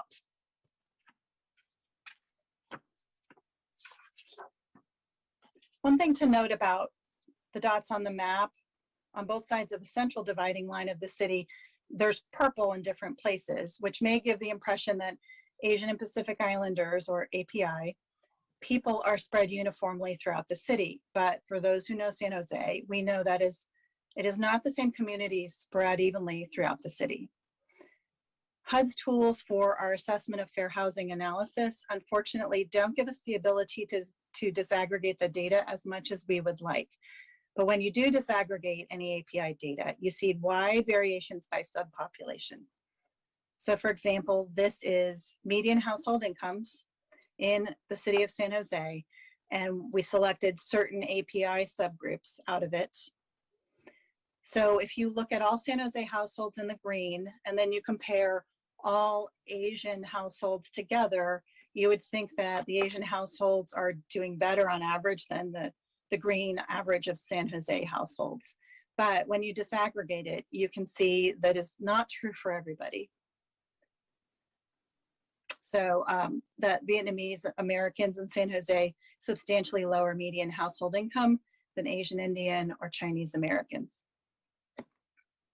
So it's important to disaggregate.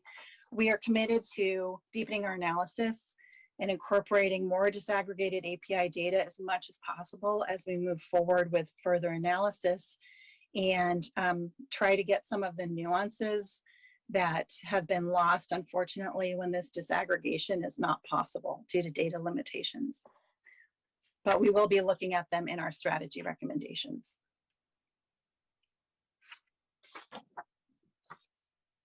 Back to our scatter plot map. The Fair Housing Report has a number of key findings based on the data and on residents' reports of their experiences and their needs. And we highlight 6 of them in the memo and here. And note that all of this data is pre-COVID. The first finding is how people's racial and ethnic distribution overlays together with income.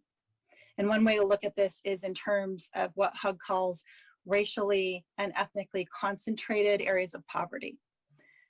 What HUD defines this as is a census tract that is a majority non-white population and a poverty rate of at least 25%.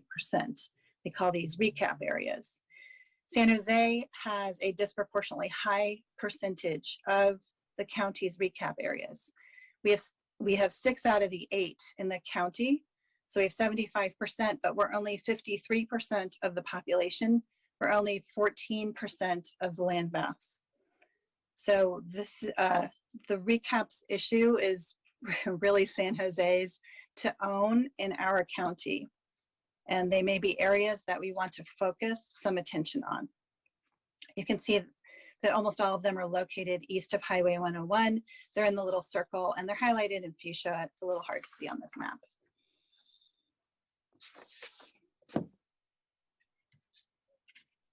Next finding is that, as I think we've heard before, homelessness is disproportionate for certain races and ethnicities.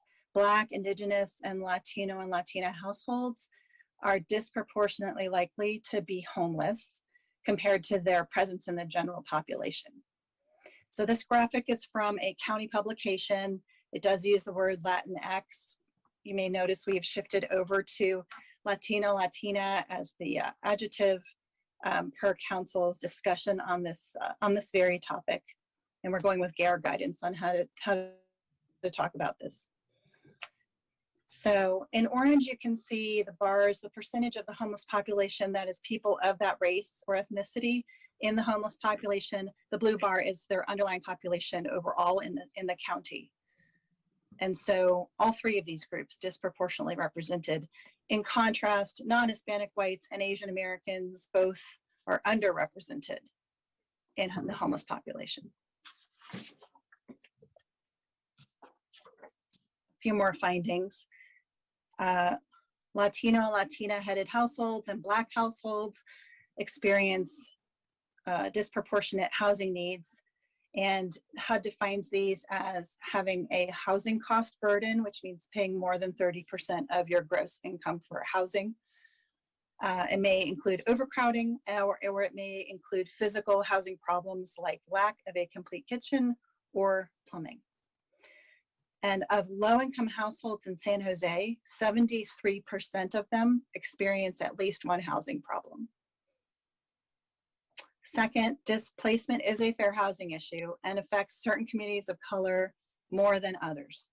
And as displacement is affecting people and they have to move out of the city into the exurbs, it is leading to new regional patterns of resegregation. Our consultants also looked at who is being assisted by San Jose's publicly supported housing, which includes restricted affordable housing or apartments subsidized by the city, properties that use publicly financed programs like tax credits or bonds, and households that receive publicly subsidized vouchers. So the consultants found that these residents in this publicly supported housing mirror the demographics of the city's low-income population by race, ethnicity, and disability, which is a good thing. And finally, many participants in the focus groups that staff held and the consultants held reported examples of discrimination that went unreported. The city did not validate these reports. This is something that a fair housing nonprofit typically would do when they looked into the findings. And our conclusions that there's a substantial amount of work to do in our market to daylight discrimination in housing that is occurring, and then to address it, to pursue potential findings and remedies. Unfortunately, nonprofits who specialize in fair housing, they focus on testing and enforcement of fair housing laws. They just don't have enough resources to do as much work really as the community needs. And now I will turn it back to Jackie. Thank you, Kristen. So again, the Assessment of Fair Housing Report is the first step in a two-step process. First, today we've documented San Jose's conditions. The next step is to develop strategies to address the conditions that we have identified. The housing staff have been meeting with other departments as well as VTA and the County Office of Education to identify areas of overlap in serving protected classes and neighborhoods where there are concentrations of people in these protected classes. We are currently engaged in this process. As I mentioned earlier, this fair housing work is required to be woven into the housing element in two ways. First, to educate where the city will plan to put housing, and second, what strategies we need to work on to evidence that we are doing our best to reduce housing barriers and increase housing choice in our market. Based on the feedback we've received since we released the memo, we understand the need to do more education on fair housing in addition to getting community feedback on potential strategies. So we need to develop a joint work plan with PBCE to ensure we coordinate our community meetings and align our strategies.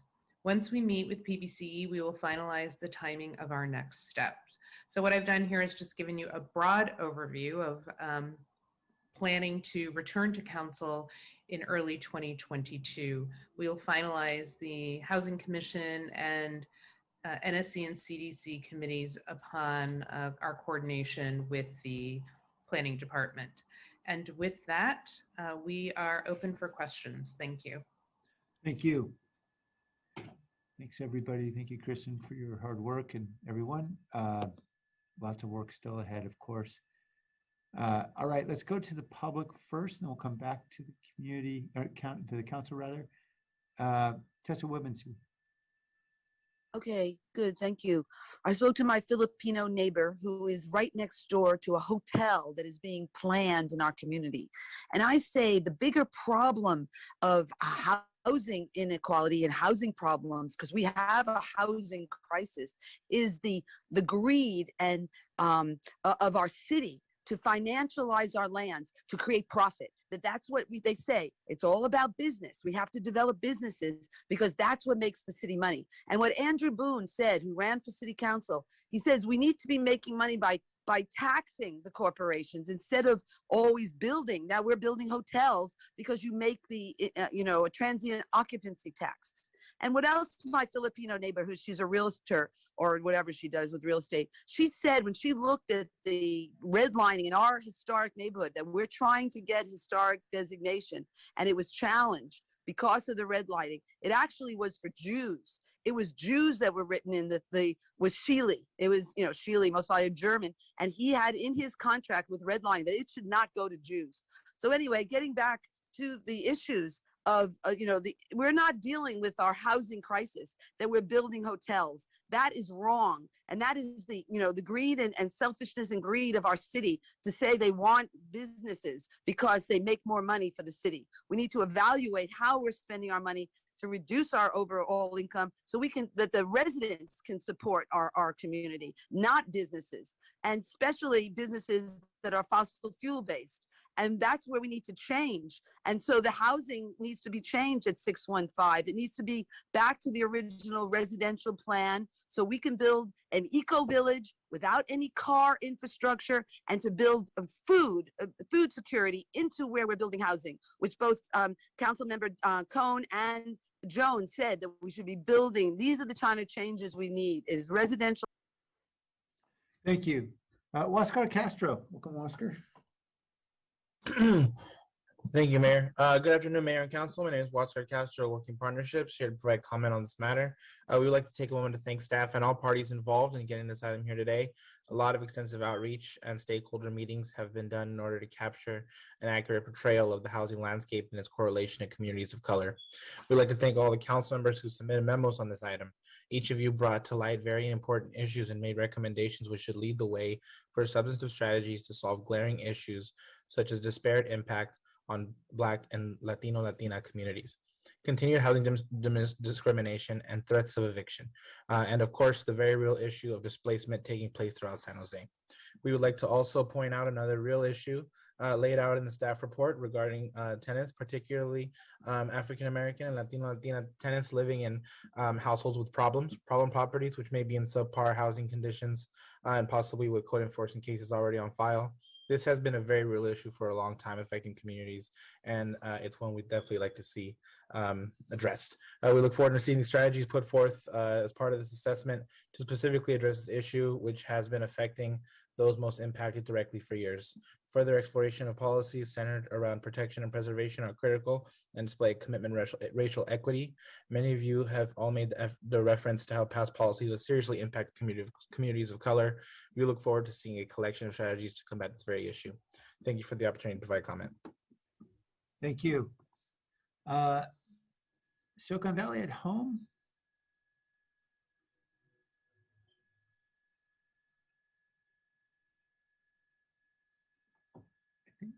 You think it's Matthew? Yeah, this is me. Sorry. Matthew Reed from Silicon Valley at home. Good afternoon, Mayor, Council, City staff. Really want to start by acknowledging the work that the Housing Department has done in bringing this material together. It's a very comprehensive beginning to understanding how and where our challenges are and how they fit into the new environment, really, that's been created nationally, culturally, but also by law in the state of California, to really acknowledge and find solutions to the challenges of both segregation within our cities and also really disproportionate impact of housing crises and poor housing conditions in specific neighborhoods and populations in cities like San Jose. We really appreciate all of the input that's been provided by council members through the memos. It's a lot of good ideas. There's a lot of work ahead, and we look forward to exploring them and being part of that discussion. For the last year, we've really been calling, really around the county, for a broader public interdepartmental discussion about how affirmatively furthering fair housing should work in each city and each community. The mandate to address these challenges is clear. The solutions are not as prescriptive as the mandate. And so we really feel like this is an important beginning of a discussion, and that really these different pieces should be folded into the long-term discussion of the policies and land use policies that need to go into shaping the housing element. So we look forward to the next step, and we appreciate everybody's engagement so far. Thanks. Thank you. Victor Vasquez.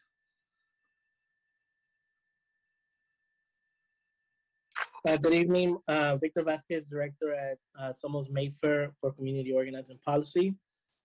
We just also want to provide some comments around this topic and highlight the need to specifically address the past policies that prevented people of color from home ownership, and just to also remind ourselves that this is part of this larger anti-displacement effort that we're all working on, and that with COVID, we've seen the impact of emergency housing potentially ending, the threats of eviction, continuing mass displacement on our Chicano and Latinx community, and now seeing this data as well. We've been talking about the impact on the Vietnamese community and our African American siblings, and it's really troubling data. And it's also even more troubling considering the gender aspect of this, when we've seen other data brought forward by our anti-displacement work that highlights the impact of unfair housing policies and displacement on single income households that are led by women, and the impact that that also provides not only economically, but also socio-emotionally to the children of these families. And so as we move forward, we have to also keep that in mind. And that we also must continue to think about not only producing new housing, but how do we permanently preserve the housing that we have and turn those keys over of ownership back to those families, back to those children, back to these communities of color that have been denied for generations. So we thank the staff for your racial and economic equity analysis, and all the staff, all the council members for pushing forward with this assessment. And we look forward to new strategies coming out in the fall and working with you on this. Thank you. Thank you. Catherine Hedges.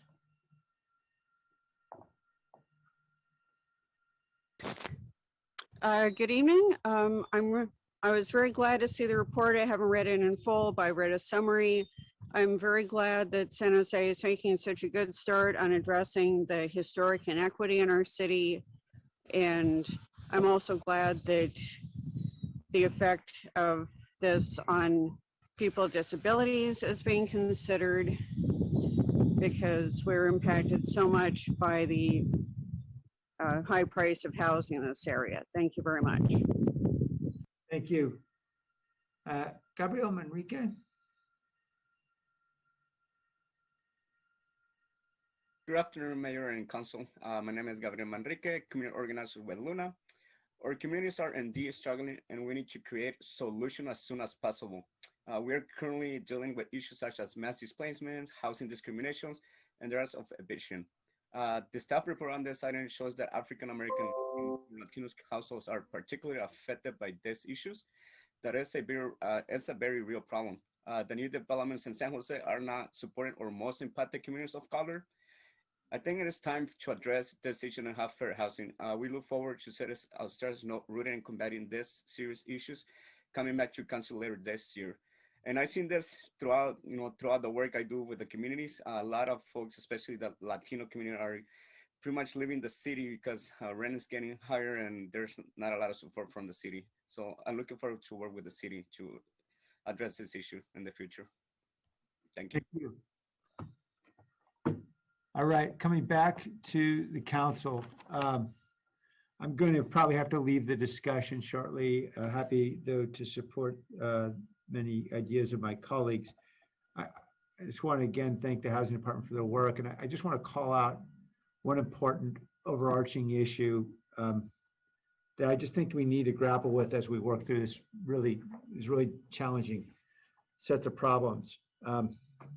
Obviously, one is a history of racial discrimination, and that has caused wide disparities economically by race in our community and throughout the country.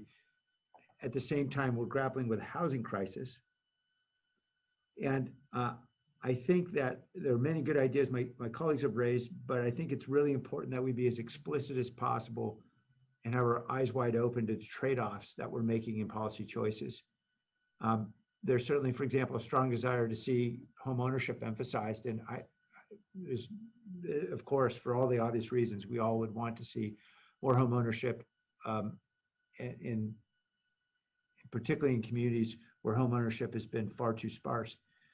The trade-offs in terms of how we commit city resources, though, of course, is that home ownership is so incredibly expensive. That means we're going to be helping a very small number of families in home ownership versus a larger number that we may be assisting with critical rental support. And so we just need to be very conscious of those trade-offs and be making them explicitly, I think, particularly in the context of the housing crisis that we have, and that there are opportunity costs to whatever choice we make. I think also as we think about anti-displacement measures, as we've encountered a little bit in the past, and I know I'm not telling anybody anything they don't know already, but some of the anti-displacement measures we think are important, and I think are important, may in fact reinforce historic patterns of discrimination in our city, of racial patterns geographically. And so I just think these are really hard problems, and we need to acknowledge those trade-offs explicitly, because it is really easy for all of us to say we're pro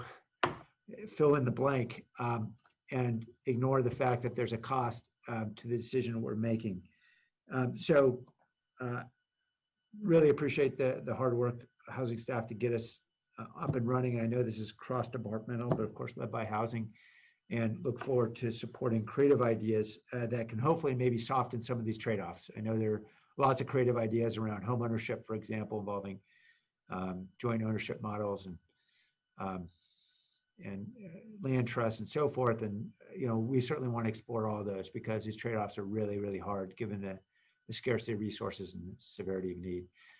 With that, I will leave it to Vice Mayor Jones. Vice Mayor. Thank you, Mayor. And I want to also thank staff for the presentation and all the hard work in this first phase of the assessment. And I also want to thank my colleague, Councilmember Carrasco, for signing on to the memo that we put together.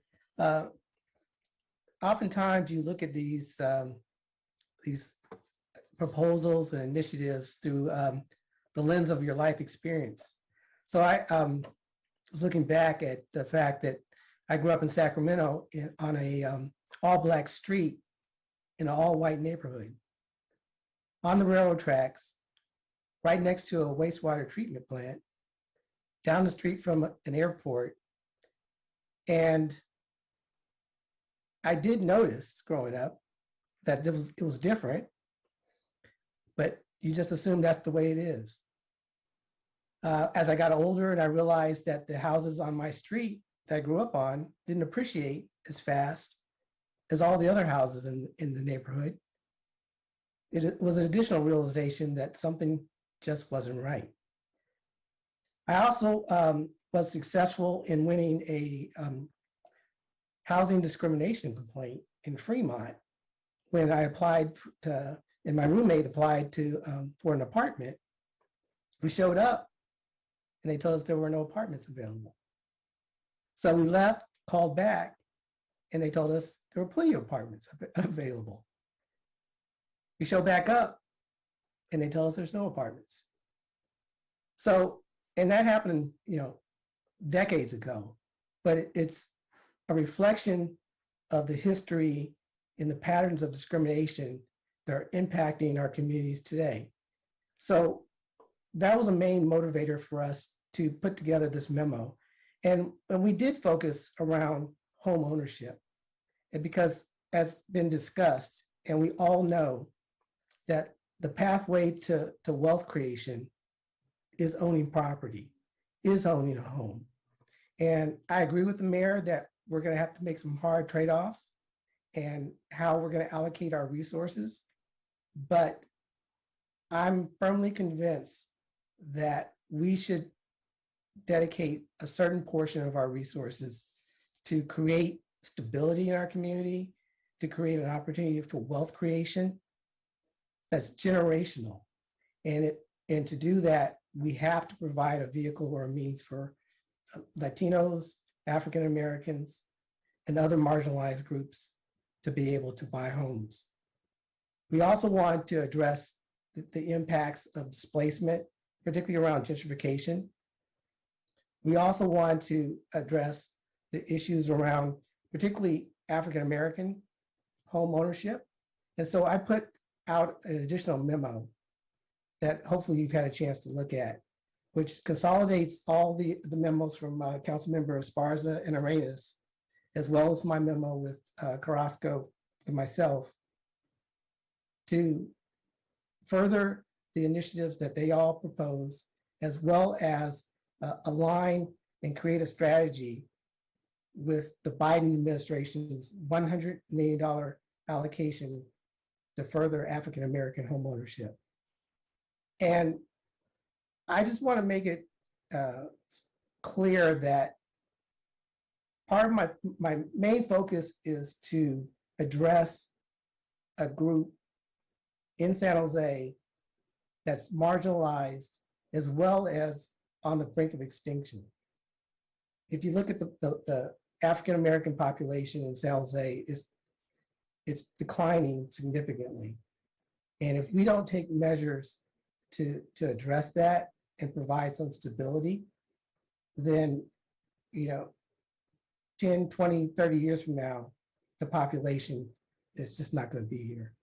So I want to make a motion to accept my memo, my additional memo that consolidates again the memos from Council Members Arenas, as far as my joint memo with Council Member Carrasco, that also includes the strategy of coming up with an alignment with the Biden administration's $100 million allocation for African American home ownership. Second. And I think Sam took off, so you're running the meeting now, I'm Vice running Mayor. the show. Vice Mayor, you're in charge. I'm sorry about that. No worries. Councilmember Arenas, go ahead.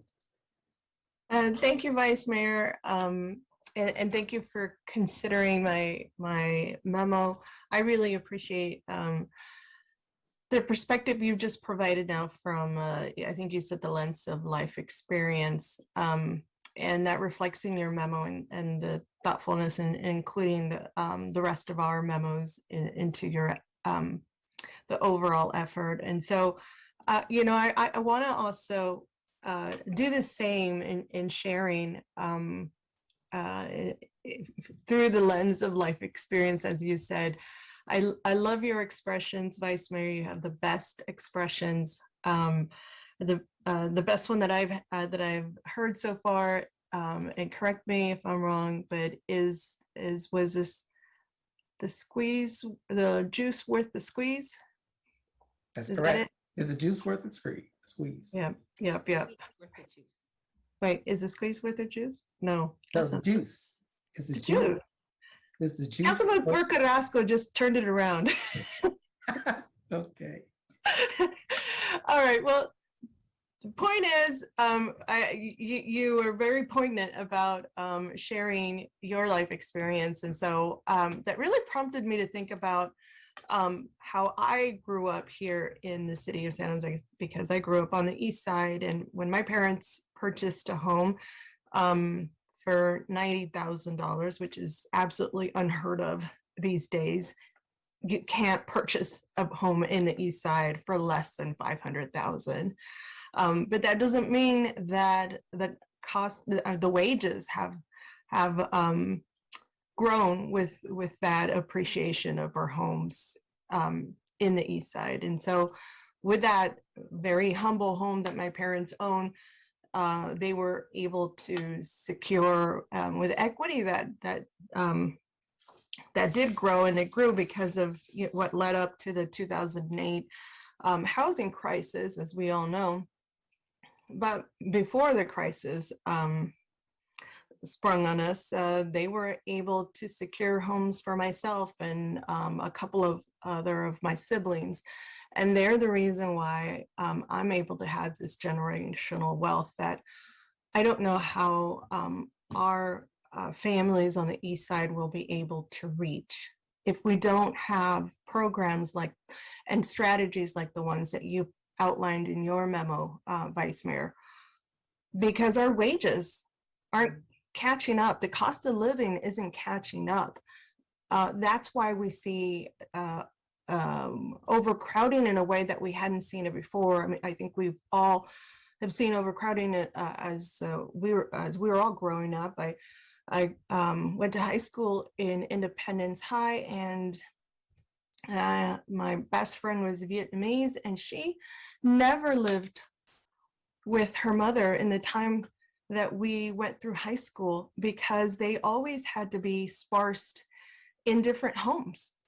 And it's actually a very beautiful strategy that the Vietnamese community have also come up with in helping their family members with housing while somebody gets their self together and then purchases another home. And so it's a very beautiful, a very informal way of propping each other up. And so I really admire that.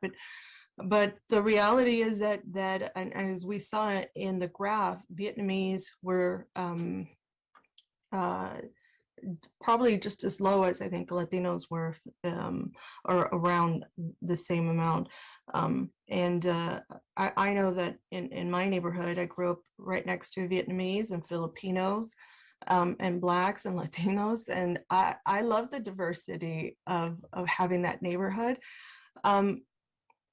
There wasn't any white neighbors that I ever saw, and that's part of the undoing some of what Jackie, that you've made sure to outline in your work plan, and it's part of these techniques that sometimes our realty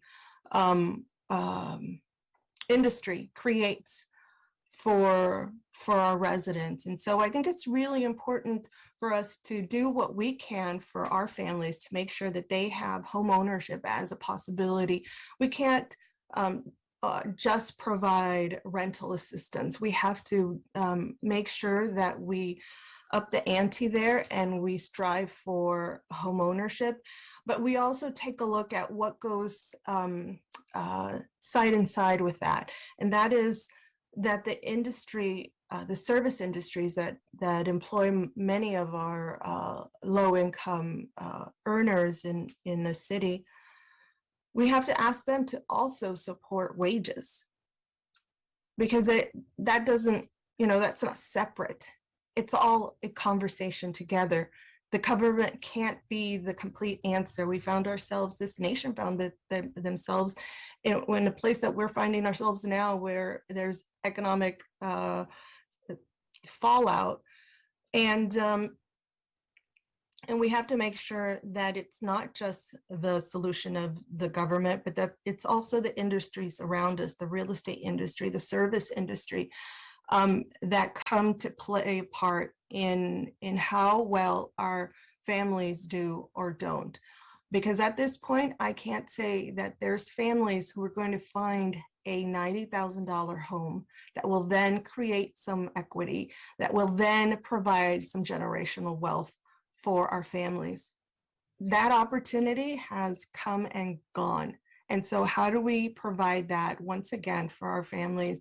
And then how do we recognize some of the pain that that our community has suffered?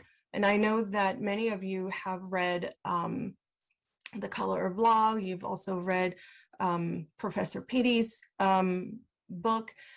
But I want to just say it out loud that there is a lot of pain in the eyes of Black and brown people in terms of segregation, of discrimination, of seizure of agricultural land in the 1800s. So this is even before the 1950s and the 1940s. Racial laws, and so the selective annexation of land in San Jose, this reluctance to annex East Side to provide city services. We still see that. We still see that in many parts of Councilmember Carrasco's neighborhoods, and it's painful. It's painful to see that an area that I love so much is treated as second citizens. And I think that is another, this is an opportunity for us to join forces with our Office of Race and Equity to also have this discussion about what led us to look like what we look like now in terms of our city. And Jackie, you and your team did a really fantastic job. Kristen, I really appreciate your presentation and the sensitivity that you provided there. And I love that you recognize some of that harm, but I think it also needs to come from the voices of the folks who've lived some tragedies. And I'm thinking about a friend who is much older than I am, in his 60s, late 60s, and he remembers being paddled 20 times for playing with the opposite sex. And he remembers being discriminated against when the time came for him to purchase a home. And I'm getting those two. There's a lot of pain in our community, and that needs to also be recognized along with strategy. So this is a wonderful plan. All this just to say, Jackie, this is a wonderful plan. Thank you for hearing our community and for acknowledging what the city of San Jose is.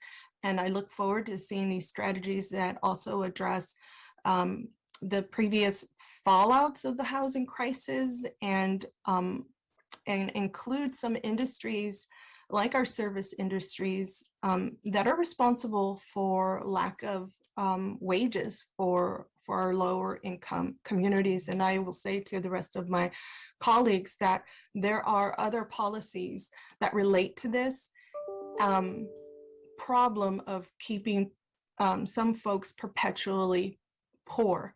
And we have to make sure that we support those policies just as well, even if they are business friendly or business related, because it all creates a larger picture and a larger problem for all of our community. So thank you. Thank you. Councilmember Foley. Thank you. Thank you for the presentation, Jackie and Kristen. This is actually kind of a painful subject. First, I want to thank you, Vice Mayor, for sharing your story. I've read The Color of Law. I read it last year, and I didn't know what I didn't know. And reading it, it was painful. It was painful because it pointed a finger at much of my profession, which is the real estate business and the mortgage industry, and how some in that profession perpetuated steering, redlining, blockbusting, affecting areas that forced prices down for certain communities and raised prices for other communities. It was painful to read the book because it hit close to a profession that I value tremendously, that I've been involved with for so many years. And while I take a fair housing class every 4 years to renew my license, and I take other classes to renew my license, it didn't hit home until I really read The Color of Law, because it covers a lot of Santa Clara County is part of the book. And my family has been in the real estate business a long time. My father-in-law has been, or was.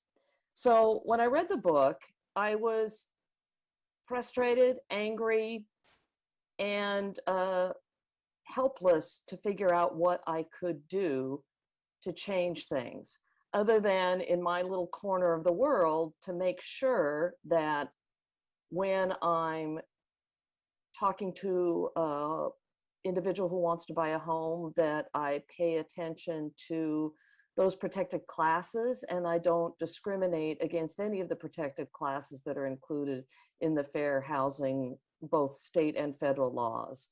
So that's one thing I can do. But the problem is bigger than that. The problem is that, as we've heard, the state, federal, and local government over 100 years ago, longer than that, created policies that allowed developers to build homes that intentionally segregated whites from the Black population, or Blacks from the white population. Financing packages were put together that white people could get fair and more equitable loan programs where Blacks could not. All of those things are illegal today, but that doesn't change where we are. Over the time, Middle America has been able to purchase homes and create wealth, as been stated here by many, created wealth by owning their own home and then generationally passing on that home to someone else, to another member of their family. And that isn't so in the Black community or in the community of people of color. It just isn't so. And while I would like to say those practices aren't there, I know there's huge penalties if you violate those laws as a realtor or as a lender these days. It still exists. And the map, Kristen, was incredible to show the line between where homeownership occurs tremendously and where it does not. And those are opportunities that we need to change. So I am really, that's my long way of saying, I may not look the same as Vice Mayor who feels and suffered this on a personal, individual level, but I feel it in my heart that we did not treat Blacks and people of color and a lot of other protected classes properly in homeownership.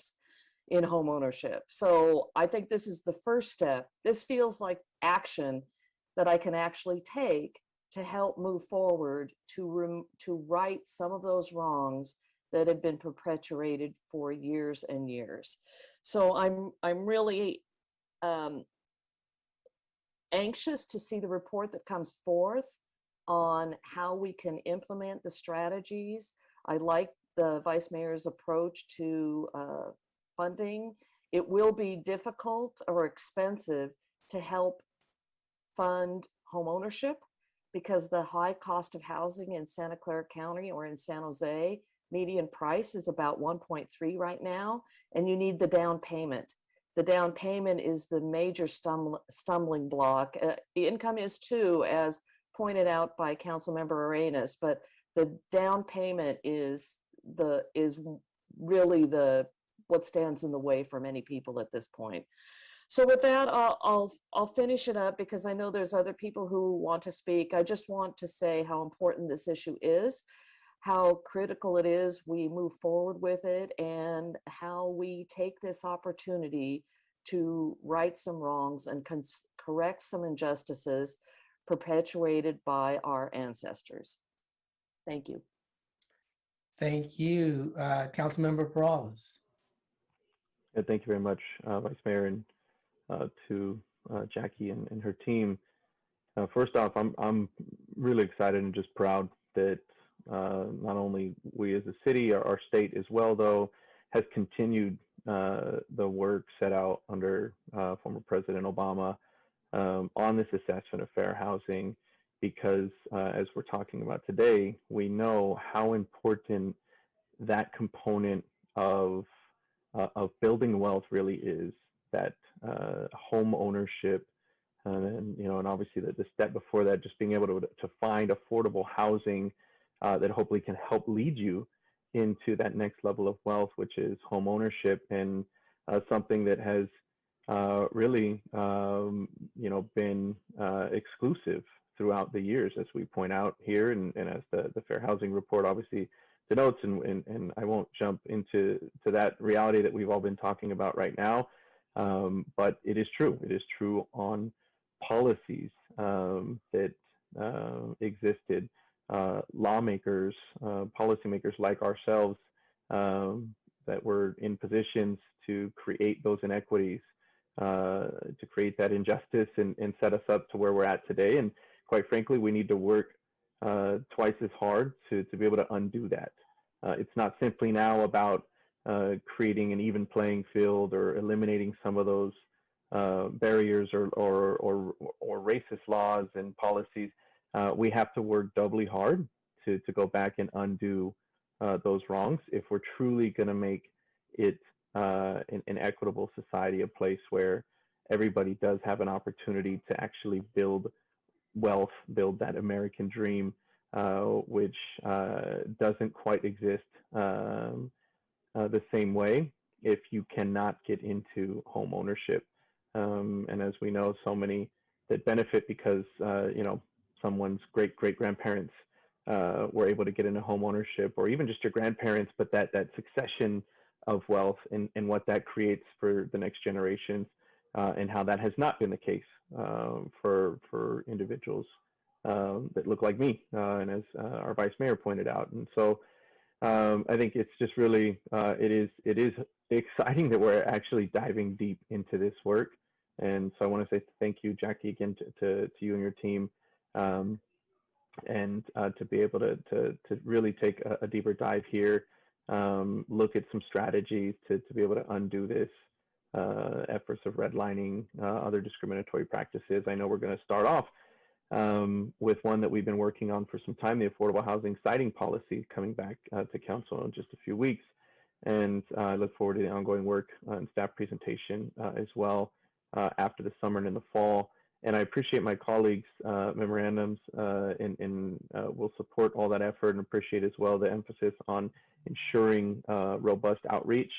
I am going to just ask for our staff that this not necessarily be something, the outreach specifically, that it's just staff driven. I'd like to see that council offices can assist the housing department in these efforts, especially with as sensitive of a topic as this may be. I think it's really important that our community knows from the onset where elected officials are in this conversation. And as we go out to some of these communities to have these conversations, we know we've had this challenge in the past as we've talked about actual policies. The concept, what we're talking about today, many people will be able to digest.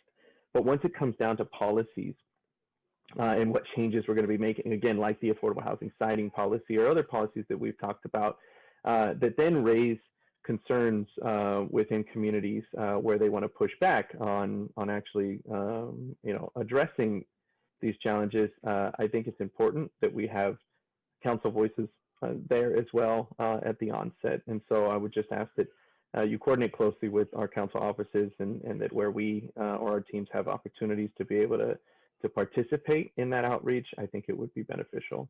And so other than that, I appreciate all the work and we'll be supporting the motion. Thank you. Thank you. Councilmember Esparza. Thank you, Vice Mayor. I'd like to thank you and Councilmember Carrasco and Councilmember Arenas for your thoughts and your strategies to this, and your leadership on this as well. I'll be brief because you were so eloquent earlier. But what I wanted to, there are a few things that I wanted to highlight, and that is that this is about so much more than housing. A couple of years ago, when Councilmember Peralez and I sat before the Rules Committee to talk about equity, equity is not just an after-school program. Equity is about so much more. It's about infrastructure. It's about opportunity. And you know, we had talked about those things. And to me, this is about more than just housing. It's about how we designed the city. So the map, could you pull up the map, please, from your presentation? It was so good. If somebody could pull that up. Kristen, can you, I don't know who did the shared screen. Oh, was that you, Jackie? No, Kristen's trying to pull it up. Okay, cool, thank you. So while you pull that up, that map, it could be all sorts of things, right? That map can be COVID. We just looked at COVID. We have looked at how many poverty statistics in this council. We've looked at, often when we've talked about wages and jobs, how do people make it on $15 an hour? They make it by living 20 people to a house or a dozen people in an apartment. That's how they make it. What we're seeing is how your zip code is an indicator of your life expectancy. That's what this map is. And thank you, Kristen. And I also want to be mindful that we talk about this like it's in the past, and it's not in the past. There's been, and thank you to Vice Mayor and Councilmember Carrasco, you know, for really bringing up the issue of Black home ownership. It's a huge issue. Latino home ownership has gone down locally, but nationally it's gone up. Black home ownership has gone down at every level in our country, locally, statewide, nationally. And there are reasons for that, right? There are reasons for that in terms of generational inequalities, but there are things today like the reliance on FHA loans and how who accepts FHA loans or not. That's a form of redlining. If you don't accept an FHA loan, right, which many people of color need to access housing, right, then automatically you're cut out of that. So this is still very relevant today. I just want to make sure we don't talk about it like it's in the past. And the thing about that map is, what do taxes pay for, right? They pay for schools. So now we have decades of educational inequalities. They pay for infrastructure, right? Creating new neighborhoods or annexing neighborhoods, create inequities in infrastructure. We've been working with DOT on an area, so District 7 had the last unpaved road in the city, which I think, Dave Sykes, I think you worked on that. And we recently found out a street that I've been talking about for a long time. It was actually annexed by the city a while ago, and it has no streetlights, it has no sidewalk. that's in San Jose today, right? And it's been annexed by the city for a long time. It's in a very poor neighborhood. And so these structural inequities exist, and that map is about so much more. And that's why equity is such a big issue for the whole city. Every part of the city needs to care about equity. And the conversation that we're having is about so much more. It's about the hopes and dreams of everyone in the city and bringing everyone up. So thank you, Jackie and Kristen. Thank you for your presentation. I'll be supporting the motion. Thank you. Thank you, Councilmember Davis. Thank you.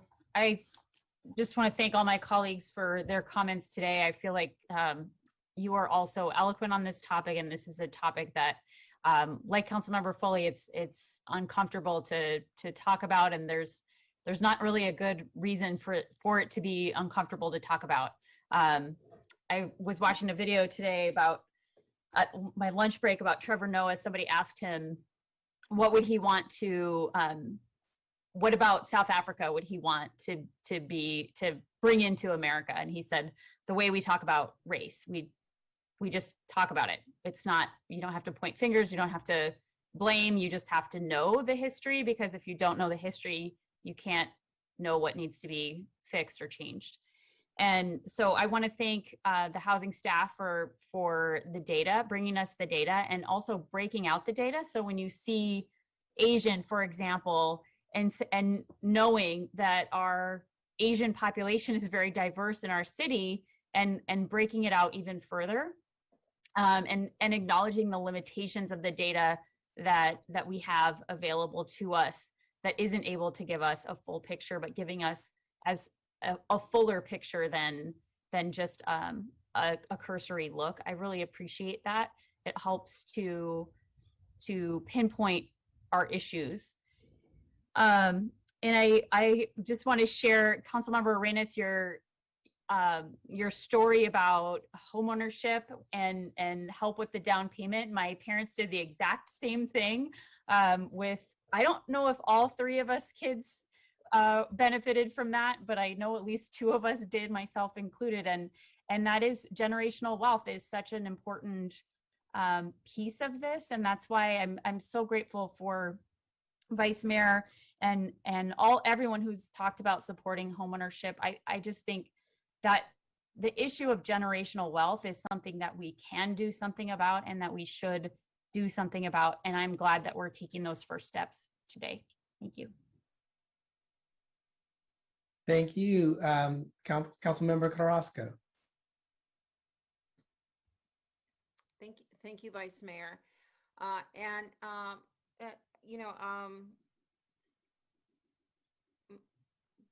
I just want to thank my colleagues for having a very, I think, a very thoughtful and very provocative conversation today, and staff for bringing this report forward.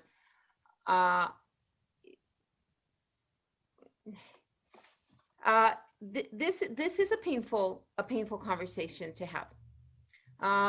And for those of us who represent the residents east of 101, when I see that map, it's a very painful reminder of not only the areas that we represent, but the issues that we grapple with on a daily basis.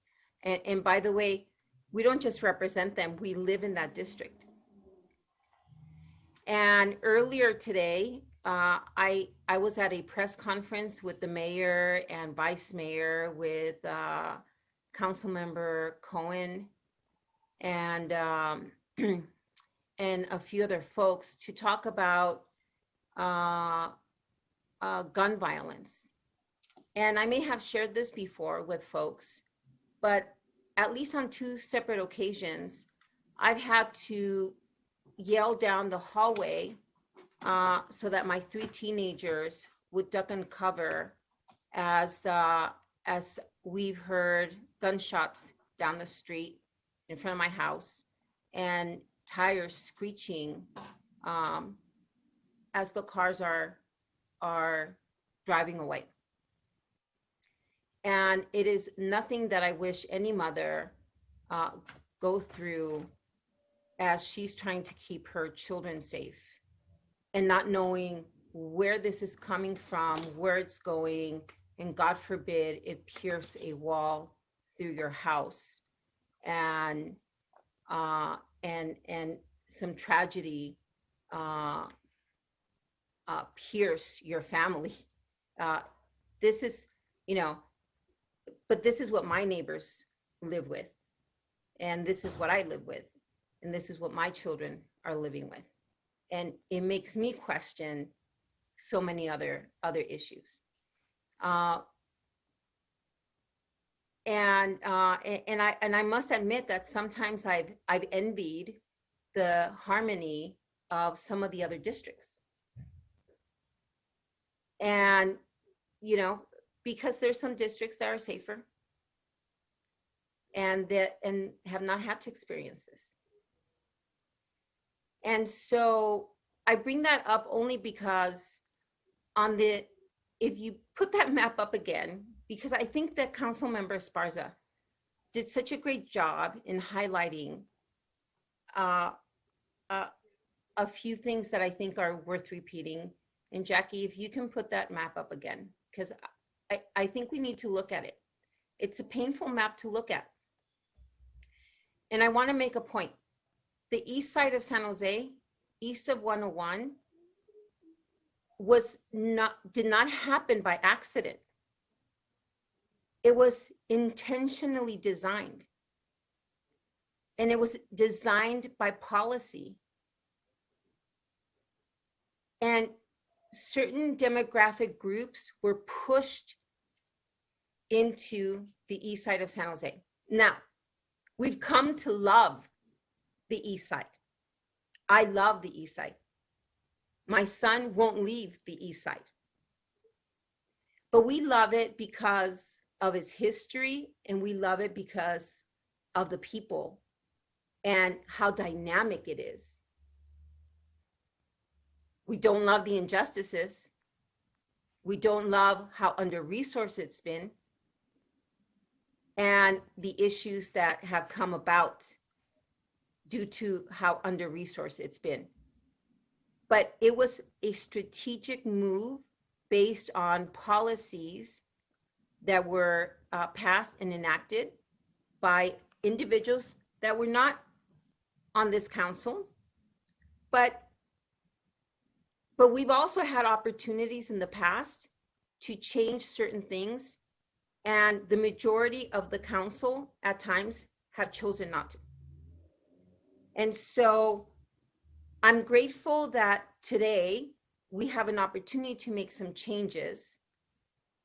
But every time we take a vote that talks about equity or the protection of tenants or the moratorium on evictions or the protection of poor people, we have an opportunity to make those changes. And like Councilmember Esparza mentioned, and I think it's worth mentioning, it's not just about housing. It is about so much more. And so one of the other things that I do want to mention is there are other things that are coming up. And there are issues of the budget. There's issues on Hillview Airport, open space and greening the city, beautification, whether it's education, or issues that really support individuals and helping them get out of poverty. What came first, the chicken or the egg? Well, I think what came first was the policy that created all of these other issues. So thank you. You can take that down. And what came up for me also as I was reading the report and going through this was all of not just the generational wealth that was lost, but all of the issues that were created generationally because of the lack of wealth, because we live in a capitalist society. So either you help create wealth and you give someone the upper hand through institutional support, or you create institutional barriers that help or impede that generational wealth and support for families. So all those families and children that grew up to be adults that just fell into a cycle of poverty and lost opportunities. I was a social worker 25 years before I ever came into this career, and I saw it. Just one generation after the other, grappling with so many issues that had they had the kind of opportunities that we're talking about, I may never have seen them either in the foster care system or in the many programs that I was leading or in the many home visits that I had to perform in order to be able to give them some of this other support. Just the thought of the hundreds and hundreds of families that I had to go and visit myself. It saddens me. I'm glad that we're here today, but to me, there's no victory in just having validated the kinds of hours and hours of discussion that we've had here on the dais, talking about the need to make some of these institutional changes and the need to have equity for our families in the many other issues that have come up. So I hope that it sounds like we're going to have support for the memos that we put forward. I will say the following, Vice Mayor, thank you for your thoughtful supplemental memo. You know my feelings, that I think it's just as important to support Latino families in the home ownership process, because I do recognize, you call it, our Black community who's almost extinct, but Latino families were among the hardest hit families during the pandemic. They were our essential workers. They're fleeing San Jose at some of the highest rates that we've ever seen. And the evidence of that is we have schools that are closing in my district because our families are leaving. They're leaving. We don't know where they are. I sent out mail. They're coming back, stacks full of mail that's coming back because they're no longer in their apartments. They're no longer in the houses that they were renting. They're just not, they're nowhere to be found. We can't find our residents anymore. And in addition to that, these are families that we know are low wage earners. We know that they're not going to be able to afford homes. It's just not the same demographics that we had seen in the past. In addition, when I look at the demographics that are overrepresented in homelessness, we see an overrepresentation of Latinos in our homeless population.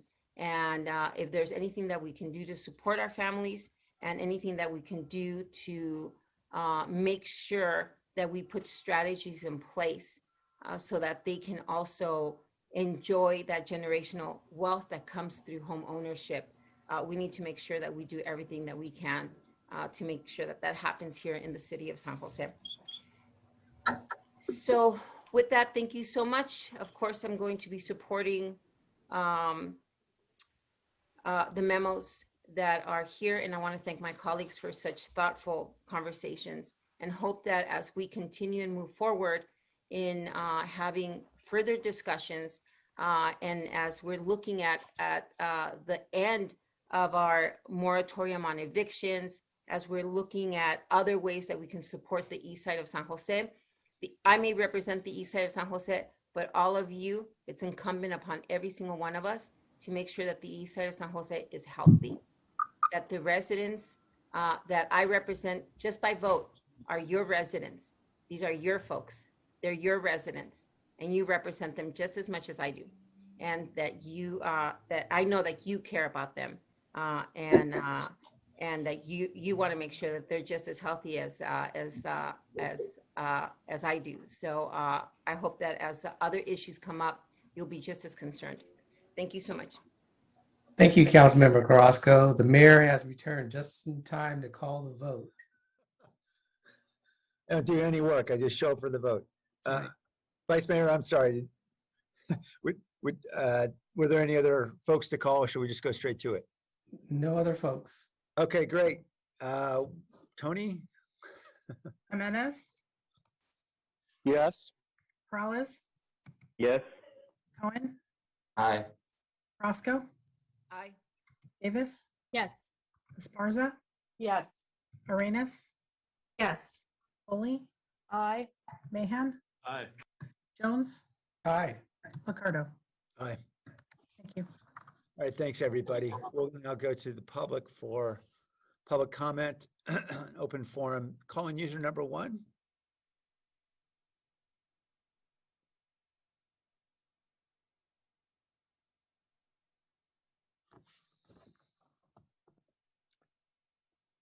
Hello, can you guys hear me? Yes. Awesome. Love to hear it. Hey, a lot of injustices happen to people of all races. Everyone thinks it's just black and brown people. I've been kept down by the cops. It just happened a couple of years ago. I asked Pam Foley at a community meeting. Walked out by my own people, Captain Tibaldi. I didn't like my question. So I know how it feels. I know how it feels to be kept down by the government, by the cops, by the school system. And I mean, if you look at me, I'm white on rice, but if you look at my last name, you usually get some jeering from the Irish folks, if you know what I mean. And, we can't go back in time, but it's hard not to. And I feel, just like Bill Clinton said, I feel your pain. Because I know what it's like to be kept down, especially by the city of San Jose. See, it's just equal opportunity tyranny that you guys dish out now. I mean, if you look in Pam Foley's district, I call it District Detroit 9, you should see the cars on blocks, tires being stolen, burned out buildings. So, I know Carrasco and the others always kind of allude to what goes on in other districts. Hey, man, we look worse in the East Side now. I mean, this is maybe what the East Side used to look like, I guess. I never saw it when I've been on the East Side. Houses are always kept up pretty nice. I mean, cars on blocks, sometimes people were working on them, but whatever. Here it's just outright theft because SJPD is too good to do patrols through the District 9. They just really are. And Pam even said that they don't have time anymore for it, which is ridiculous. Can you imagine they don't have time for District 9? That should be a rhyme. Thank you. Mr. Beekman. Hi, thank you. Blair Beekman. Thanks for your last item. It was really interesting to listen to and learn about. I think Paul Soto would be real interested in the item. I just wanted to take the time to thank yourselves today for the work that you're doing on equity and reimagine and what can be open public policies. These are all ideas that we were working on long before COVID-19. And, you're really coming alive with reimagine ideas, trying to consider them. And I thank you for that. You're adding a component of natural disaster preparedness in how you're talking in public meetings the past month or so, and just as agenda items. That's really smart of you guys and nice. And I think it can give a real perspective to include national or natural disaster preparedness. Sorry, I didn't say that right. Natural disaster preparedness, into the mix of, equity and reimagine and health and human services ideas. That's really interesting work and really interesting efforts by yourselves. It's organized. I think it will make a really good impression on the rest of the Bay Area if they're not already working that way. It'll give good examples how we can move forward. And so thank you immensely for those efforts. I wanted to talk about the Vision Zero Task Force Committee with 20 seconds. There's KSI statistics that it's difficult to work towards. I think you can do the job. It has a human rights element to it that we're just learning how to do. I'll talk about more about this at Open Government tomorrow. Thank you. Thank you. Roland? Thank you, Mayor. So a couple of quick cleanup items. So first of all, there's a question, I believe it was Councilmember Cohen had about the legislation with regards to the governor's executive order and the Brown Act.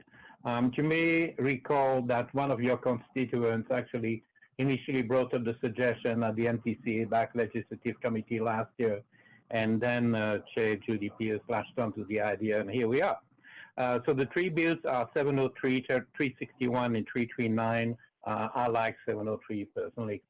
The other thing I want to talk to you about is what's going on with high-speed rail. So first of all, as I mentioned earlier, yesterday, former San Francisco Supervisor Fiona Ma, who is now the State of California Treasurer, wrote to Congress expressing serious concerns about the state of the high-speed rail system in California. And she's mentioning Bright Line, which obviously was very successful, and it's really going to come up and do something, that looks like high-speed rail between Victorville and Las Vegas. And she wrapped us by saying, to be clear, a repeat effort to spend billions of dollars without getting any new lines of operation after another decade will be the death of high-speed rail in America. Because I'm just saying there is simply no way the public will continue to support such an agenda without seeing tangible results. And after two hugely expensive bites at the apple, could you really blame them? So anyway, while you were having a meeting, I had another meeting in San Francisco with the latest high-speed rail disaster, whereby they're going to start now adding a high-speed rail station at 4th and 1000, 1 mile from the Trans Bay Terminal. And you'll be glad to hear that the contract with Parsons Brinckerhoff and Network Rail is coming to an end within the next month. Thank you. Thank you. Tessa Woodmansee? Thank you. Well, I appreciate what Councilmember Jones was talking about, living by the airport, living by the train tracks. Well, that's where I live. And that's where my neighborhood has been impacted with fossil fuels. And that's why 8 million people die every year from pollution around the world. And our neighborhood, there's been a high rate of death that's been going on for a long time because we're right by the tracks. And so, diesel impacts.